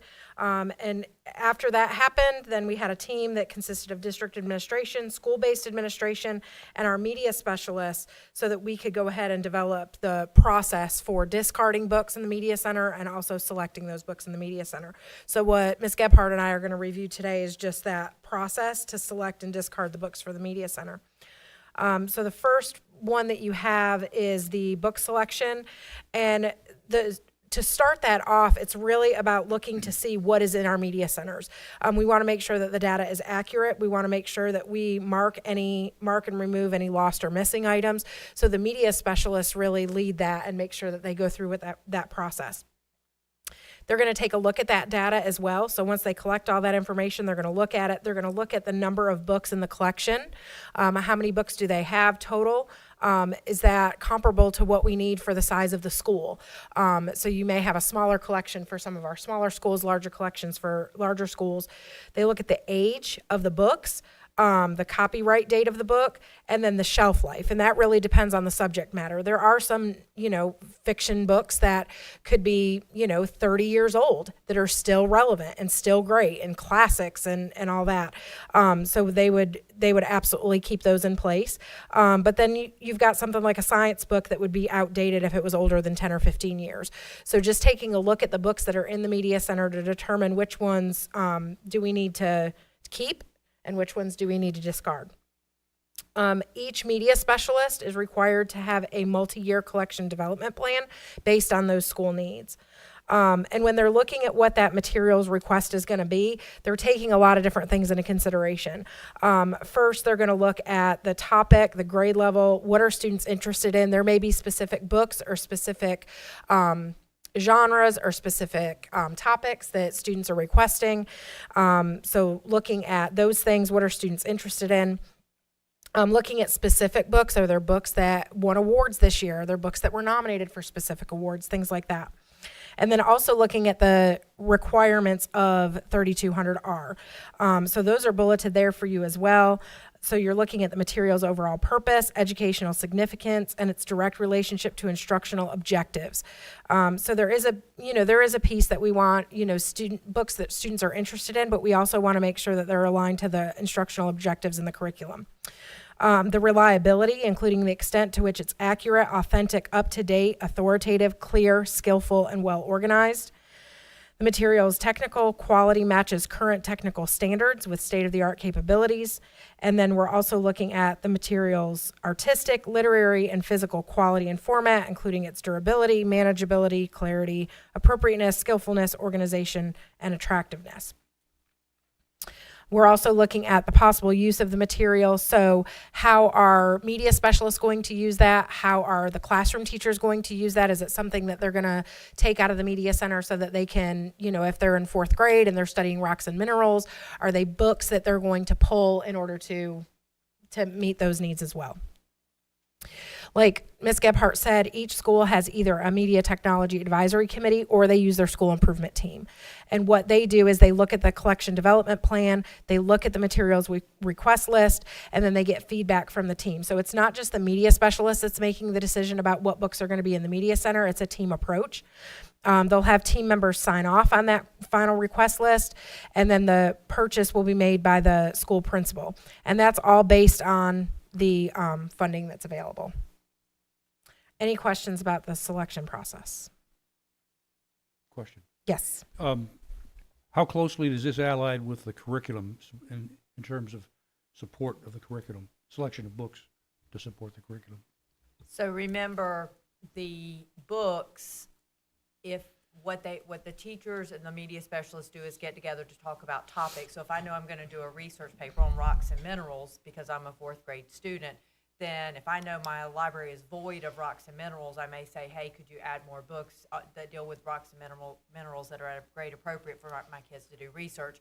But I do want to remind all of us that this is for self-select reading. So not everything's going to align to the curriculum. Like the One and Only Ivan, one of the best books ever, that's just a great to read book. I wish every kid read that book. Blue about the polio epidemic. I want every kid to read that book. So a lot of our media centers do both. They support the curriculum and what the teachers need, but they also have choice that where our parents might not be going out to buy books for our kids, they have access to books that are interesting to them on topics that are interesting to them that they get to go self-select. Sure. So all of our elementary kids go once a week to self-select a book from the media center. It can go more than that, but they have one designated time. Whereas in our middle schools, you'll see that they're sort of roving in. They'll finish that book and they move in and go get their next book. So a lot of that is just some self-select, good quality reading material. I think every kid should read Charlotte's Web versus the stuff that supports our curriculum that our teachers are requesting to be able to do the research projects and other writing opportunities our kids need. Okay, thank you. I have a small follow-up question. Is that based on a percentage at all? Do you keep like what percentage of books support the curriculum? What percentage would no? You're saying It's no. not. It's sort of the needs of the school. So like the media specialist, I'm going to go back, I'm going way back. At one point in time, when I was a teacher at West Pine Middle, we did a huge Night of the Notable. So my media specialist brought a lot of books about autobiographies and biographies of the notable people that our kids might research. So again, it ebbs and flows based on, like we talked about, the new science curriculum and those types of things. So what's coming out new curriculum-wise that may support our learners. So a lot of teacher need, a lot of teacher opportunity. If you said at the beginning, I missed it, what's the frequency of these reviews, these collection of development plans? Is it every year? Our media specialists review those every year, going through to make sure, we have books that sort of wander off or get lost on shelves, so they go through to update their collections, make sure we mark everything and file it, like if a book is lost, we mark that, or if we are discarding books, we mark all of that. So we keep a close, tight view of our inventory to make sure that we've got enough books for our children. All right, so when we look at the book discard process, again, inventory, and again, that's done annually. When the media specialist is looking at the collection, they're looking at the circulation. How often has the book been checked out? Has it been checked out? Has it been 5 years since it's been checked out? The age, is the information in the book outdated? So, for example, the other example that we used was science. So that may be irrelevant at this point. So that would not be a book that we needed to keep in our collection. What is the condition of the book? Has it been damaged beyond repair? And as they're looking at, books that they're going to select, if they have a book that's been checked out multiple times, it's checked out every single week by some 3rd, 4th, or 5th grader, and it's damaged, they're probably going to order another one of those books. Alignment to the current standards. So as we've talked about earlier, the science standards and how the science standards are changing, there may be some books that don't align to the standards any longer. So those would be books that would necessarily be discarded. We've talked about the information being accurate, and then is the book appropriate for the school population? Does it align with the applicable state laws and our board policies that we have in place? And does the book continue to meet the criteria according to the policy that we have in place? So then if they go through that list and they decide that there's some books that need to be discarded for any of those reasons, they will pull those materials. They remove them from the collection inventory. They remove any identifying labels. So if it says West End Elementary or Moore County Schools or anything like that, they'll take that information off. They'll make a determination again about whether the materials need to be replaced or not, and then they're removed based on state law and board policy. So that's policy 2421, which is the disposal of personal property. That'll be followed. And then the book is removed from the district media inventory system. Any questions about that piece? Sure. When I was at Pinckney a while ago, they were just telling me that they didn't have a very large, it was limited kind of to one shelf. So I belonged to a ladies group, and we raised money and brought them a lot of books. If the other libraries are getting rid of books, why can't they go over to Pinckney? If they were age appropriate, definitely. A lot of our media centers you'll walk by the media center and you'll see a shelf of books out there, but we can definitely, again, we want to make sure it's appropriate if it goes to Pinckney, that it would be of an interest to the kids. A lot of times if it's not interesting to the kids in the traditional middle school, they're probably not going to be books that the kiddos would want to read, but we can definitely look at our middle school and high school books sending that way. That would be a great opportunity for them. Okay, thank you.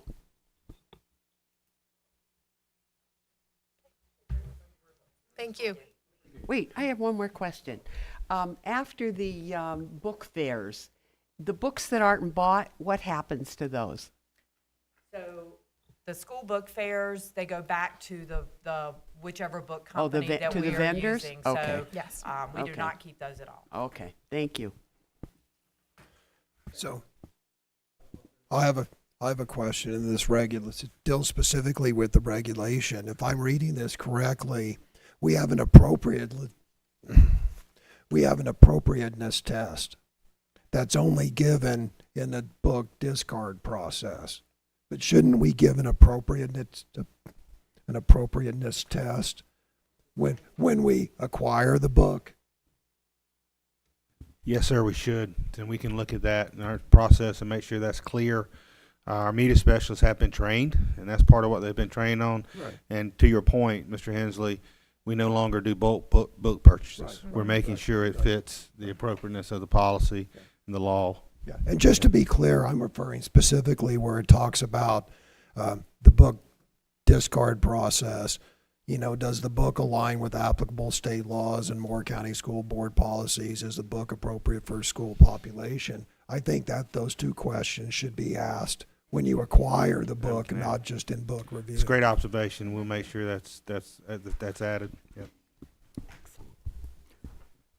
One last question, because I'm really a bookworm. I missed the full title, The One and Only. The one and only Ivan. It's about the gorilla that was at the store out west. It's awesome. Thank you. Then there's the one and only Bob. She knows them all. You make me That's want to go what read it it too, is. Ms. Gephardt. Yeah. Your enthusiasm is contagious at 7 o'clock in the evening, I tell you. Yep.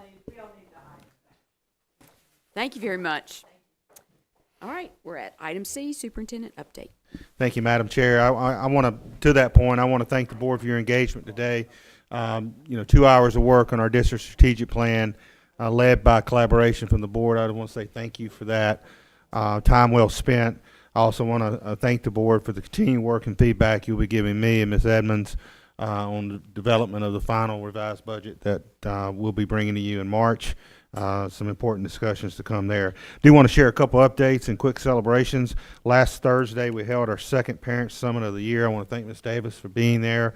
The way we worked I'm sorry, Ms. Davis. I have a tendency to do that from time to time. We had parents from each school that were invited. We try to get at least 4 from each school. Had I think a really good turnout. 2 critical topics that impact our students and community were discussed: chronic absenteeism and the dangers of vaping. Ms. Stewart led discussions around absenteeism, and we also partnered with the Moore County Health Department to present information on the dangers of vaping. Really appreciated. After each topic, our parents had an opportunity to have tabletop discussions, and with great engagement and feedback, and so we really appreciated that night and look forward to using the feedback as we plan those in the future. Also, at our business meeting next week, we're going to have the opportunity to celebrate our Union Pines wrestling team, who won the state championships this year. So that's going to be awesome. But not only did the team win the state championships, a couple weeks later, they had 3 individual champions. So we'll be able to celebrate those 3 individual champions as well. And while we still have a winter playoff team or 2 still out there battling, our spring sports are in full swing. And I encourage everyone to come on out and support the Mustangs and the Vikings and the Patriots. A lot of fun there. Also, along with several of you, I had the opportunity to attend the Pinecrest High School spring musical Mamma Mia. Students did an amazing job. Mamma Mia, is that what I called it? I did, yes, but y'all can talk about that. The kids did ask me to do a guest cameo, and that was a lot of fun and absolutely. No, I don't know. It was absolutely. You were great. Well, thank you, but it was one of the most nervous moments of my life. I have so much appreciation of what those students did, so much talent. And Union Pines and Northmore will be putting on theirs the 3rd and final weekends of the month. So I encourage you to go out. It's a fun time. Encourage y'all to go out and have a great evening of entertainment. And here in Moore County Schools, we have incredible athletics, incredible arts programs, and one more way we celebrate the fine arts. And it's one of my favorite events. It's the Moore County Arts Council, who sponsors our Young People's Fine Arts Festival. That starts this Friday. It runs through the whole almost the whole month of March. This is always one of my favorite arts events of the year because it not only it displays our student artwork K-12, and you can just see a lot of beautiful artwork there. So I encourage you to go out to the Campbell House and take advantage of that. There was just a few things I wanted to share, so I appreciate it. And I, again, appreciate the board's engagement through a long work session. Thank you. Thank you so much. And we're at item D, board committee reports and updates. Mr. Hensley? So I actually have some updates to these slides, if you don't mind. I mean, we can press on with these, but I edited a couple for clarity, if you don't mind. No, it'll just, well, no, yeah, let's just plug this in and go.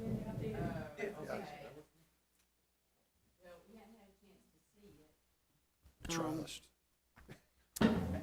Before, it's not a whole lot of change, is it? Okay, okay.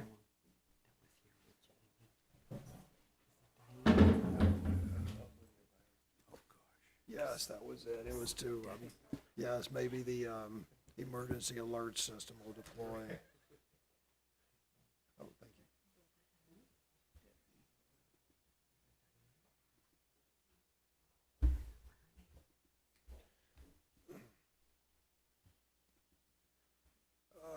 Right there at the very top. Yeah, then you can either open up the PowerPoint or the PDF, whichever you prefer. Okay. I think I got the committee members correct. Yeah. Yeah, I'm sorry. I meant to verify that, and I'm like, God, anyway. I knew that, I thought that was wrong, and I meant to look at it, so there we go. So just replace Steve Johnson with Miss Dr. Robin Galgut. Okay, so if I hit here, okay, here's what we're going to cover is we're going to talk about the planning process that the construction committee is going to follow.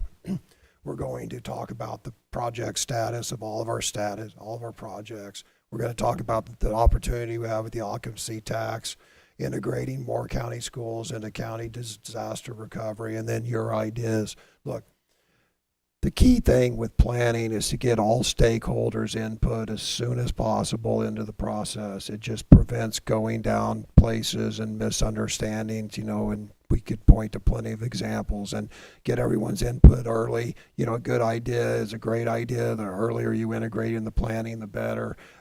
If it's not a good idea, then going back and saying, hey, look, we looked at it and here's, but just getting everyone, all the stakeholders' input, you're going to see that emphasized throughout.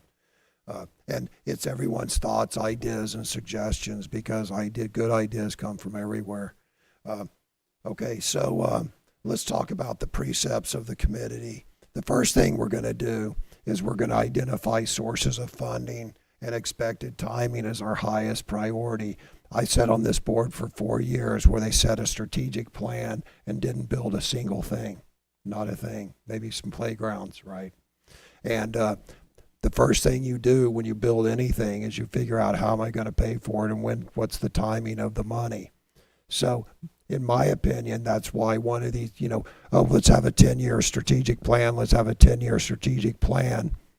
But then no one ever wants to talk about the funding of it. It ends up being piecemeal. Oh, let's do this project. Let's do this project. No, let's identify the whole plan. Let's put a price tag on it. Let's go through the planning process. But the very first thing we're going to talk about on April 12th, is we're going to say $450 million, 10 years. How are we going to pay for this? This isn't a wish list. This is what we're going to do. So let's start talking about a combination of cash, bond issue, whatever. But we're not going through this process and hoping that like pixie dust comes from the sky. So the very first priority of the committee is going to be having an honest conversation with the stakeholders. And the stakeholders are board members, it's the county commissioners, and it's the public. Here's our conditions, here's what we have, and here's our plan. Do you guys want to fund it or not? And if so, how are we going to do it? Our construction budgets will be evidence-based. Everybody loves the term evidence-based. Well, we can come up with some stuff. When we built the 3 elementary schools prior, I said, hey, those are 40% overpriced. The reason I came up with that is I figured out the average class per classroom to build an elementary school in North Carolina. And I said, that's the average cost. That's what we should have spent. And I'll be darned if when we looked at Darlington, that's exactly what they spent. So we can look and we can do comparisons. What you don't do is just say, we have $105 million. Just give us what you got, because that's what we did. And we could have built 5 schools instead of 3 schools. So we're going to address problems, issues holistically. Look, we understand what the board priorities are. There's expansion, modernization of Union Pines and Pinecrest. There's expansion of high school capacity. There's elementary schools that we've identified. There's a new middle school. But we need to look at those as a system. It doesn't do any good to talk about, well, let's modernize and expand Pinecrest, but not talk about a potential new high school. What I want to do is I want to address everything as a system, and let's look at our high school systems, and let's just solve it all, come up with a problem. And there'll be different projects with different prices, but we analyze them and propose courses of action or options as their systems, right? Concurrent planning and execution, I alluded to that. We have bandwidth. We only have so much throughput that Ms. Purvis and her wonderful team can do, but within bandwidth considerations, we're going to do concurrent planning and execution. You're going to see a bit of that in a minute. When we go through the planning process, we want to get far enough along on the planning process that we understand what we're going to do. We haven't invested the money in the detailed plans, but we notionally know what we're going to do, where we're going to do it, and roughly how much it's going to cost. Then when we get the funding, then we can just marry that up with the project, finish the detailed planning and execute, right? So we're definitely going to do concurrent planning and execution. Courses of action, look, a good example were those gyms in Northmore, the Northmore gym modernization, which we spent 70% less. They were getting them done. 3 gyms, $10 million. We got all 7 gyms done for $7 million, maybe 9 gyms, 5 gyms. Yeah, but it wasn't 3 gyms and 10 million. Well, here's a funny story, right? After we did that and we saved all this money, one of the people who was on the board at the time, when they decided to spend $10 million on 3 gyms, said, I didn't know we could ask for options. Well, you know what? You don't have to ask for options. We're going to present options. We're going to have, the gold, So anyway, we're going to have courses of action. We're going to have a well-defined and understood planning process. And then finally, the planning process that we're going to go through next slide, it's going to involve stakeholders as early as possible. We're going to develop and present options to stakeholders with the advantages, disadvantages, and notional costs. So you're not making, everything's a trade-off, right? You got to know what the advantages and disadvantages are. We get feedback on the options. Then we go back in committee, we refine the options, and we come back and present them until people are happy that, okay, we're there, and now we can make a decision. So it'll be an iterative process. Then finally, the reason why we're paid the big bucks. Look, we can involve all the stakeholders. We want to involve all the stakeholders. We want input from the public. We want input from the county commissioners. But at the end of the day, the buck stops here, and then we make a decision, right? Okay. And next slide. So here's the planning process. And Mr. Benway, I circled back around and added problem framing, because I'll be darned if this is loosely modeled after the Marine Corps planning process, and they added problem framing since I got out. So, the first thing we do is we frame the problem and we get intent of stakeholders. That's where we go, look, we need to expand our high schools. Here's the issue. Look at Pinecrest. It's overcrowded. It needs remodeling. What are your thoughts? Just get initial thoughts on everybody from all the stakeholders, just initial observations. Then we go into committee and we frame the problem. And once we got the problem framed, then we go into, it's called course of action development, but we come up with options. And, generally you have 3, but, you have however many options you need. And then the staff and committee come up with options. And then, as I mentioned on the previous slide, we go to the stakeholders where we say, look, here's the options, here's the advantages and disadvantages. What do you think? What would you like to see us explore more? And then based upon their feedback, we go back and we refine those courses of action. As you can see, that's kind of iterative. We circle back around that. until we think we've got the options where they need to be. And then, finally the school board votes on an option, and that's our option, and we put that on the shelf.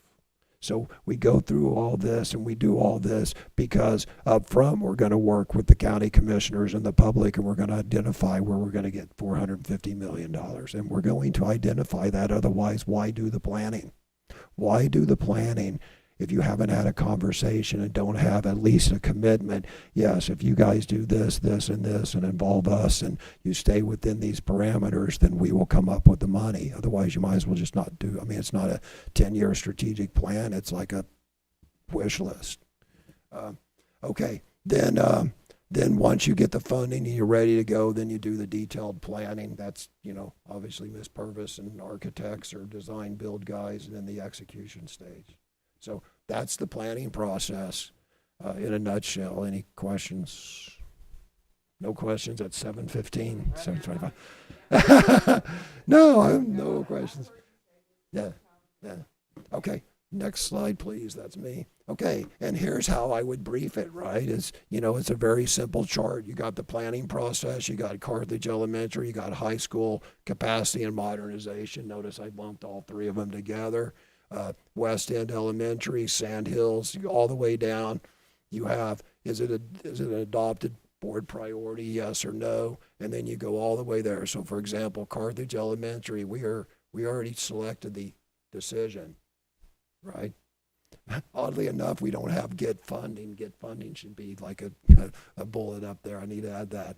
But we're in the detailed planning stage. And then once we get the funding, then we get execution. Everything else there, problem framing and stakeholder input that I made yellow, those should actually be green, because those were actually kind of sort of done at the school board level, but we need to circle back around. That's going to be the first thing we're going to talk with the county commissioners about and the public. We just need to circle back around and really just let them know the background. Hey, why are we doing this, and what's the deal? So, and then the reason I have right there under option decision, I have that kind of grade, is that's kind of where we want to get everywhere in our planning process and have it on the shelf just waiting for funds. Any questions? Anybody have issues with using this as a planning process? The stakeholders, I'll read the footnotes here. The second one I already covered, but the first one is the stakeholders vary. When we talk about stakeholders, that varies depending upon the project, but construction is clearly the county commissioners, the public, the school board as a whole, and the faculty and staff of the people who are impacted, for that particular thing. So this is what I would throw up each month as kind of, hey, here's where we're at on our projects. Yes, sir, Mr. Benway. Just one observation. You've got a 10-year project timeline servicing a 2-year strategic vision. I think we need to reconcile those two things. Yeah, I would. That's a good point. Hopefully our facilities are kind of, that's a good point. Yes, that needs to be taken into consideration. But generally speaking, I think the facilities kind of go beyond the strategic plan. It's just my initial thing. Yeah. Yeah, I would just say that because they're longer term necessarily. But that makes sense. But anything that makes its way into the strategic plan would have to make its way in here, as it'd have to make its way into all the committees. Right. But it's duly noted, yes, it's like our government funded, 1 or 2 years at a time, and you got a budget cycle and you're trying to develop a, C-17 as an example. Kind of a challenge. FIDEP. The FIDEP. Yes. The 5-year defense plan. And just real quick, how did you get your estimated cost? Those came right off the brief that Ms. Purvis gave. Okay. It's just the high schools, it's rolled up into one, and I think I subtracted a little Okay. bit. So Yeah, sorry. let's talk about these. What? Am I incorrect? Oh, you're squinting. No, those are right off Ms. Purvis's briefs with the high schools summed up a bit. Okay, thank you. I do have to say, though, and I'm going to say this on this 12th to the county commissioners, look, I've noticed those numbers haven't changed in the last 3 years or so, or in quite a bit of time. 3 years ago, I'd have said, well, you take 40% off it, and there's what we really need to spend. But with inflation and all, and the fact that those numbers haven't increased, by the time we're breaking ground, those are probably going to be pretty accurate numbers. But Yeah, right now, we're looking at elementary schools, the size of the one we're building at Carthage. Around the state, we're looking at about $35 million. So while we have 40 here, you know, I always want to give you guys what could be the worst-case scenario if we ran into issues or problems. But we're looking at about 35 million is what's around the state. Now, certainly, we would always want to make sure we're getting the best quality for our money. But as Mr. Hensley said, we would need to revisit these figures. When I put these figures on there initially, though, I'm always going to choose, when I'm given a range of figures, I'm going to put the top figure, because I would rather us expect more and come in under than me give you the bottom figure and us come in over. Is there any danger to contractors giving bids to meet the top end number? Is there any concern about that, or how do we guard against that, or? Well, there's a few things you're going to take into consideration, and that's that they know they're competing with one another. And so while it is impossible for us to keep from them public funding, right, because this will go through county commissioners and whatnot, it is also something that they know. We're keenly aware of the prices that are being given around the state and average prices. And just because we get bids from 6 contractors doesn't mean we have to take one. We can always put it out again if we felt that things were not in alignment with what they should be. And Steve, I would answer your question this way, and just in general, look, it's very important that we have credibility with the public and the county commissioners, because as all of you all have heard me say, is everybody, I don't care where you're at on the political spectrum, everybody wants properly funded public schools.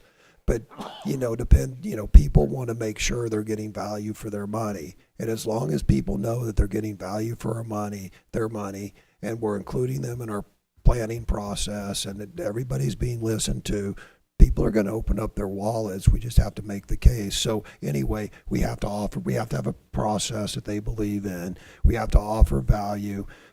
To your question specifically, though, Steve, here's my observation, right? First, you got to keep in mind, architects get X% of the value of the project, right? So it behooves the architect to, yes, we'll install that,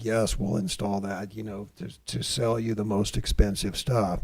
So the way you guard against it, one is you just talk value. I mean, the architects ultimately, hopefully, are going to do what we ask, but it's all in the specifications. People bid the specifications, and if they're gold-plated specifications, it's going to be expensive, and we're going to do those trade-offs, and we'll brief those trade-offs in the course of action as the pros and cons, right?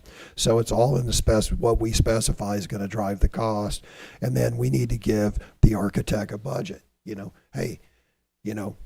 The average cost to build an elementary school, 600 seats, is $35 million. Show us what we can do for $35 million on this piece of land. And then, we go from there. It will be very important that we communicate, that we decide upon and communicate a clear vision for what we want. And I think our construction committee has established that. We want functionality.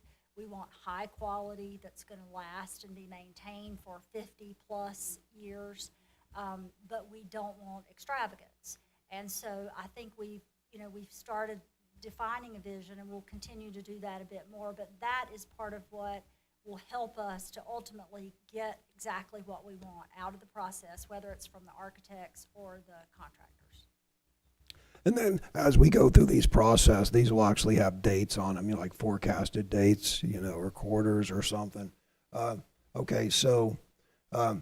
Here is a good one. So the occupancy tax, this is something new. All that prior stuff, that's just how we're going to do business, what you guys can expect from your committee. And there's no change to the priorities unless we pitch them here, right? So I want to talk about the occupancy tax. The occupancy tax, they're talking about doubling it. And that doubling of the occupancy tax is about $4 million a year. By law, it has to, as you can see up there, it has to be spent on tourism-related expenditures which are designed to increase lodging facilities. Okay, that's great. And it can include capital expenses. And, examples, I mean, I think they, built a ballpark down in Aberdeen for the town of Aberdeen. So it is within the, the state law that occupancy tax, revenues from the occupancy tax be spent on what I call dual-use programs or dual-use facilities. And these are facilities that would benefit our extracurricular activities, which looks like it's going to be part of our strategic plan because it's important for character development, leadership, and all that.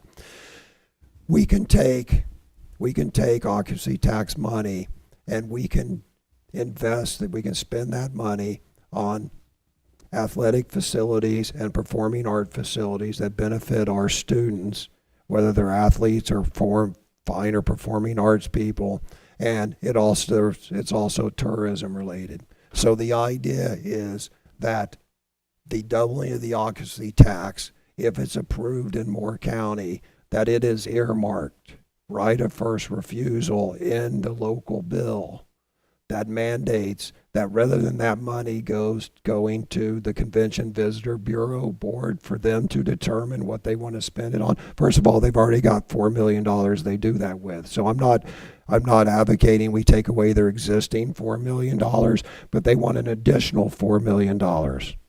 And what for?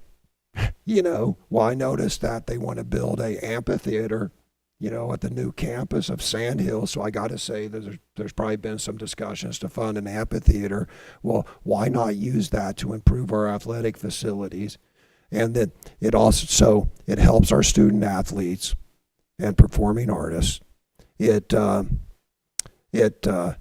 helps tourism because then all of a sudden we can host travel team tournaments and athletic tournaments. So, for example, one of my girls played volleyball travel team, and we were in Wilmington, we were in Charleston, we were in Charlotte, we were everywhere except Pinehurst, right?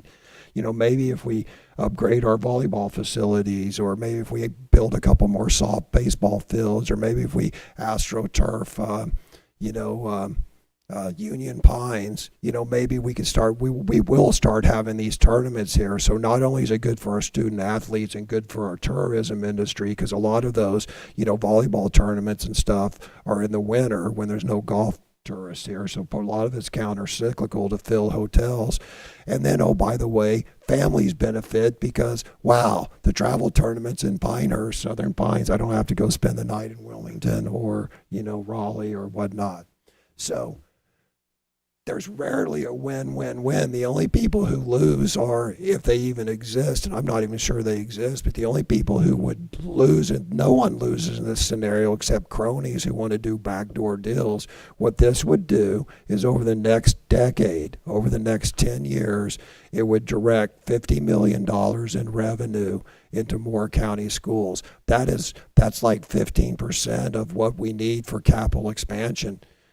For our capital budget. We probably got to build a new high school. That football field, that track field, those volleyball courts, those aren't going to build themselves. And those are sort of things we could use this for. So I think, I didn't do road ahead on this, but there's a beautiful marketing campaign to do. In fact, I'm going to launch it. It's just an easy Facebook campaign, but I think this board should develop and quickly send a resolution to the county commissioners supporting the increase in the occupancy tax if and only if it is earmarked either by law or by agreement that the right of first refusal goes to dual-use facilities for Moore County schools. It's literally a win-win for everybody. We end up getting our athletic and performing arts facilities 100% paid for by out-of-state money. Out-of-area money. And like I said, it's $50 million in the next 10 years.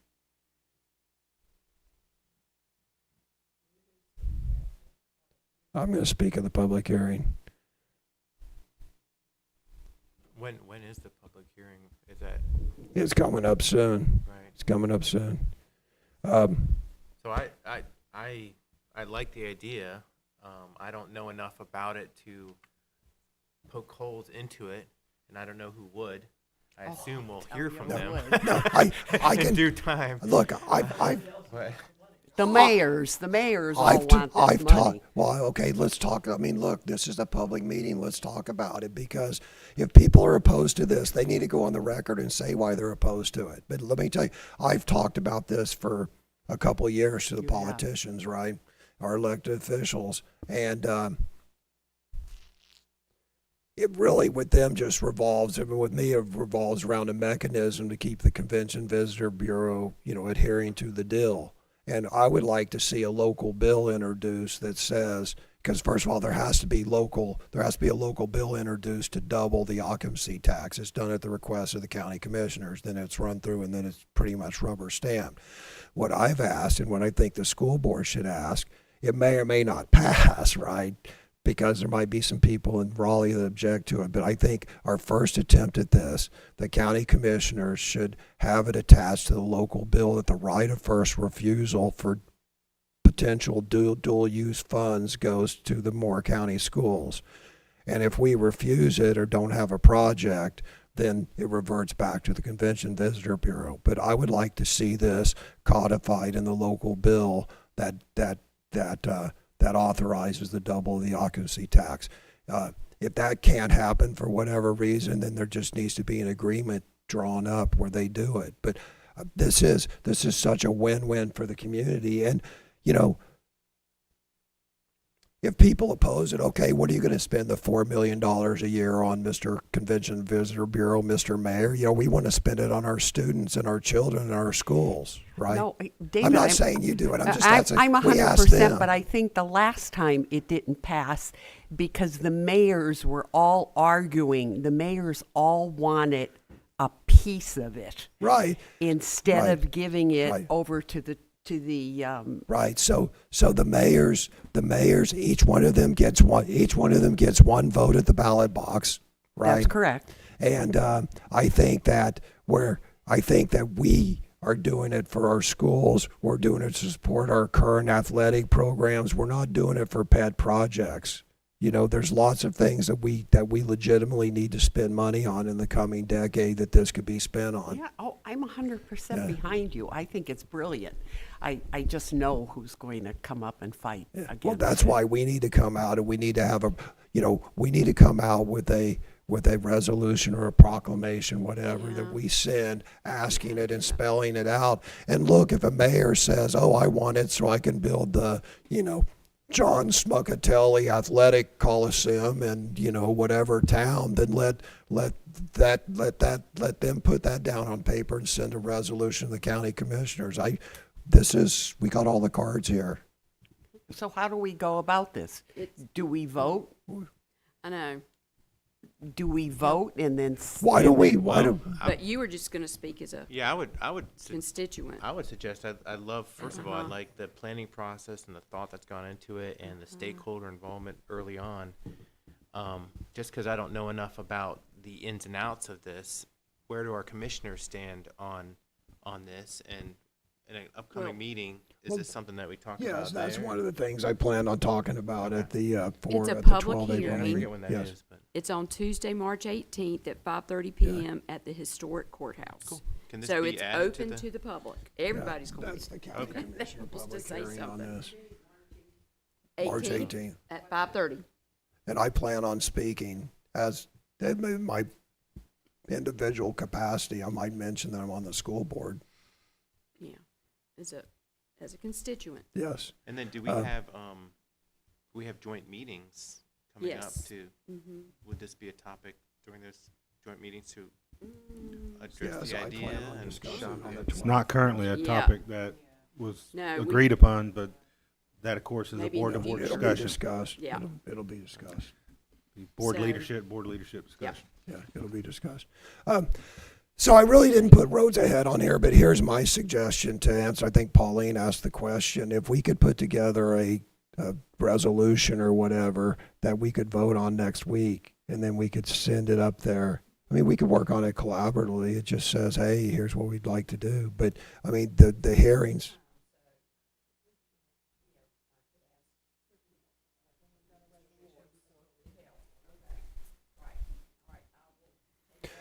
But again, this is, I mean, is anyone opposed to this? I mean, there's literally no downside to it. I mean, I'll tell you this. Well, I think I'm okay with it. The only, and that's not opposition, the only thing I want to make sure is that, you know, if have a resolution from the commissioners that they've gotten a heads up, that they know that this is coming, that we're. I have socialized this with a couple of them. Okay. Well, I mean, I'd be interested to see what that looks like, and I don't know what the. I could only say that I know this is coming up. This is part of their public hearing. I know that there was a questioning to the Visitors Convention Bureau around what if the Moore County Schools requested a project, you know, would that be considered? So I know at least the commissioners are asking that question of the Visitors Convention Bureau. My understanding, they responded that certainly would fit the mold and they could apply. I don't know I could not speak to commissioners or legislators, you know, whether or not they support, you know, this has to be spent on Moore County Schools first. But I can say based on the little bit of information I have on it, that's what I understand. So I think there's at least support for our needs in Moore County Schools and how that would also support sports tourism in Moore County. Yeah. And let me expand, not pontificate, let me expand a little bit to directly answer your question. Spending on dual-use facilities like this is clearly within the existing legislation, but we would be at the mercy of the Convention Visitor Bureau competing with, you know, anything else that they would deem a priority. What I want to do is I want to make it so that for this additional tranche of money, that, you know, the additional $4 million that we effectively have the right of first refusal. And look, there needs to be some governance over that because someone needs to make sure that we're not going rogue with it. You know, some people I've talked to have pointed out, well, you know, there needs to be some governance. Sure, we can work out those details. Okay. Yeah. All right. So I've got it written down. But things are Send moving an quickly email. on this. So Yeah. this is a great. There's no downside to this, and there's all kinds of things we could do. Okay. The second thing is, that's not me. That's that. Okay. So this is one other thing that I just want to brief everyone that I would like the committee to work on. It is, look, if the power goes out, we have, with a little planning and external funding, if power went out, regardless of, you know, whatever the issue was, we have shelters with power, HVAC, restrooms, and shower facilities. Think about that. If we need to house homeless, you know, people who are displaced, then we have the facilities, right? We could serve roughly 100,000, maybe 90,000 meals without resupply. Now, keep in mind, you know, when the dust settles, someone has to pay for that because we wouldn't get reimbursed. But, you know, right now when the power goes out, we're shuttling around and moving all that food and putting it in a food locker, hoping it fits. Well, I mean, if a disaster happens, we might as well feed people, and then later on someone could pay us $4 a head and reimburse us. The other neat thing about our facilities, not only do we have facilities, but we have food service workers, custodians, and a police force for the shelters. I mean, it's not just like here's buildings, but we have everything to run a community. We have bus transportation with drivers if need be. We could be and we also have storage and issue points for supplies, whether it be indoors or outdoor storage. And all of the above we would have for the cost of planning and integration of the plans and just doing 100% generator support at, you know, one or more of our facilities, whichever ones it did make sense to do it at. The concept is we would identify schools to use as shelters. We would give them 100% generator capacity, and then ensure the contingency plans, you know, are developed and kept up to date. And again, it actually solves some problems such as ours, because if we have 2 or 3 facilities, you know, say our criteria is they have natural gas, service anyway. You know, power outage goes off, we can preserve our food. You know, we put our IT center there, so all our stuff. So if you guys don't mind, we were going to explore this at the committee, but this would be a no cost. Somebody else is going to pay for this. Mr. Benway, you got any input? Yeah. I would just share, you know, as we discussed, and I think I shared this with the committee, but I'll share with the entire board. when we think about what we currently do, currently we have and have for years had Moore County Emergency Management identify that they will use Southern Middle, New Century, and Northmore High School in the event of emergencies. Prior to them building Hillcrest, which they use now a lot, they did use Northmore once, and I think they, at the same time, utilized New Century and Southern Middle. They've not utilized our facility since the Hillcrest facility was built. However, they do still maintain agreement with us that we would allow use of those facilities. What that looks like currently, if they were to have to use that, is that we open the facilities, but Moore County Emergency Management comes in and takes control of that. They bring in the food, they bring in the cots and whatnot, and the workers to oversee that. So currently, we do have that in place. There is not full generator service there for the entire school. What we do have is the ability to have those gyms available with power on for people. So just so you know, we do still have that in agreement with them if they were to need it. What Mr. Hensley's proposing is just taking it to a next level. And he is right to point out that, we would have to pay for those meals. Although they would spoil, the process is that we would apply for insurance reimbursement of that. However, if we utilize those meals, we have to pay for them. And because we didn't utilize them for students, we have to pay the full rate, which is $4.54 a meal. Certainly, if there's an emergency, I understand, but I just wanted to make sure everybody knew that, because I didn't want something to come up and us use them and then somebody say, oh, well, we didn't know we were going to have to pay $454,000 for them, right? And the same thing would go for our service workers, our custodians, our police, our bus drivers, the gas that goes in the buses. Somebody would need to reimburse us for those things, because we can't pay those people, bus drivers or food workers, if they're not serving students. So those are just things that we'd have to look some direction to have folks reimburse us for, but are certainly things that we do have. We just need to seek reimbursement.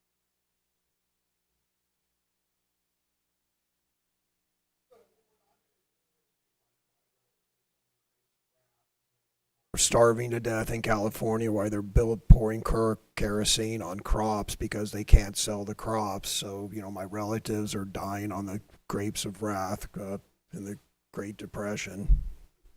I exaggerate slightly, but we're not going to be doing this. No, we but can't. I don't We're not wanna going to be in a serve that food, because position- if we serve that food, then we wouldn't be able to file an insurance claim. We're in agreement. Yeah, I'm just we're in making fun of agreement, it. but I'm always the person that wants to make sure I give you guys all of the information. Because while we don't anticipate a great disaster, as we know, our friends in the mountains had one. And we don't want to be put in the position where this happens, all of this falls into place and we use it, and we're looking at potentially $1 million if we were to pay for all of the food and pay for all of the workers to do what we're saying. We're looking at $1 million, and that would be paid out of local funds. It's not going to be federal, it won't be state. We could apply for reimbursement, but I do know there's a county in our state who did this in western North Carolina, and they're currently in the hole, and they're looking for FEMA to reimburse them, but it hasn't happened yet, so there's no guarantee. So, as I shared with Mr. Hensley, I'm not trying to be a Debbie Downer, but it is my job to ensure that you guys know what the potential is, and that we're not in a situation where you say, oh, wait, I didn't know this was going to happen when we decided to do this. So I just want to make sure you know the full detail of what this could look like if we were to utilize all of it in terms of dollars. Where could we go other than FEMA to try to get reimbursed? Could we work out a contract in advance with the county? Is that what you're thinking? Look, any decent human being would pay for this. I mean, it needs to be discussed, and we sign a memorandum of agreement. And by the way, this is in case of emergency break glass stuff. This is, if we're serving meals, it's pretty serious, right? But the point is, we have the people. If our people can't get there, we can send buses around to get our food service workers. And yes, we would expect someone to pay us back. I mean, of course, we would expect someone to pay us back. But I think the county has $1 million in their emergency. I can't speak for them, but no, we're not gonna feed your stuff because you won't, we're not gonna feed your But people. I we mean, should, everyone's we gonna should, pay us I back. mean, as cold as it sounds, we should get some kind of commitment ahead of time before committing our students' resources. I do think the shooting of the power stations gave us a taste of how there could be, you know, widespread problems.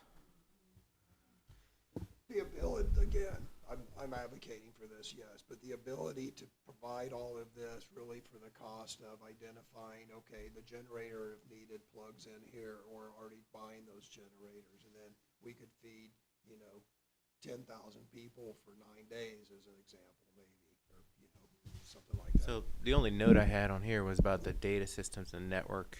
That would require us to move our. We would put this into planning.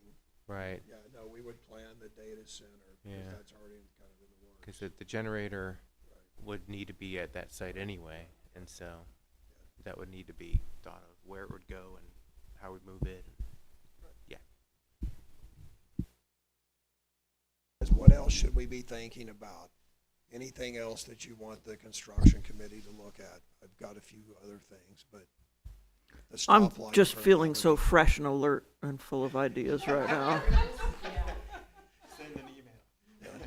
Well, I'll say the only other note I had was I really enjoyed the public hearing aspect of the Carthage project that we held, and I think with all the planning process, just being intentional about keeping that public hearing process alive.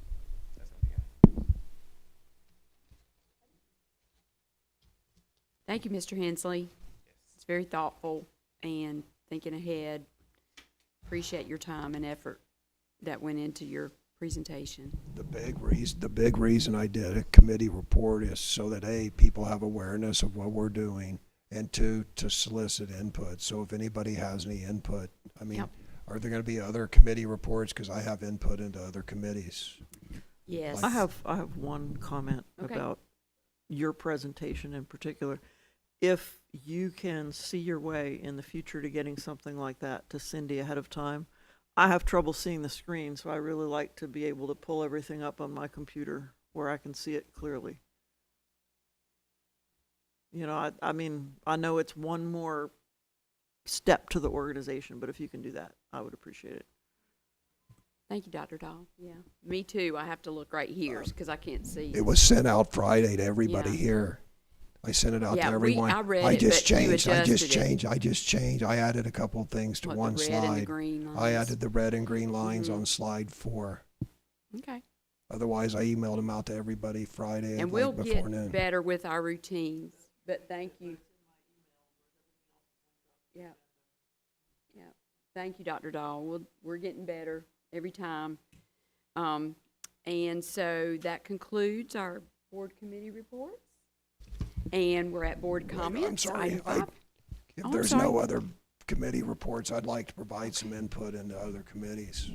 I mean, if we could talk about the policy committee for a minute. Okay, I'm I sorry. mean, does Yeah. anybody have any input for the I've got some input for the policy committee. Okay.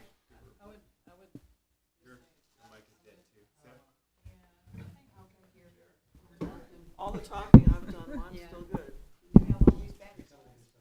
Yeah, the committee report would have been what was presented earlier, but I think that Dr. Locklear already hit on, and the conversation we had during the committee is the coloring of, can we do green because blue is for links, red is for North Carolina School Board Association. Green might be, I don't know, that's what I was thinking earlier. That'd be my only. So I read the pilot, and there was a lot discussed in the committee report, in the committee meeting that's not in the policy. So can we cover what was covered during the committee meeting? For example, book reports appear to have been, the policy on book reports appear to have been discussed extensively, and I would think that that would be in a committee report, and maybe you'd get some initial feedback from the board and take the, and see who's interested in that. That would be something appropriate for a committee report. Okay, well, Mr. Johnson brought that to the committee, so if he wants to speak on it. he Absolutely. can. Yeah, we talked about that at the end of the policy committee, and I don't know that we had an extensive discussion about it. Yeah. It was the only thing that was newsworthy. Of course It was newsworthy, that's why it made Yeah, the I guess it pilot. was, It yeah. was not extensive conversation. Yeah, and basically the idea was exactly what I emailed to you guys out immediately before the pilot hit, which was basically almost kind of taking inspiration from Ken's visit about the transportation, the bus policy, and kind of revisiting it being wise to look at policies and see how they're working. That was basically how we discussed it as, we put this policy in practice. We've had it in place for now a year plus. And so let's see how it's doing. Let's get some feedback on how the policy is, which I believe we talked about coming back to the policy committee, not this next time, but to give some more time. Yeah, in The April. one after. Is that Mhm. right? I think you're correct, yes, So sir. yeah, and then once we have that information back, we get that feedback from the staff and committee, we would then bring that to the full board at a work session to discuss what was found. Mhm. Thank you. Was there anything Yeah, but it was a pretty small. who brought it up? Was Me. that your idea Yep. to bring it up? Yep. Okay, It can was I a- ask you why? Yeah, because there has been some talk on the board about teachers and not necessarily managing what the teachers are doing during their curriculum. That's been something expressed in the board, and then also in the public. I think several of us in the past year have heard some folks talking positively and negatively about the policy, and so I thought it'd be wise to revisit. Oh, okay, because I talked to a principal the other day and I asked her how it was going, and her comment was, it's what we do now. It's normal. We don't even talk about it. And actually, Mr. Benway had mentioned something of seeing a positive experience that he had experienced from a staff member. And I think, like I said, I just trying to find more information. What's the truth about how it's working in schools, and get the feedback from staff. Yeah, this district is data-driven in so many ways. The book reports are an initiative that has specific purpose, and so it's appropriate. It's been around a year since it was implemented. It's appropriate to assess, how is it doing it, fulfilling the purpose? Does it need to be tweaked? Basically, is it better or not as good as what the teachers would be doing if we didn't have it? We really need to assess all those things to find out, because our goal is not, we love book reports, our goal is literacy. Oh, that's right, it is. So are the book reports serving the goal of literacy? It's reading.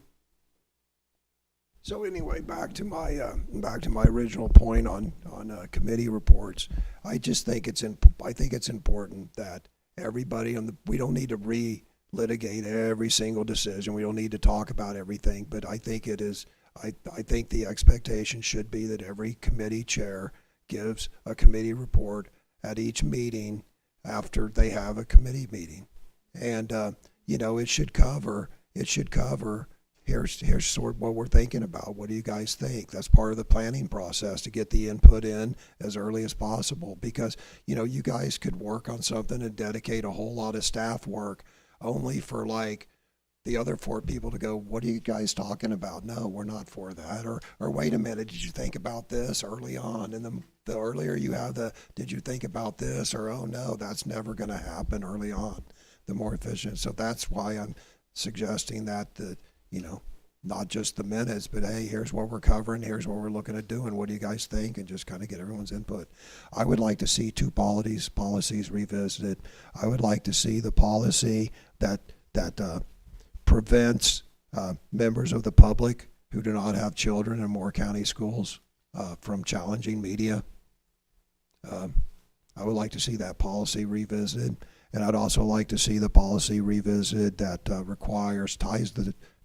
holds board members to higher standards in the central office by, if you want to submit something to the board per policy, it has to be submitted a week prior when the central office isn't even held to that standard. So I would like to see those 2 policies revisited by the committee. Thank you.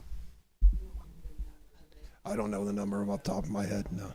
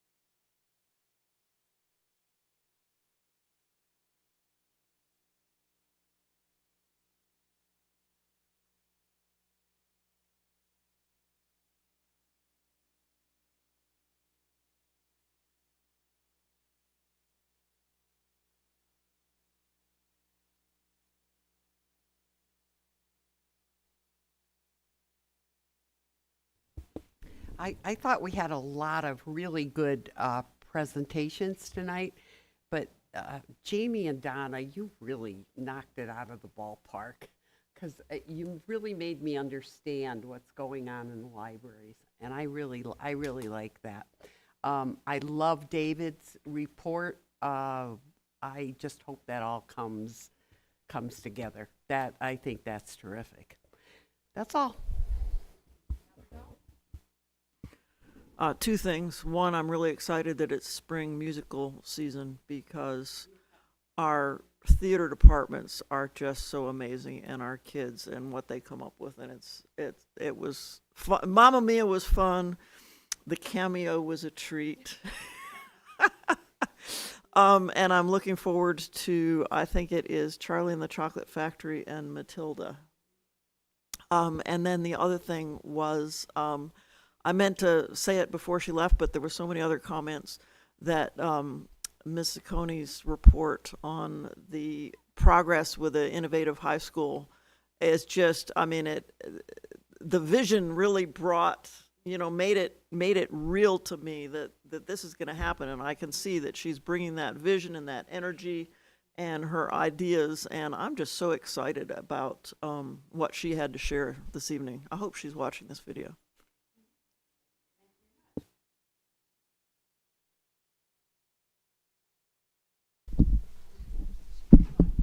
No, we're going to develop a strategic construction plan, and we're going to execute it. We're going to find the money. We're going to get commitments for the money, and then we're going to ensure that we deliver value to the taxpayer, and we're going to actually build our 10-year strategic plan.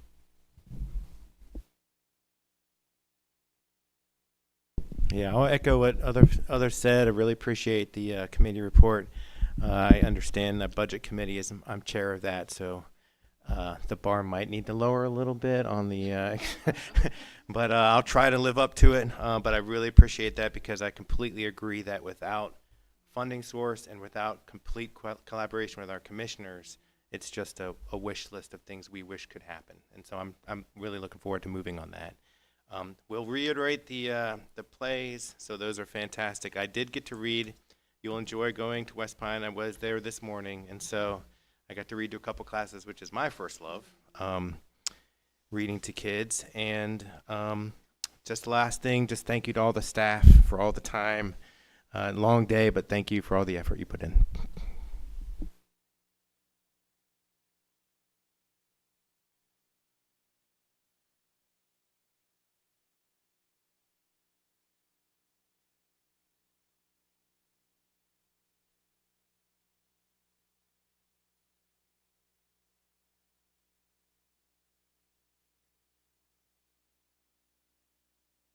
This evening with us. Thank you. All right. And just to close, I'm so proud of Moore County Schools. We have an amazing team. Thank you, board members, for all of your hard work and dedication and discussion. Thank you, Moore County Schools staff, for all the hard work that you put in each and every day, and for all your help tonight. Everybody drive safely. Do we have a motion to adjourn? Second? All right, we're adjourned. Thank you. All in favor?